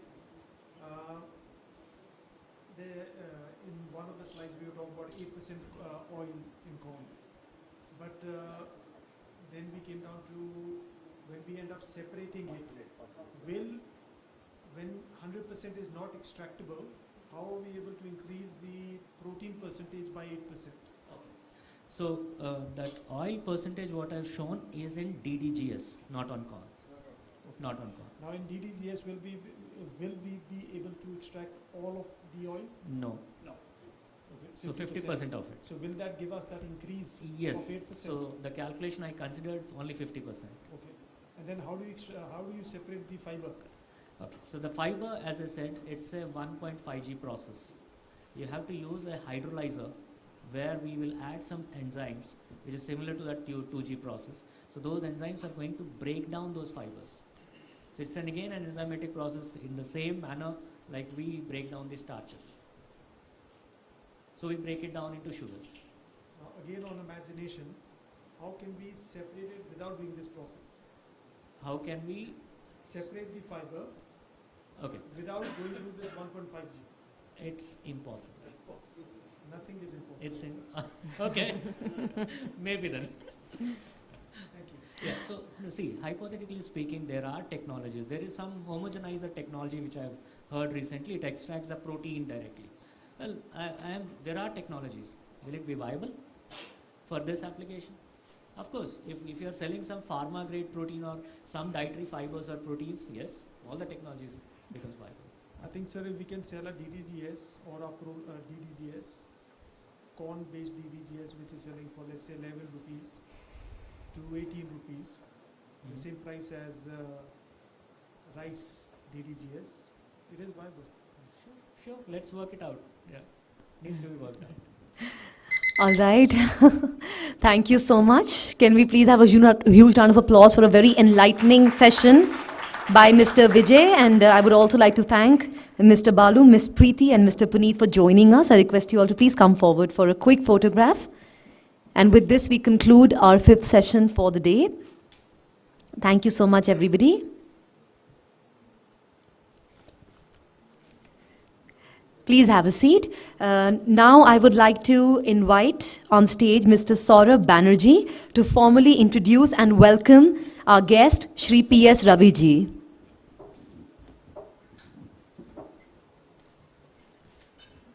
Good evening. We are very fortunate to have with us Mr. P.S. Ravi with us today. I will say Mr. P.S. Ravi was Executive Director in charge of Bharat Petroleum Corporation Limited formerly, and BPC being the lead company amongst the OMCs. So in fact, Mr. P.S. Ravi has been spearheading the entire ethanol blending program of the Government of India. And I personally know him for about, let me say, 6-7 years. And I was also during my tenure in Indian Oil very closely associated with Mr. P.S. Ravi. And he's a man like he knows each and every entrepreneur, every plant owner. He has been very, very closely associated with all the associations, all the plant manufacturers, very close working with the government, with the ministry, the secretary and the joint secretary in formulating the programs. And even today, like he is associated with the FIPI and also NBCC and NAFED, and he's like doing about the overall development of the industry. And I'm sure with his presence here and his blessings to our all the GEMA members and GEMA, our plant, he will be taking us to a higher, and taking our issues to the government and give us a way forward. Thank you so much, sir. Thank you so much, Mr. Saurabh. And with this, ladies and gentlemen, we have reached the last session for today. On the topic, DDGS decanters, protein and corn oil recovery. I would like to introduce our speaker for this session. Mr. Martin Neugebauer is a process engineer with more than 18 years in the separation business. Can we please have a huge round of applause for him and welcome him on stage? With more than 18 years in the separation business, with a strong focus on starch, protein, and bioethanol applications. Being responsible for the complete renewable resources business line and specialization of the corn oil recovery process with 3-phase separators. He is heading the business line of renewable resources at GEA Westphalia Separator GmbH, Germany. Let's please welcome him on the dais, and along with that, I would also like to extend our welcome to Mr. Rajesh Chabra along with Mr. Sunny Tokas. A very, very warm welcome to you. I request you to join us on stage. Can we please give them a hand? This is our last session for the day. We have a timer for you for 35 minutes, and we will have a quick question answer round after this. Thank you, and over to the panel.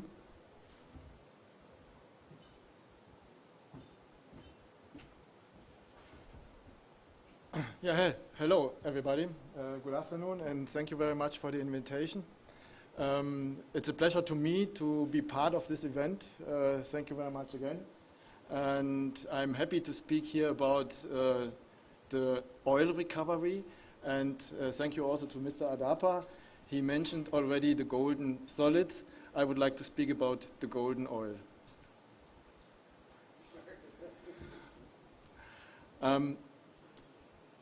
Yeah, just to inform you where we are in the complete group of GEA. Westphalia Separator is the main part of the division SFT. It's called Separation and Flow Technologies, and creates even the business unit separation. Our core products are the decanters and separators, and we are doing also business application-wise. So we are very proud about our history. We have celebrated last year 130 years of our company, and we are doing business in a lot of applications. The business line renewables, maybe some words to that, is busy only in several parts of renewable materials.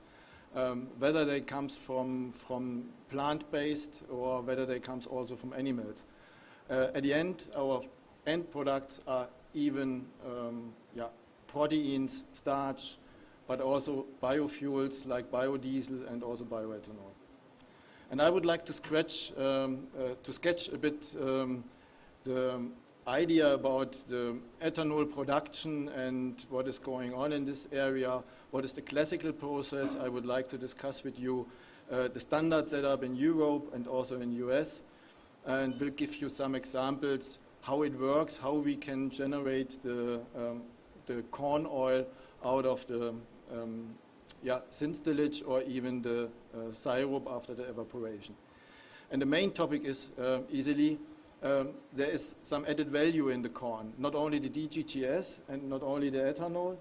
You can get out the DDGS and including the fibers, including the proteins, including the oil, what is coming from the germs, and not only the ethanol, what comes from, or which comes from the starch. So, and everybody of you knows this standard process where the stillage dewatering is the crucial process step in the stillage treatment itself. And you see here also the evaporation step after the stillage separation, where we can create the DDGS, and the ethanol is produced by the starch during the complete process. So if you have a look to the setup of this special crucial step, then we speak about the synstillage as an outcome, as a discharge of the decanter, and a wet distiller's grain as the second one. This is normally mixed up with the syrup out of the evaporation step, and then feed to the drying system. That must be not a ring dryer like you see here. That can be also other kind of dryer. It's just an example. It's just a picture. But the DDGS includes also the proteins and also the oil.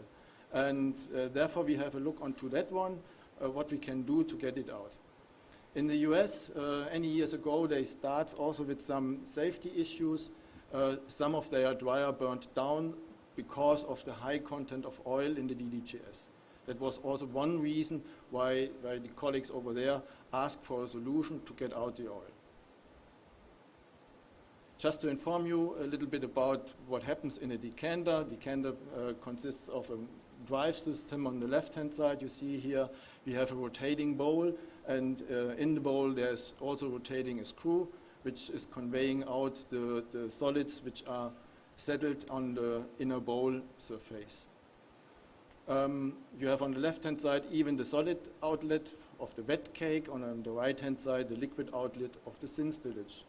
The main job of a decanter, of a stillage decanter, is to dewater the stillage as much as possible. So then you can save on the drying system a lot of money, a lot of energy.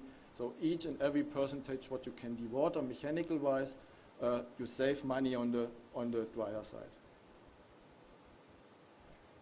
Just have a look onto the characteristics of the feed input to a stillage decanter. You see on the left-hand side a spin tube where you can see a certain amount of coarse particles on the bottom and fine particles above these coarse particles. And what I would like to say, or what is the main message here on that slide, you see on the right-hand side the spin tube of the synstillage outlet of the decanter. And you see also the fine particles over there on the bottom. That means fine particles are not catched by a decanter. Fine particles will partly remain in the synstillage. And at the end, you have to proceed it via your evaporator. You have to proceed it also furthermore in the process. There is a huge range. Don't thinking about the nomenclature, don't thinking about the names of the decanters. What is important, there is a huge range available from 400 millimeter diameter up to 800 millimeter diameter, so that you can proceed on the stillage up to 90 cubics per hour of stillage. And I think you know that the wet cake is around 30 up to 35% dry substance. Now I would like to tell you something about the alternatives. Up to now, we have a process set up where we don't recover any oil. Oil is proceeded via the dryer, and it's still in the DDGS. So what we can do, we can, of course, with a solution to recover the oil, making the complete process a bit more flexible. So from the economical point of view and also from the adjustment of the DDGS. Some farmers would like to have the DDGS with a higher oil content. Some farmers would like to have a lower oil content. It depends on the final, usage of the DDGS. And from that point of view, if you can separate the different byproducts, you are more flexible in proceeding your plant. I mentioned here also the two-phase separation for mainly other grains. Mr. Adapa told you a lot of rice and rice protein. Maybe that could be an idea. We know that very often from the wheat starch-based bioethanol production in Europe, that they are taking out the proteins for further treatment. They are looking for the proteins to develop the properties of the proteins furthermore. Let me tell you something about the content. The colleagues in the US, they are talking about 1.8 pounds per bushel of corn. That is the content of oil, what the germ is bringing with it. And in the standard recovery, that what we are doing usually in the US and in Europe, we can get out 0.8 up to 1 pound per bushel of corn. And I will show you later on what we are doing in the setup to increase even this yield up to 1.5 pound per bushel. So that is the value finally for you as a bioethanol producer to creating more money, to creating more earnings with a higher yield. We had also some words from Mr. Adapa about the usage of the oil, and the main usage is of course biodiesel, but he mentioned also that it's usable for the so-called green diesel. It's also called HVO. You have heard that probably. This is an alternative to the crude oil for the refineries to use also even edible oils or used cooking oils, for example, to produce a standard diesel. Of course, you can burn it down to generate power, and as I said already, some of the farmers dosing it back in that amount what they would like to have on the DDGS. And if you go a step further, of course, with the dedicated refinery, you can also use that kind of oil for ingredients in cosmetics application or even in food. But we have seen that not so often, I have to say. I made a roughly calculation based on a typical plant size in the US, which are reading 500,000 tons corn a year. The oil content based on these 1.8 pounds per bushel corn is approximately 60,000 tons of oil. And with the standard procedure, we can earn approximately 7,500 tons a year. And if we switch the setup, if we change the setup a bit, then we can generate also up to 13,000 tons a year. That is a huge amount, and also a lot of money what you can earn at the end to make your production more profitably. What we are doing in the standard process of oil recovery, we are using on the syrup side, at the output of the evaporator, we are using a 3-phase disc stack separator. I will explain you later on why we do not use a decanter or a 3-canter. From that point of view, we have here a 3-phase separator installed for many years. As I said, in the US it starts any years ago, and at the end we can generate the corn oil, and on the other hand a de-oiled syrup and also the solid phase, which comes out of the separator by ejections. And with that one you can of course getting added value by the oil, and you have a less fat content in the DDGS. And we spoke already also about the protein content in the DDGS. If you take out something, then by percentage you increase, of course, the protein content. Due to we keep the proteins into the DDGS.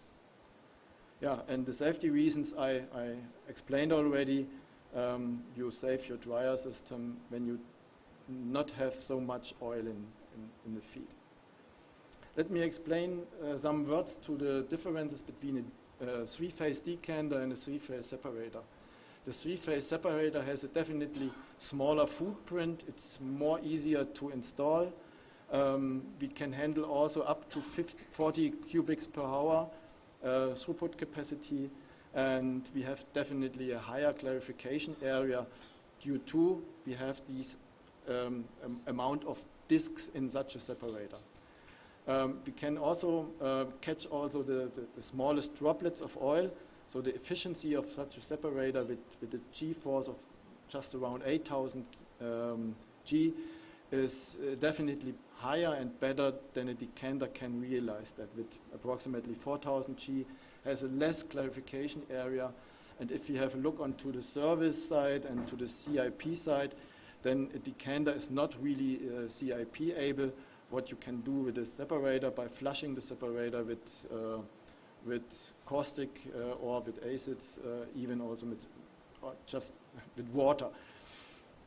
So from that point of view, you have some advantages on the separator side, and in the US and in Europe, we use that system very often. That is a picture to characterize the syrup. And you see, after the evaporation, we have a higher concentration on solids, and it's just like I would say like a curd or like a syrup. You see not really defined particles or solids in this spin tube. It's a kind of mesh, but on the top you see approximately 2 up to 5 volume% of free liquid oil. And that is important for us. If we would like to separate it mechanical wise, then we need this free oil.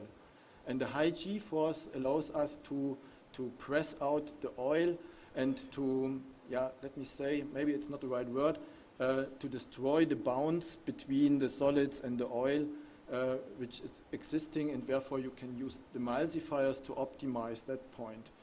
And on that stage, you have definitely to use the emulsifiers to get out the oil to create the yield what is necessary.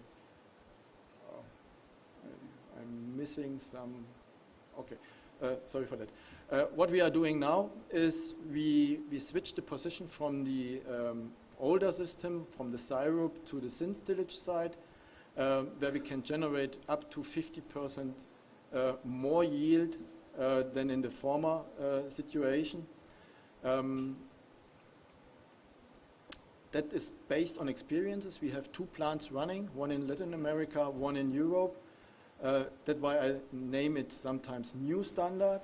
The big advantages are we have to proceed the thin stillage, which has definitely a higher amount, a higher throughput capacity than after the evaporation. We have a smaller amount of free liquid. You see here only 0.3 up to 1% free liquid, free oil, what we can separate. But as I mentioned already, the efficiency of a separator is so high so that we do not need any demulsifiers here in that case. Demulsifiers helps at all, definitely, but you can reduce that to a certain amount so that you save also on that side a lot of money.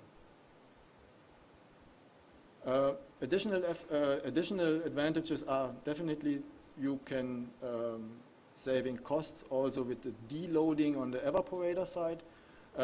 As I mentioned before, the fine particles will remain in the thin stillage, and we can take it out with the separator here on the thin stillage.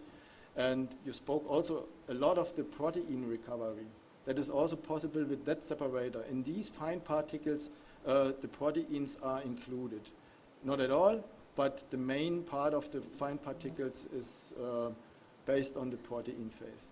Some of the customers are using these proteins, as I mentioned before, for separate or typical, or let me say, dedicated developments, but most of the customers are using the proteins on the DDGS. So they bring it back to the wet distiller's grain to dry it, and to have the proteins as it is in the distiller's grain.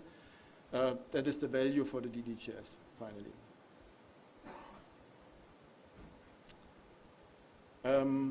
To show you what is the impact of using demulsifiers. I said it already that I made a calculation based on a typical plant in the US.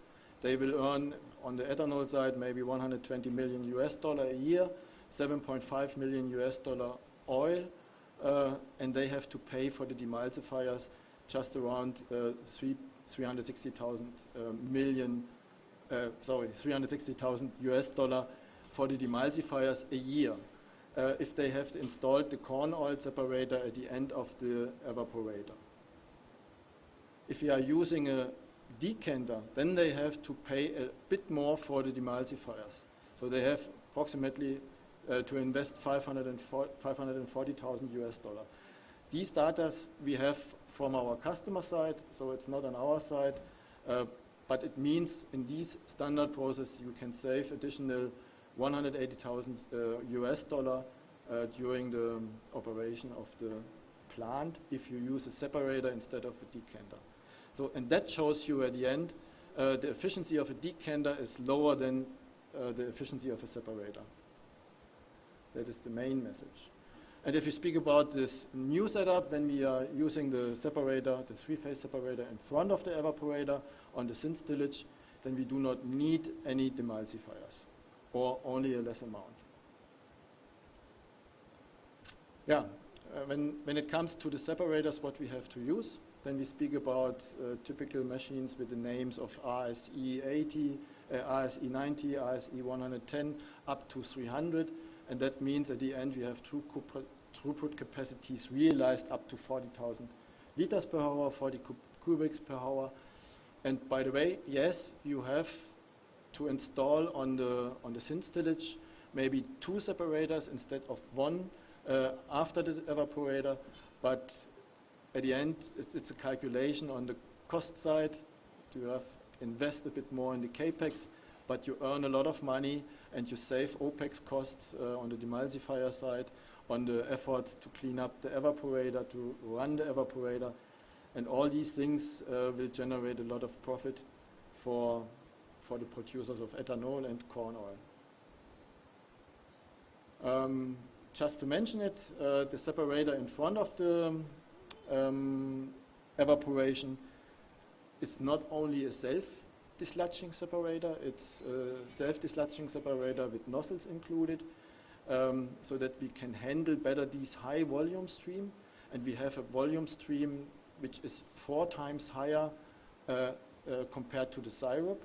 So the concentration factor of the evaporation is just around 4.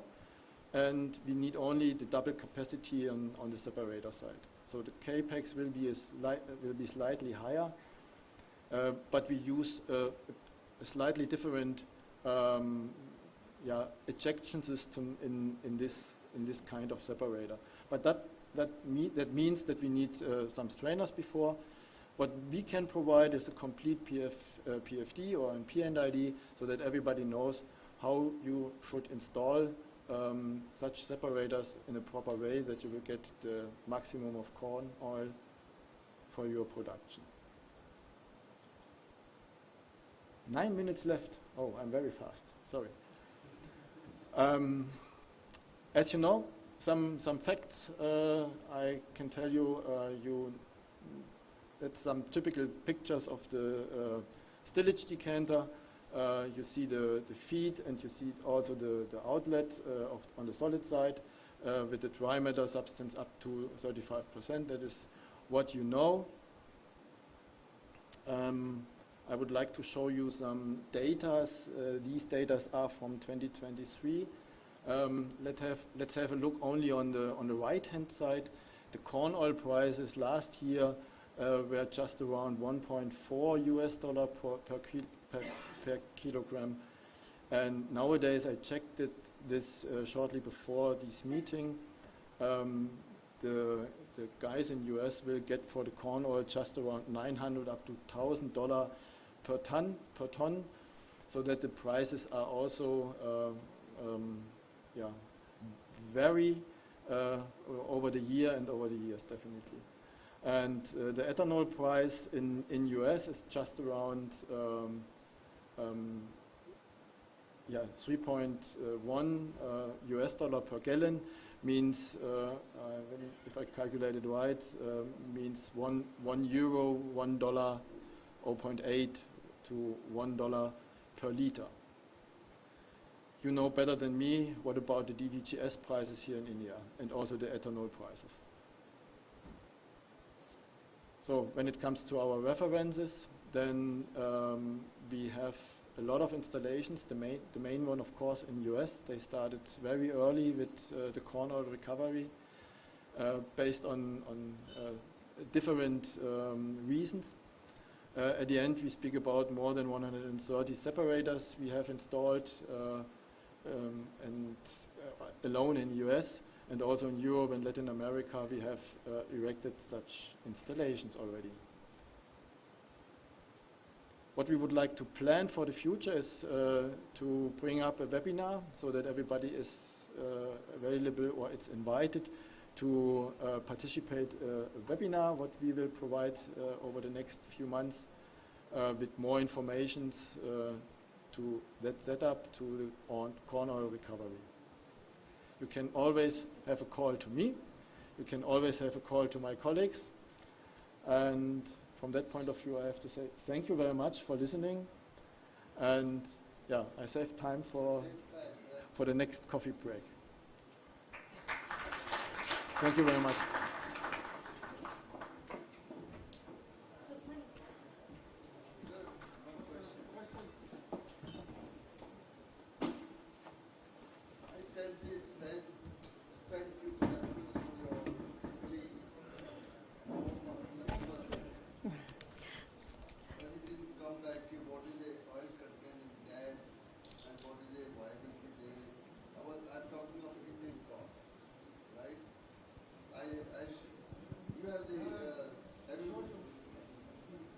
It works? Yeah, it works. Yeah?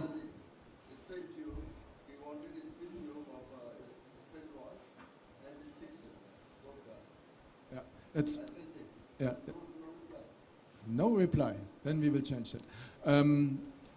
But you mentioned the right point. The corn composition in India is definitely different to the corn composition in US. And the figures I have shown for the corn, the starch content is definitely different to the starch content here in India. And from that point of view, it's very important for us to have these spin tubes, these spin tests. Due to we always thinking about which volume we need in a decanter or even in a separator. We need the space in this area, and we need to know how much volume take even the cross particles in, or how much space the cross particles need in a decanter in a centrifugal field. That is very important.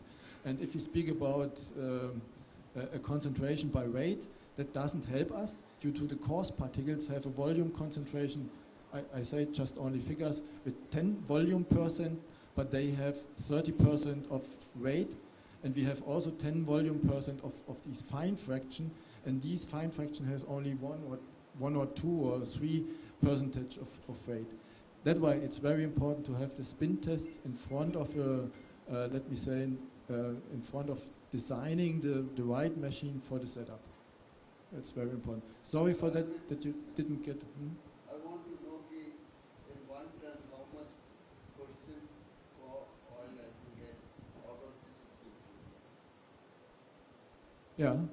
I've sent this photos to him, got this spin tube done in my factory, and sent him the photo, but I didn't guarantee how much oil I can accept out. Then I personally will take it up again, and you will get the information as soon as possible. I think you have all the photos? He have shown me shortly before that. I can send further also. Let's talk business first. Right? How much percent I can get oil per ton cost? Yeah. As per the indication what he has given, it is very less,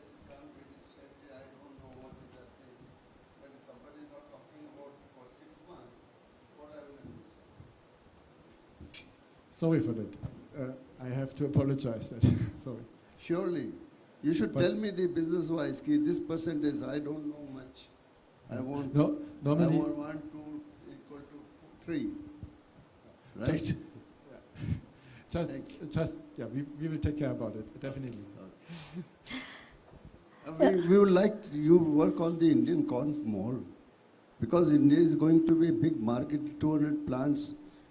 Now in next 5 years, there are going to be 200 plants on maize. Big market. So you should work on Indian maize instead of only US maize. That is my suggestion, sir. As far as I know, you have in India more than 150 plants based on corn. And from that perspective, most probably nobody or only a few recover the oil out of the corn. Nobody is recovering because there is no surety. Whether tomorrow I will run on rice or I will run on corn, I don't know. Future is maize, no doubt. But today, maize is not available. The amount of maize which is required for ethanol industry is not available. And it's going to take 5-7 years minimum. So, but by the time you should have your studies to develop your decanter or tricanter or separators for Indian maize, please. Yeah. Because here the oil content is little less in the corn. Yeah, that we have to check, and then Yeah, then sure. it's fine. Please and then check. Let us know. Exactly. Thank you. So definitely. Thank you, sir. Do we have any more questions? Anybody from the audience? So may I request you to use the mic, please? It's right over there. Sir, this separator, what you said, since how long it is working in Europe and this US? The separation of oil. Since how many years? In US? In US, maybe since 10 years or more. 3 years. 10. 10 years. 10 years. 10 years. How is the viability and all? Have you checked? Viability. Sorry. Yeah, these machines are running quite good in US and Europe, and you have also seen the reference list. We have more than almost 130 machines in operation. So this is all full proven process machines. वो अभी आपका tube से निकाल के बताएंगे. Payback period. That is right.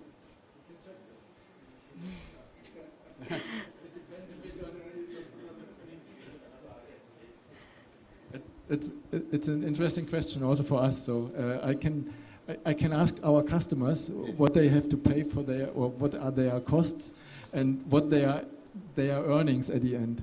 And honestly speaking, I don't get the correct answer. You need to provide all these things. Then only people will come up. We will do an assumption. Thank you. That's definitely. All right. Anybody with another question from the audience? This would be the last question for the session. The question is, if we are running 2 feedstocks at the same time, if it's maize or let's say in the US you're running barley or wheat, whatever, does it affect the extraction of oil separation ratio if it's mixed with another feedstock? Yeah, if you mix it up, Yes. if you have If it's both, if you have wheat and corn together in the mill, so no differentiation that you can say is you run only corn today and tomorrow wheat. When you mix it up during the day, then you reduce the oil content definitely. So we haven't seen that someone is running that in that strategy. You would like to have the oil as much as you can get in the corn stream to separate it. Otherwise, you have to adjust a bit the system, but the oil content will definitely lower. Maybe there is also an impact from the other grains, but if you run it separately, then you have to stop the separator, you have to pass the separator, then you have the standard process. Like in India, in the ENA plants, you run maize and then you run rice as well, mixed, correct? So the input into the tricanter will be a mix of, let's say, 50% rice and 50% maize. In that case, will the maize oil or the corn oil be extracted, or will it be absorbed by the rice and it will go ahead and it's not a fruitful exercise? I'll try to answer that. See, the amount of oil,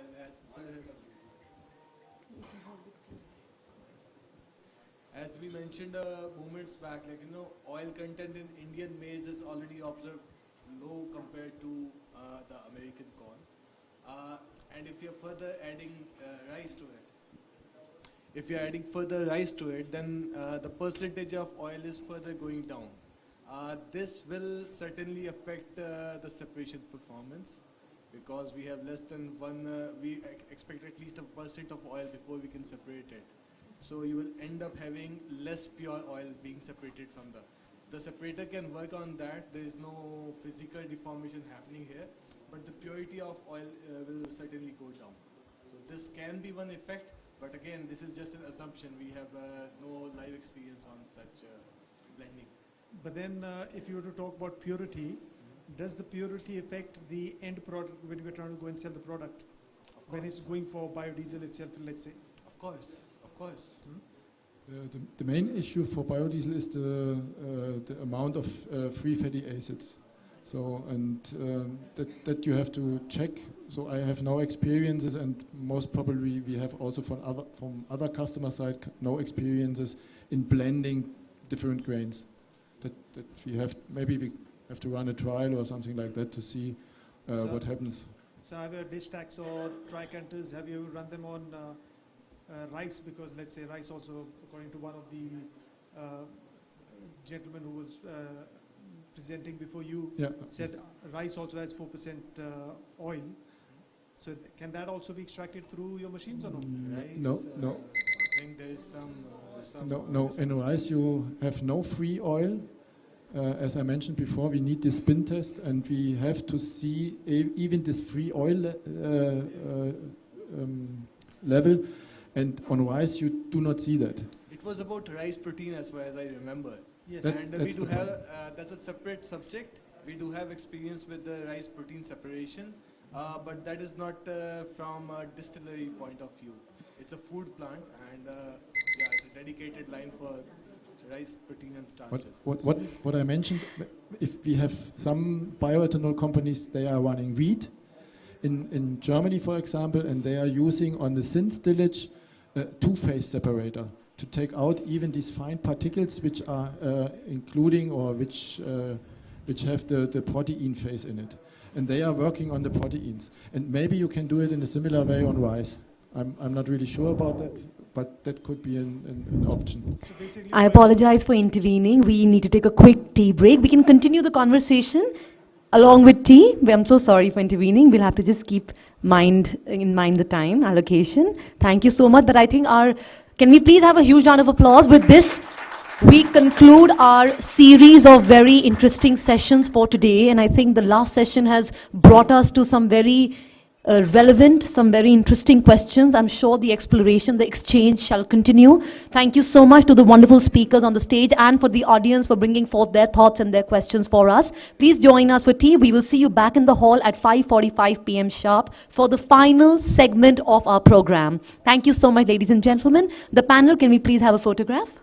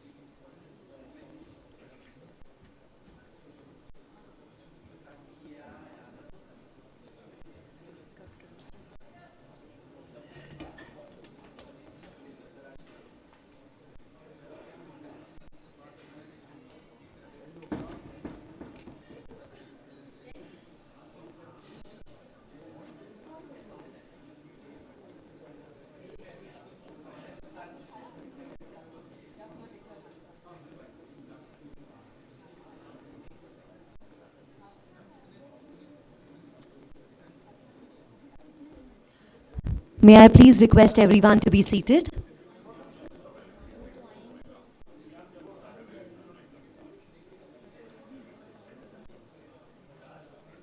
All our members, all our guests, I would like to request everyone to please take your seats.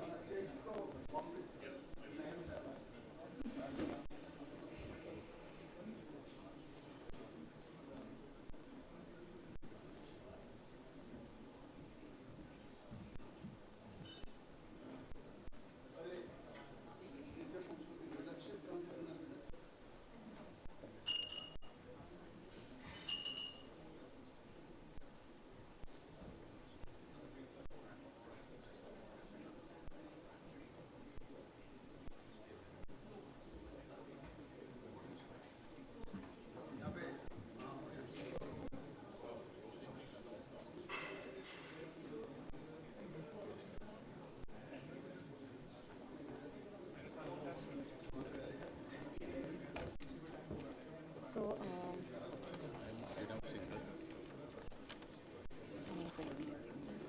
Mr. Abhinav S-I-N-G Singhal Singhal मेरे को याद रहेगा Mr. Abhinav Singhal ji for the closing remarks.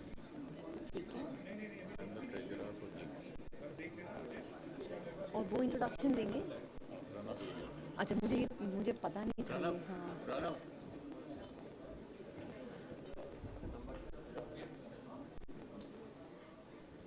हाँ जी. So I'll invite you on stage. हाँ. Your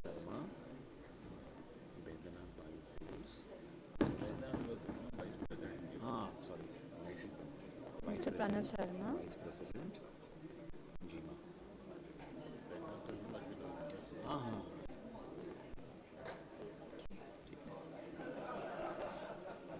So the minister's office is also going to play a video apparently, which this as a standard video they play. तो मुझे नहीं मालूम कि वो पहले उनका वीडियो प्ले होगा, उसके बाद मुझे इंट्रोड्यूस करना है उनको, या पहले मुझे. हाँ बट शुरुआत में 2 मिनट का पहले वो video. So we've given them a go ahead. We are now waiting. In fact, we need people. वो तो क्या मंत्री है यार, he can start 5 minutes later also, but he can press the button any moment. So we need to. Okay. नहीं पर आने तो दो, तभी तो स्टेज स्टार्ट हो. We have to do. It'll take 2 minutes. There's something. Okay. Requesting everyone to please be seated. Everybody in the hall, all our members, all our guests, I request you all to please take your seats. We are at the final segment of our program, and our audience has been absolutely incredible. Thank you so much for that. GEMA expresses its gratitude to many eminent government officials for making EBPP a grand success. With their overwhelming support to the grain ethanol industry and their visionary approach for development of ethanol sector pan-India. We would like to especially acknowledge the outstanding contribution of few distinguished persons. I would like to thank Shri Tarun Kapoor, Advisor PMO, Shri Pankaj Jain, Secretary MOPNG, Shri Sanjeev Chopra, Secretary FNPD, Shri Rohit Mathur, Joint Secretary Refinery MOPNG, Shri Aswani Srivastava, Joint Secretary Sugar DFPD, Shri Sangeet Singla, Director SNBO DFPD, Shri Anurag Saraugi, CGM BPCL, Shri Siddhartha Mitra, CGM IOCL, Shri KK Kishore, CGM HPCL, Shri PS Ravi, Director Downstream FIPI, and finally, the entire IIMR team. Our sincere gratitude to all of you for your invaluable support and making this event a huge success. Thank you so much for that.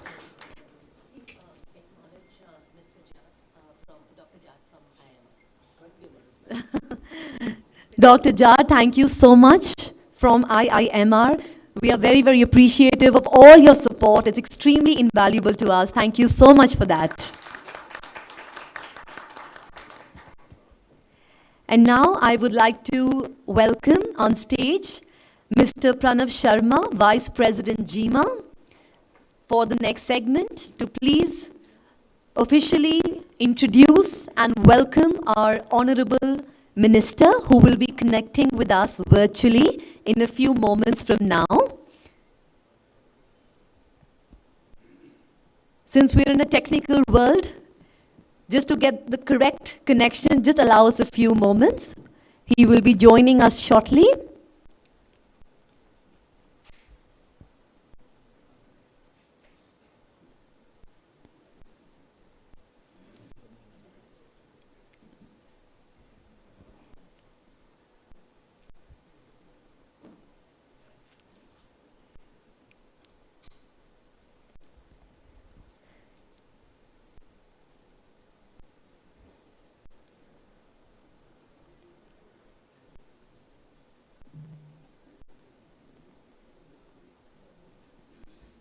Yes.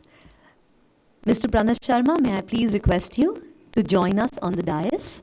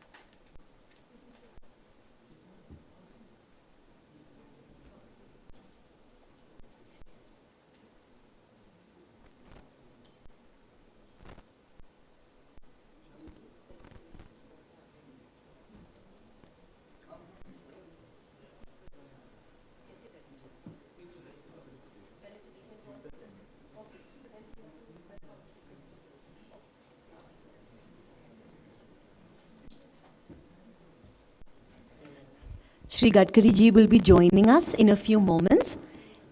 In the meantime, I hope all our speakers are with us. Are all the speakers with us? Can I just hear a yes? Or all our speakers are in the house? Okay, great, wonderful. So we will quickly use this time. Hello. Yes? Did anybody? Okay. We're still connecting with him. In the meantime, we would like to felicitate some of our esteemed dignitaries and speakers. For the felicitation, may I please request our President GEMA, Dr. Chandra Kumar Jain, to join us on the stage. Can we please have a round of applause for Dr. Jain? Our dignitaries, firstly, I would like to welcome on stage Shri Aswani Srivastava, Joint Secretary, Sugar, DFPD. Shri Sangeet Singla, Director, SNVO. Okay. Shri P.S. Raviji, Director, Downstream, FIPI. Sir, please join us on stage. We would like to take this opportunity to felicitate you. Please accept a token of our appreciation. Let's have a huge cheer in the audience, everybody. It's been a fantastic day of sharing. Thank you so much, sir. And now all our speakers. First, may I please invite Dr. Matthew Watts. Can we please have you on the stage with us? From Novonesis North America, Inc.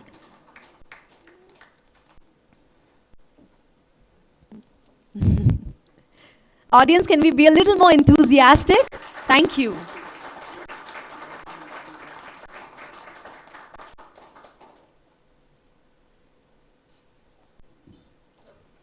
Thank you for your valuable input in today's program. Thank you. Next, can I please invite Dr. KVTS Pavan from Catalyst Biotechnologies Private Limited.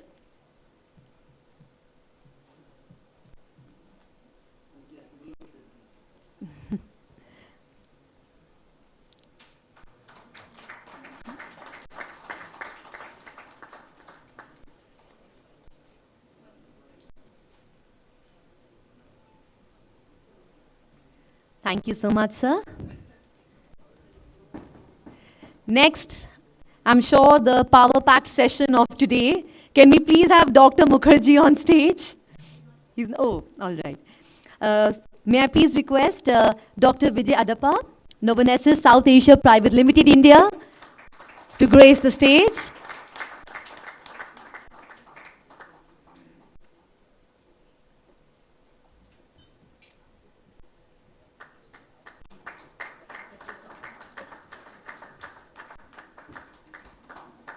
Thank you so much, sir. Dr. Mukherjee, please join us on stage. Can we please have a huge cheer for him?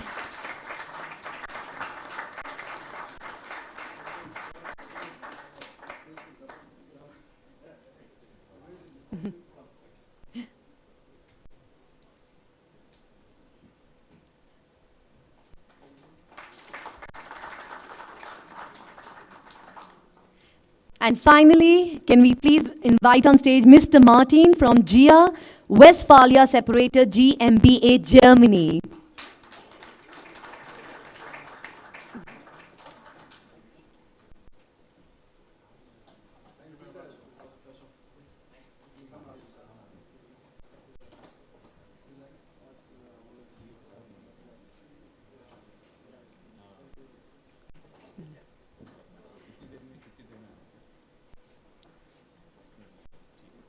Thank you so much, gentlemen. Thank you. Please have a seat. Please have a seat. We would also take this opportunity to extend our heartfelt gratitude to our sponsors for their invaluable support and encouragement. Let's please give a hand to Novonesis North America Inc., our sponsors, Lalaman Biofuel and Distilled Spirits USA, Catalyst Biotechnologies Private Limited, Leaf by Laissez-Faire France, and GEA Westphalia Separator GmbH, Germany. Thank you for bringing in so much knowledge, so much awareness to our forum today. It's been an absolutely brilliant day. And now we will be connecting with our Honorable Minister in a few moments. Thank you for being so amazing and so patient.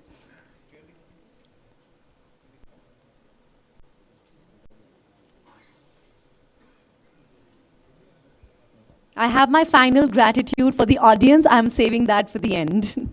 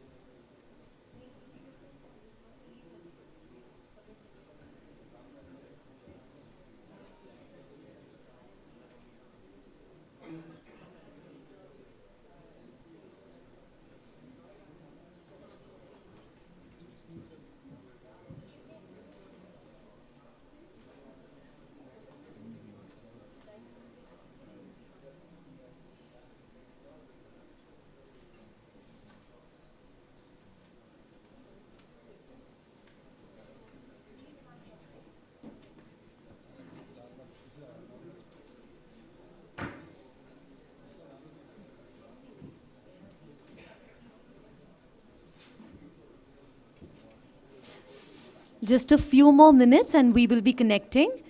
At the same time, we also want to make sure a smooth technical interaction. So we are doing all our checks as well. Thank you for your patience.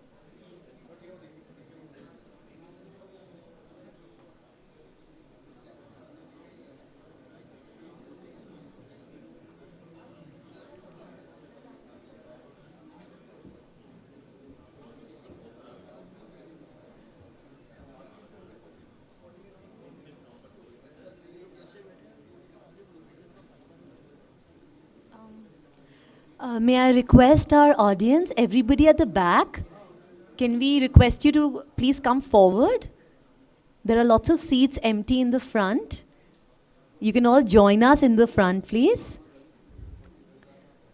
All the backbenchers, you can come forward and be seated in the front.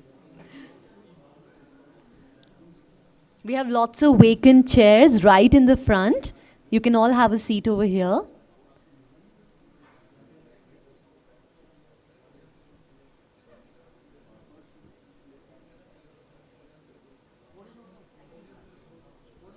There is a chair right over here. Somebody can also take this chair.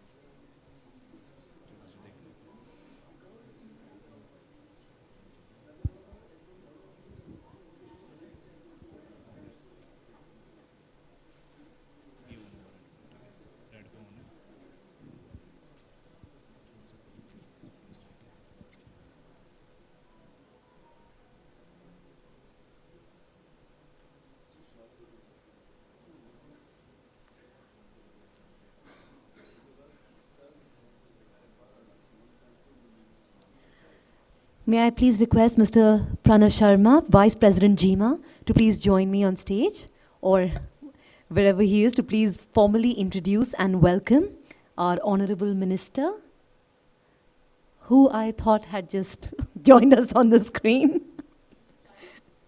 Sorry?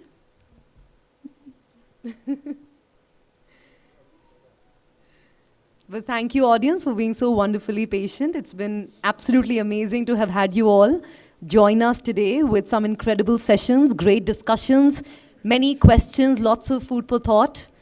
And I'm sure we have a bright future. This is only the first technical summit, and I feel it's been rather amazing and very, very enlightening for all of us.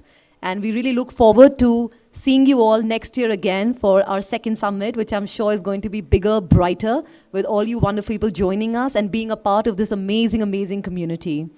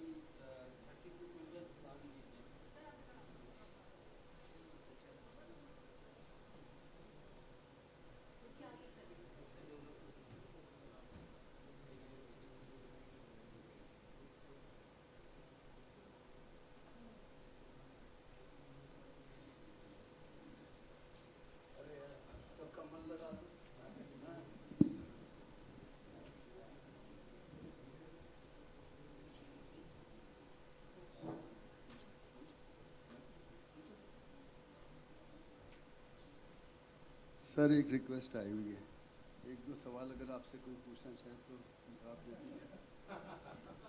ताली बजाओ।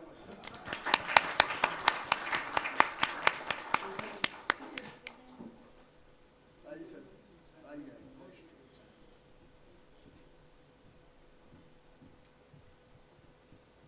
सवाल पूछ।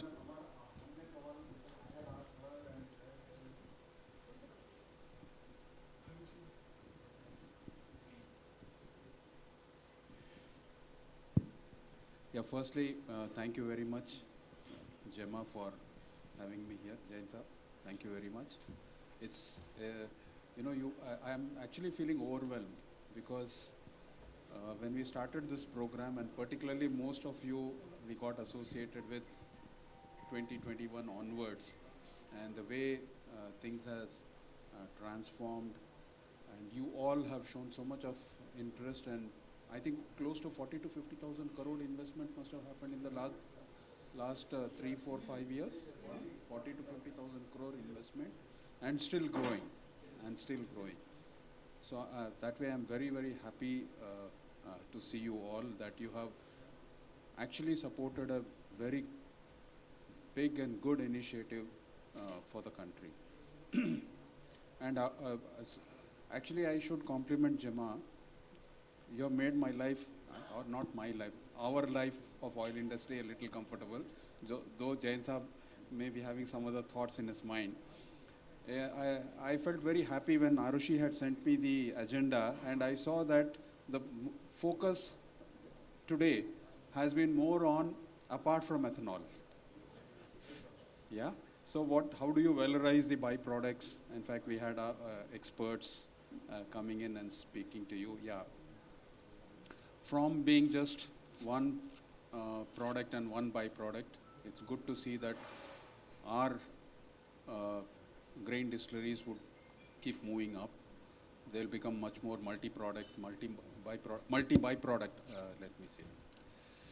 Okay, now you all must be very keen to understand what's going to, of course, the next 2 months is a little critical, 1.5 months, that I do agree. We have already started looking at what's likely to be the roadmap for the next year. We were just trying to figure out how the ethanol is going to pan out. So I did have some discussions with the Sugar Association. So today I was just checking out. Jain साहब आपसे भी हमारा सवाल यही है कि आप क्या कुछ तो प्रोजेक्शन होगा आपका नेक्स्ट ईयर के लिए, बिकॉज ये साल में क्या होगा जैन साहब, जो कमिंग ईयर की बात हो रही है, sugar is going to come back strongly. This is what we are anticipating. So it should be about 400, 450 तक भी जा सकता है. And जो लग रहा है साउथ एंड वेस्ट डिस्टिलरीज ज़्यादातर they will go for sugar cane juice, south and west distilleries, and UP this side the distilleries are going to be predominantly on the B heavy. So why I'm sharing this information is B heavy now I think our sugar mills have developed capabilities that they can continue to supply throughout the year. In fact आज की तारीख में, that is I'm talking of September, mid September हम लोग हैं, अभी भी B heavy से कुछ quantity आ रही है, यानी they have developed the capability. Last 2 साल पहले and all supplies used to be very less. Only C heavy से मिलता था आजकल, so they have developed. Mr. Pranav Sharma, may I please request you to formally introduce and welcome our Honorable Minister. Namaskar, sir. Good evening, ladies and gentlemen. It is my distinct honor and privilege to introduce to you our esteemed guest today, Shri Nitin Gadkari, a visionary leader and one of the most respected figures in Indian politics. I hope all of you can do this with a round of applause for him, please.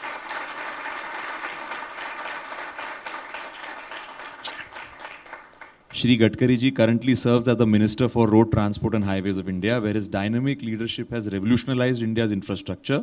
His efforts have been instrumental in improving road connectivity and enhancing transport efficiency across the nation.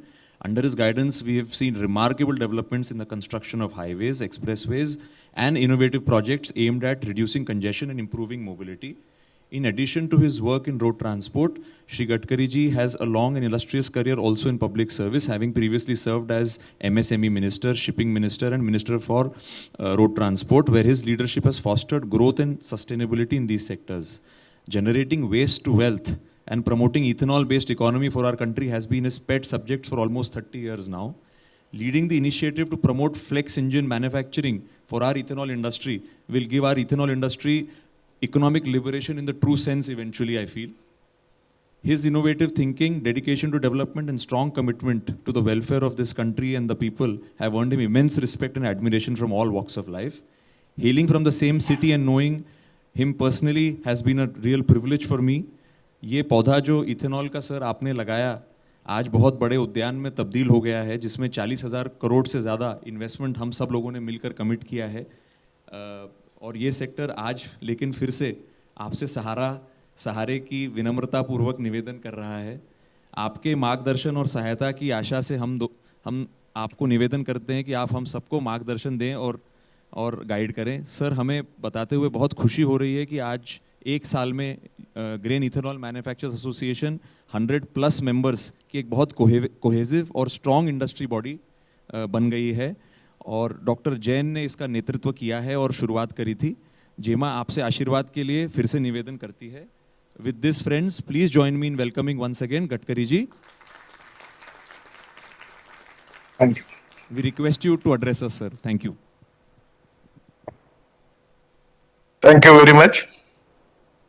Dr. C.K. Jain, President, GEMA, Shri Pranav Sharma, Vice President, Shri Prashant Jaiswal, Vice President, Shri Neeraj Singla, Secretary, Shri Abhinav Singhal, Treasurer, Ms. Ayushi Jain, Joint Secretary, distinguished dignitaries, invitees, ladies and gentlemen.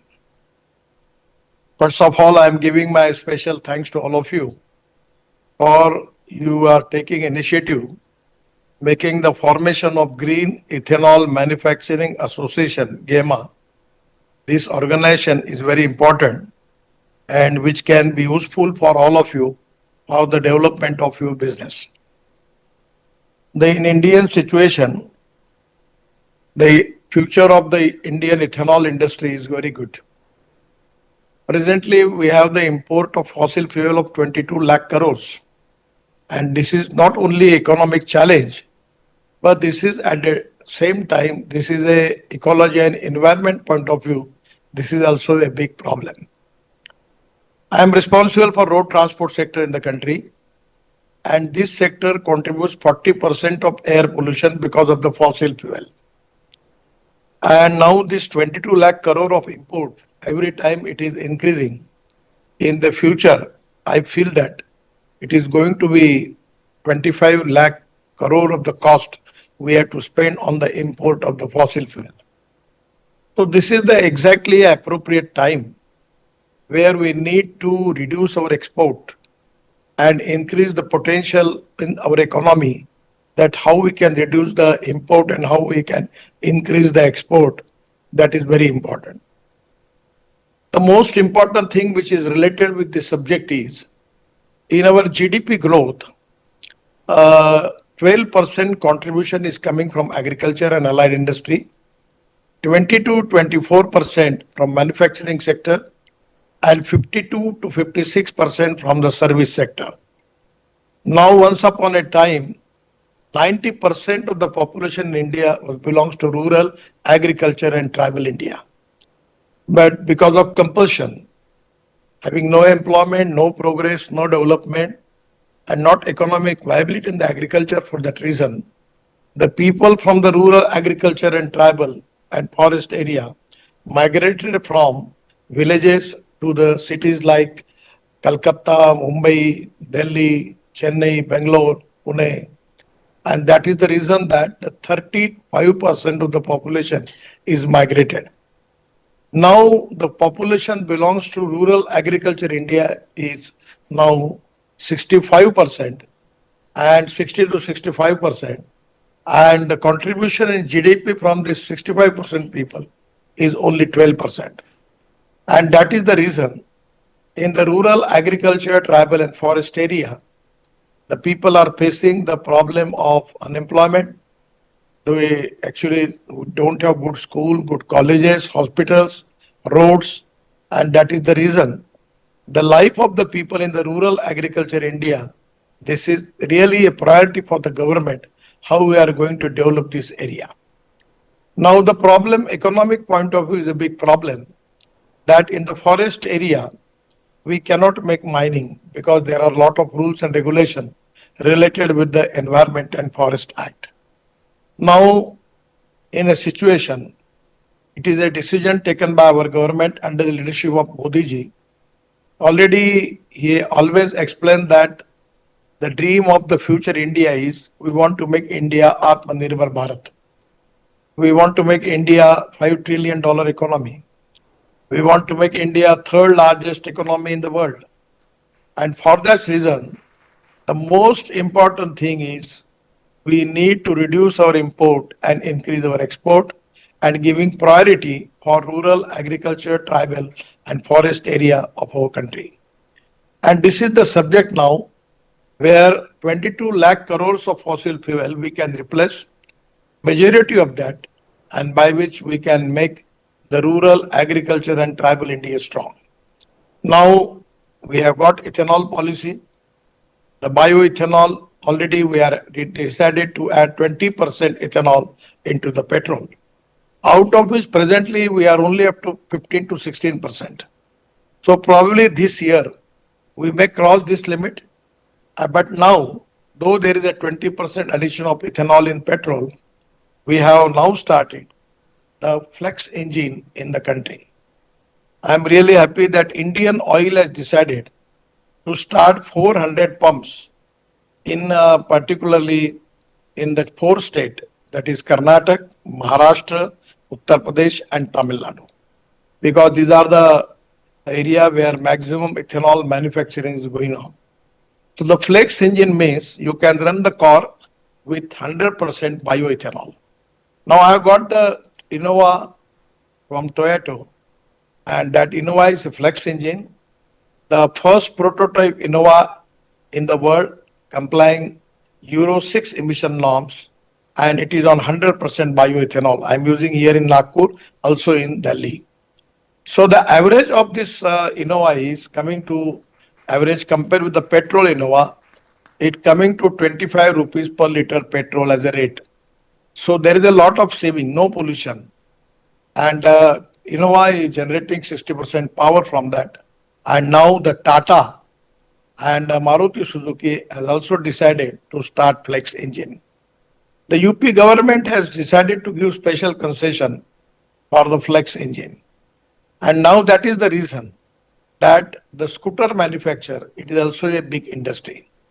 Now the scooter manufacturer like Bajaj, TVS, Hero and Honda, all they 50% of the two-wheelers they have already have an export.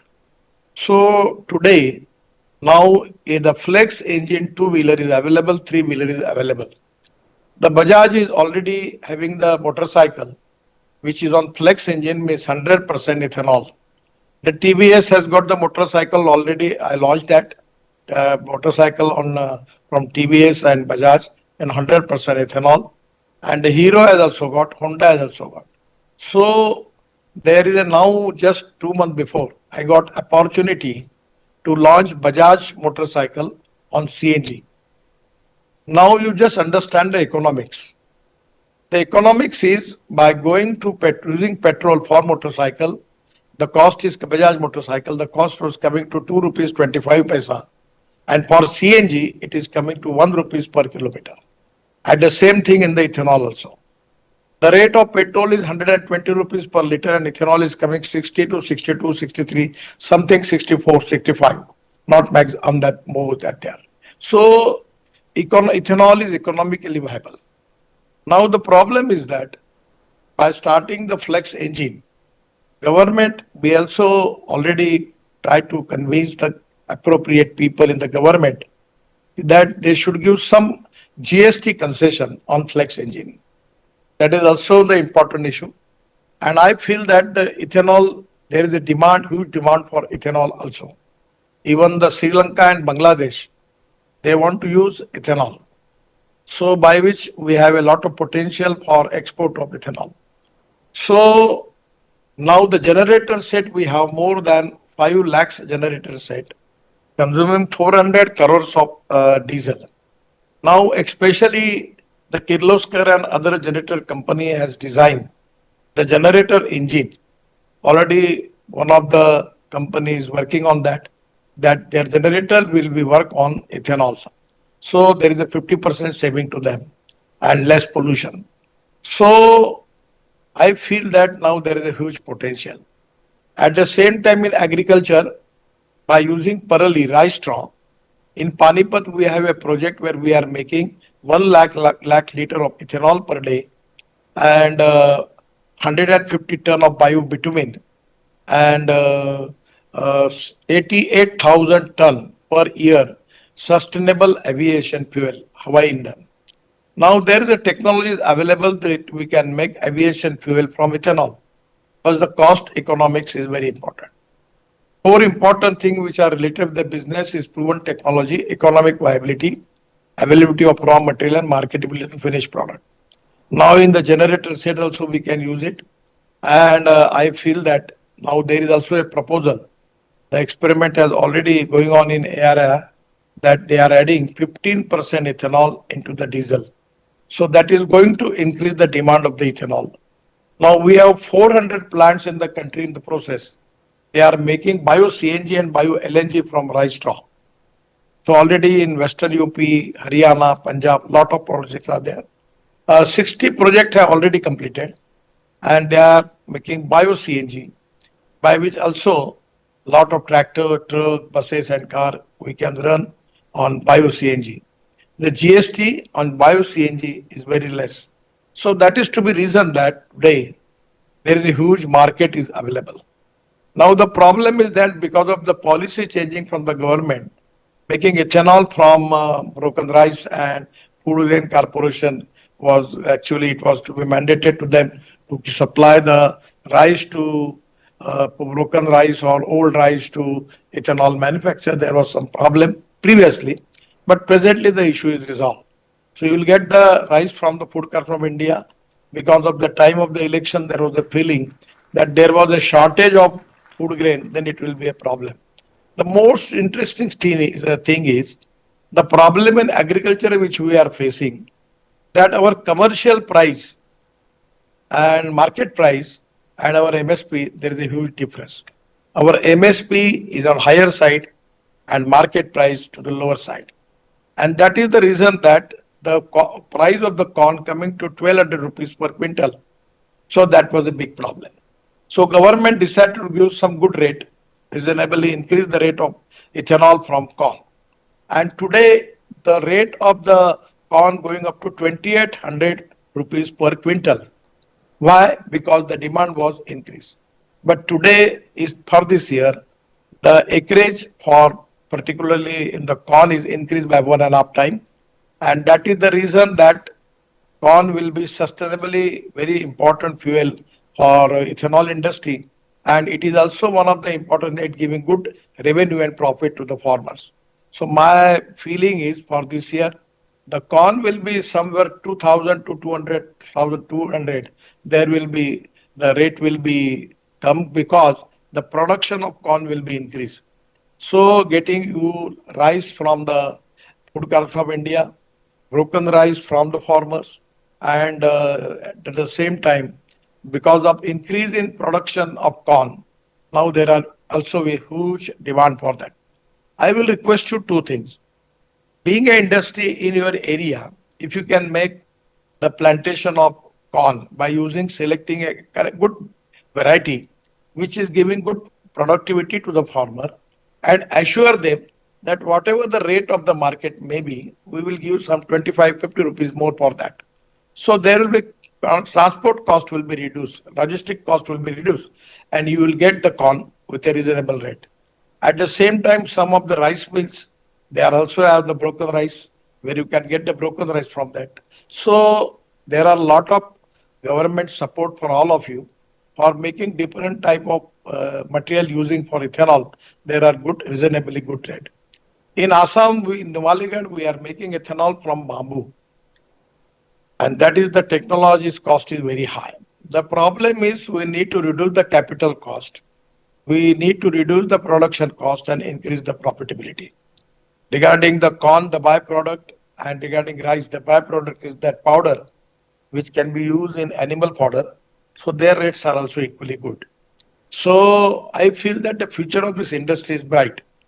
Because the last year, some of the problems which are facing by you, because that was the election year, and there was a fear in the mind of the people that in the election time, there will be shortage of sugar, there will be shortage of the rate of the corn and other thing. We will face the problem at the time of the election. That was the feeling in the mind of the people. But fortunately, that was not the fact. Now today, the already government has decided and taking decision and giving support to you. So I feel that for the future, there will be no problem. You can develop your own area just like sugar industry. We are developing sugarcane. So you can develop the same way, increase the productivity by using different type of good seed. And at the same time, you can make particularly in the corn, the byproduct also you can make it from that, which can be useful for food consumption and animal consumption. There are a lot of things are there. So because of the byproduct, 100% your cost will be compensated, and that is to be very important. We should have the more research on that. Now, from getting that waste material from corn, we can develop lot of food products. Then we can develop lot of animal fodder also from that. But you need to find out where exactly we will get the profit. So that will be also profit, because it is to be also, there is a lot of demand in the market for that products. So I feel that you need to more research, and by which you can take the decision. Today, regarding some of the people are also in, particularly in the liquor industry also, foreign liquor and Indian liquor, and they are also have a lot of potential in export. But ethanol's future is very good, because every time demand is going to increase, and the way in which the automobile industry size is increased, I feel that there is a huge potential. I am telling you, at the time when I taken charge as minister, the size of the automobile industry was 7 lakh crore. And now today, it is a size of 22 lakh crores. We are number third now. Number one is USA, number two is China, and number third is India. 3-1 before we just surpassed Japan, and now our number is third. That clearly indicates that the two-wheeler, three-wheeler, and then lot of particularly petrol in place of this flex engine is going to increase, and there is also a huge market. So I feel that this industry is going domestically going to create more potential, and that is to be very much useful for the people like you. So I doesn't feel anywhere in future that there will be no problem as far as selling of ethanol is concerned, and that is the reason by requesting the petroleum minister also to allow the ethanol industry to open their own ethanol pumps, so you can sell that. So these are the new thing, and by getting bio aviation fuel from ethanol, there are also technology, there are already lot of people are working on that. But the problem is that the rate, because we have to compete this with the international price of the petroleum fuel, because our rate is high, it will be a problem. Now in Davos, in the whole world, they are thinking on the line by adding of 5% of bio-aviation fuel into the aviation fuel, and in future that can be a strength for the industry. I'm really happy that your industry you are organizing, and some of the people are very actually, because of government policy, I know that some of the people, they have fear in their mind that what is going to happen. But I'm going to assure you that the future of this industry is very good, and that the reason I always tell it to you that with positivity and confidence you go ahead, there will be no problem, and demand will constantly going to increase, and it will be useful for you.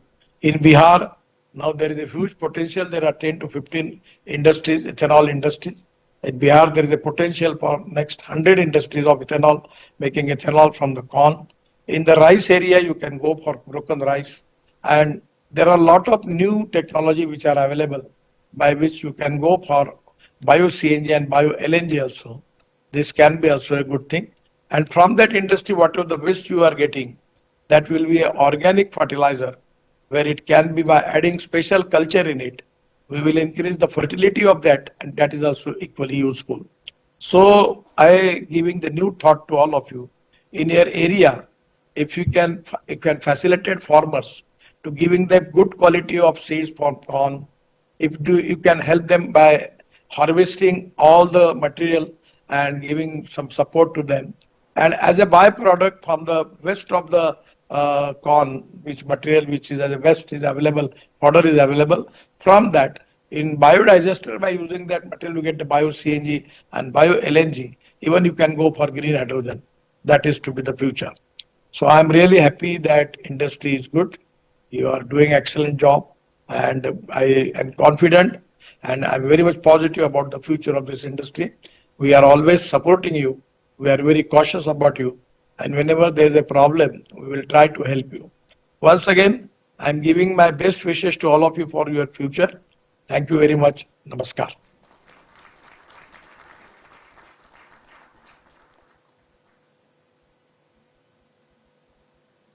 To extend the vote of thanks to our Honorable Mr. Abhinav Singhal, to please extend the vote of thanks to our Honorable Minister.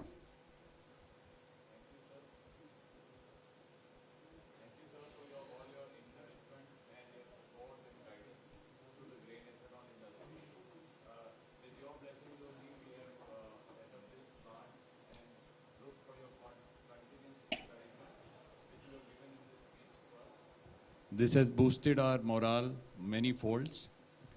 We look forward to your guidance, your way forward, which you can show us forward so that we can take leaps and bounds, more steps, and produce more ethanol in this country. This is all your efforts and all your blessings with which we have taken such big decisions and efforts and activities to bring this industry to this level.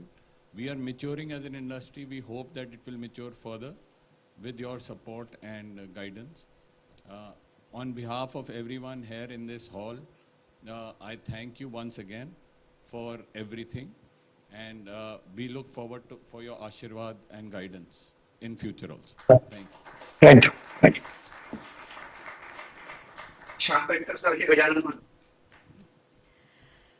Well, thank you so much.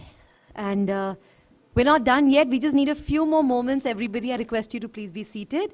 With utmost pleasure, I would like to request our President GEMA, Dr. Chandra Kumar Jain, to take to the dais for the closing remarks.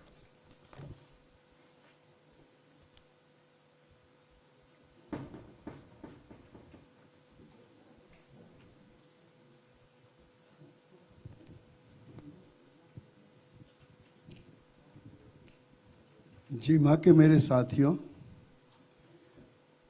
Ravi साहब, जाट साहब और बाकी मेरे सब साथी, मेरा ख्याल है कि आज का आपका जो मकसद था इस समिट का, उसने कुछ ना कुछ हम लोगों को फ़ायदा हुआ होगा। मेरे से रुका नहीं जा रहा है ये कहने के लिए कि आज की समिट का पूरा क्यूरेशन मेरी बेटी आरुषि जैन ने किया है। एक बार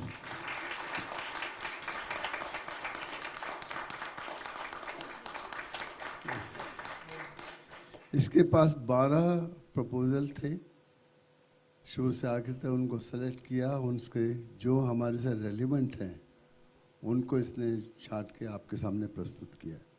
आई थिंक आगे आगे इसका फ़ायदा होगा। हम लोग अब एक एसोसिएट बना रहे हैं सबके, जिसमें हर तीसरे महीने दूसरे महीने अपने जितने भी एसोसिएट हैं, जितने भी सप्लायर्स हैं, उनको एसोसिएट करेंगे और वो वेबिनार करेंगे, जिससे हमारी नॉलेज बढ़े। गडकरी साहब ने कहा कि हमारा फ्यूचर बहुत अच्छा है, मुझे भी लगता है फ्यूचर बहुत है, लेकिन अगर आप मुझे आज रोटी नहीं दोगे, परसों पूरी खिलाओगे तो कैसे काम चलेगा रवि साहब? मुझे तो आज ही रोटी चाहिए, आज रोटी भी खिला दीजिए, जब आपकी इच्छा हो पूरी खिला दीजिएगा। आज तो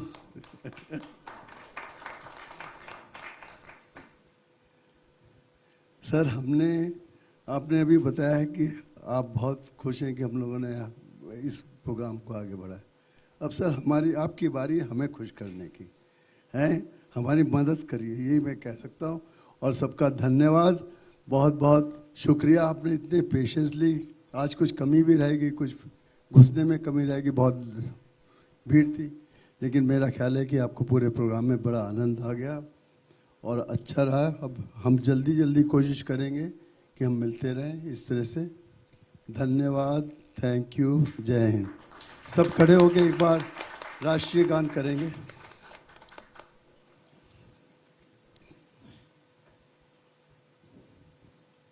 आप, मैं बोल सकता हूँ, आप कहें।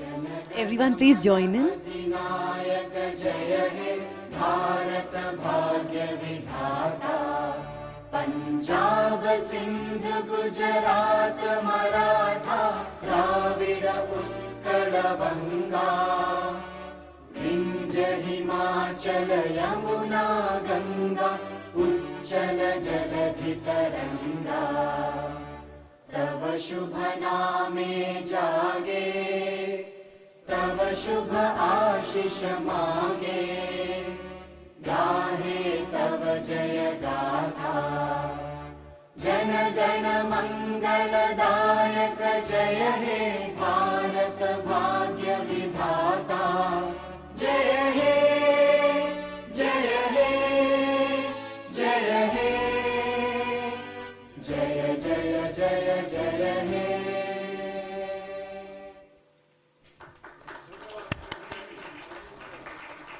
Thank you so much, everybody. With this, we conclude our first technical summit of GEMA.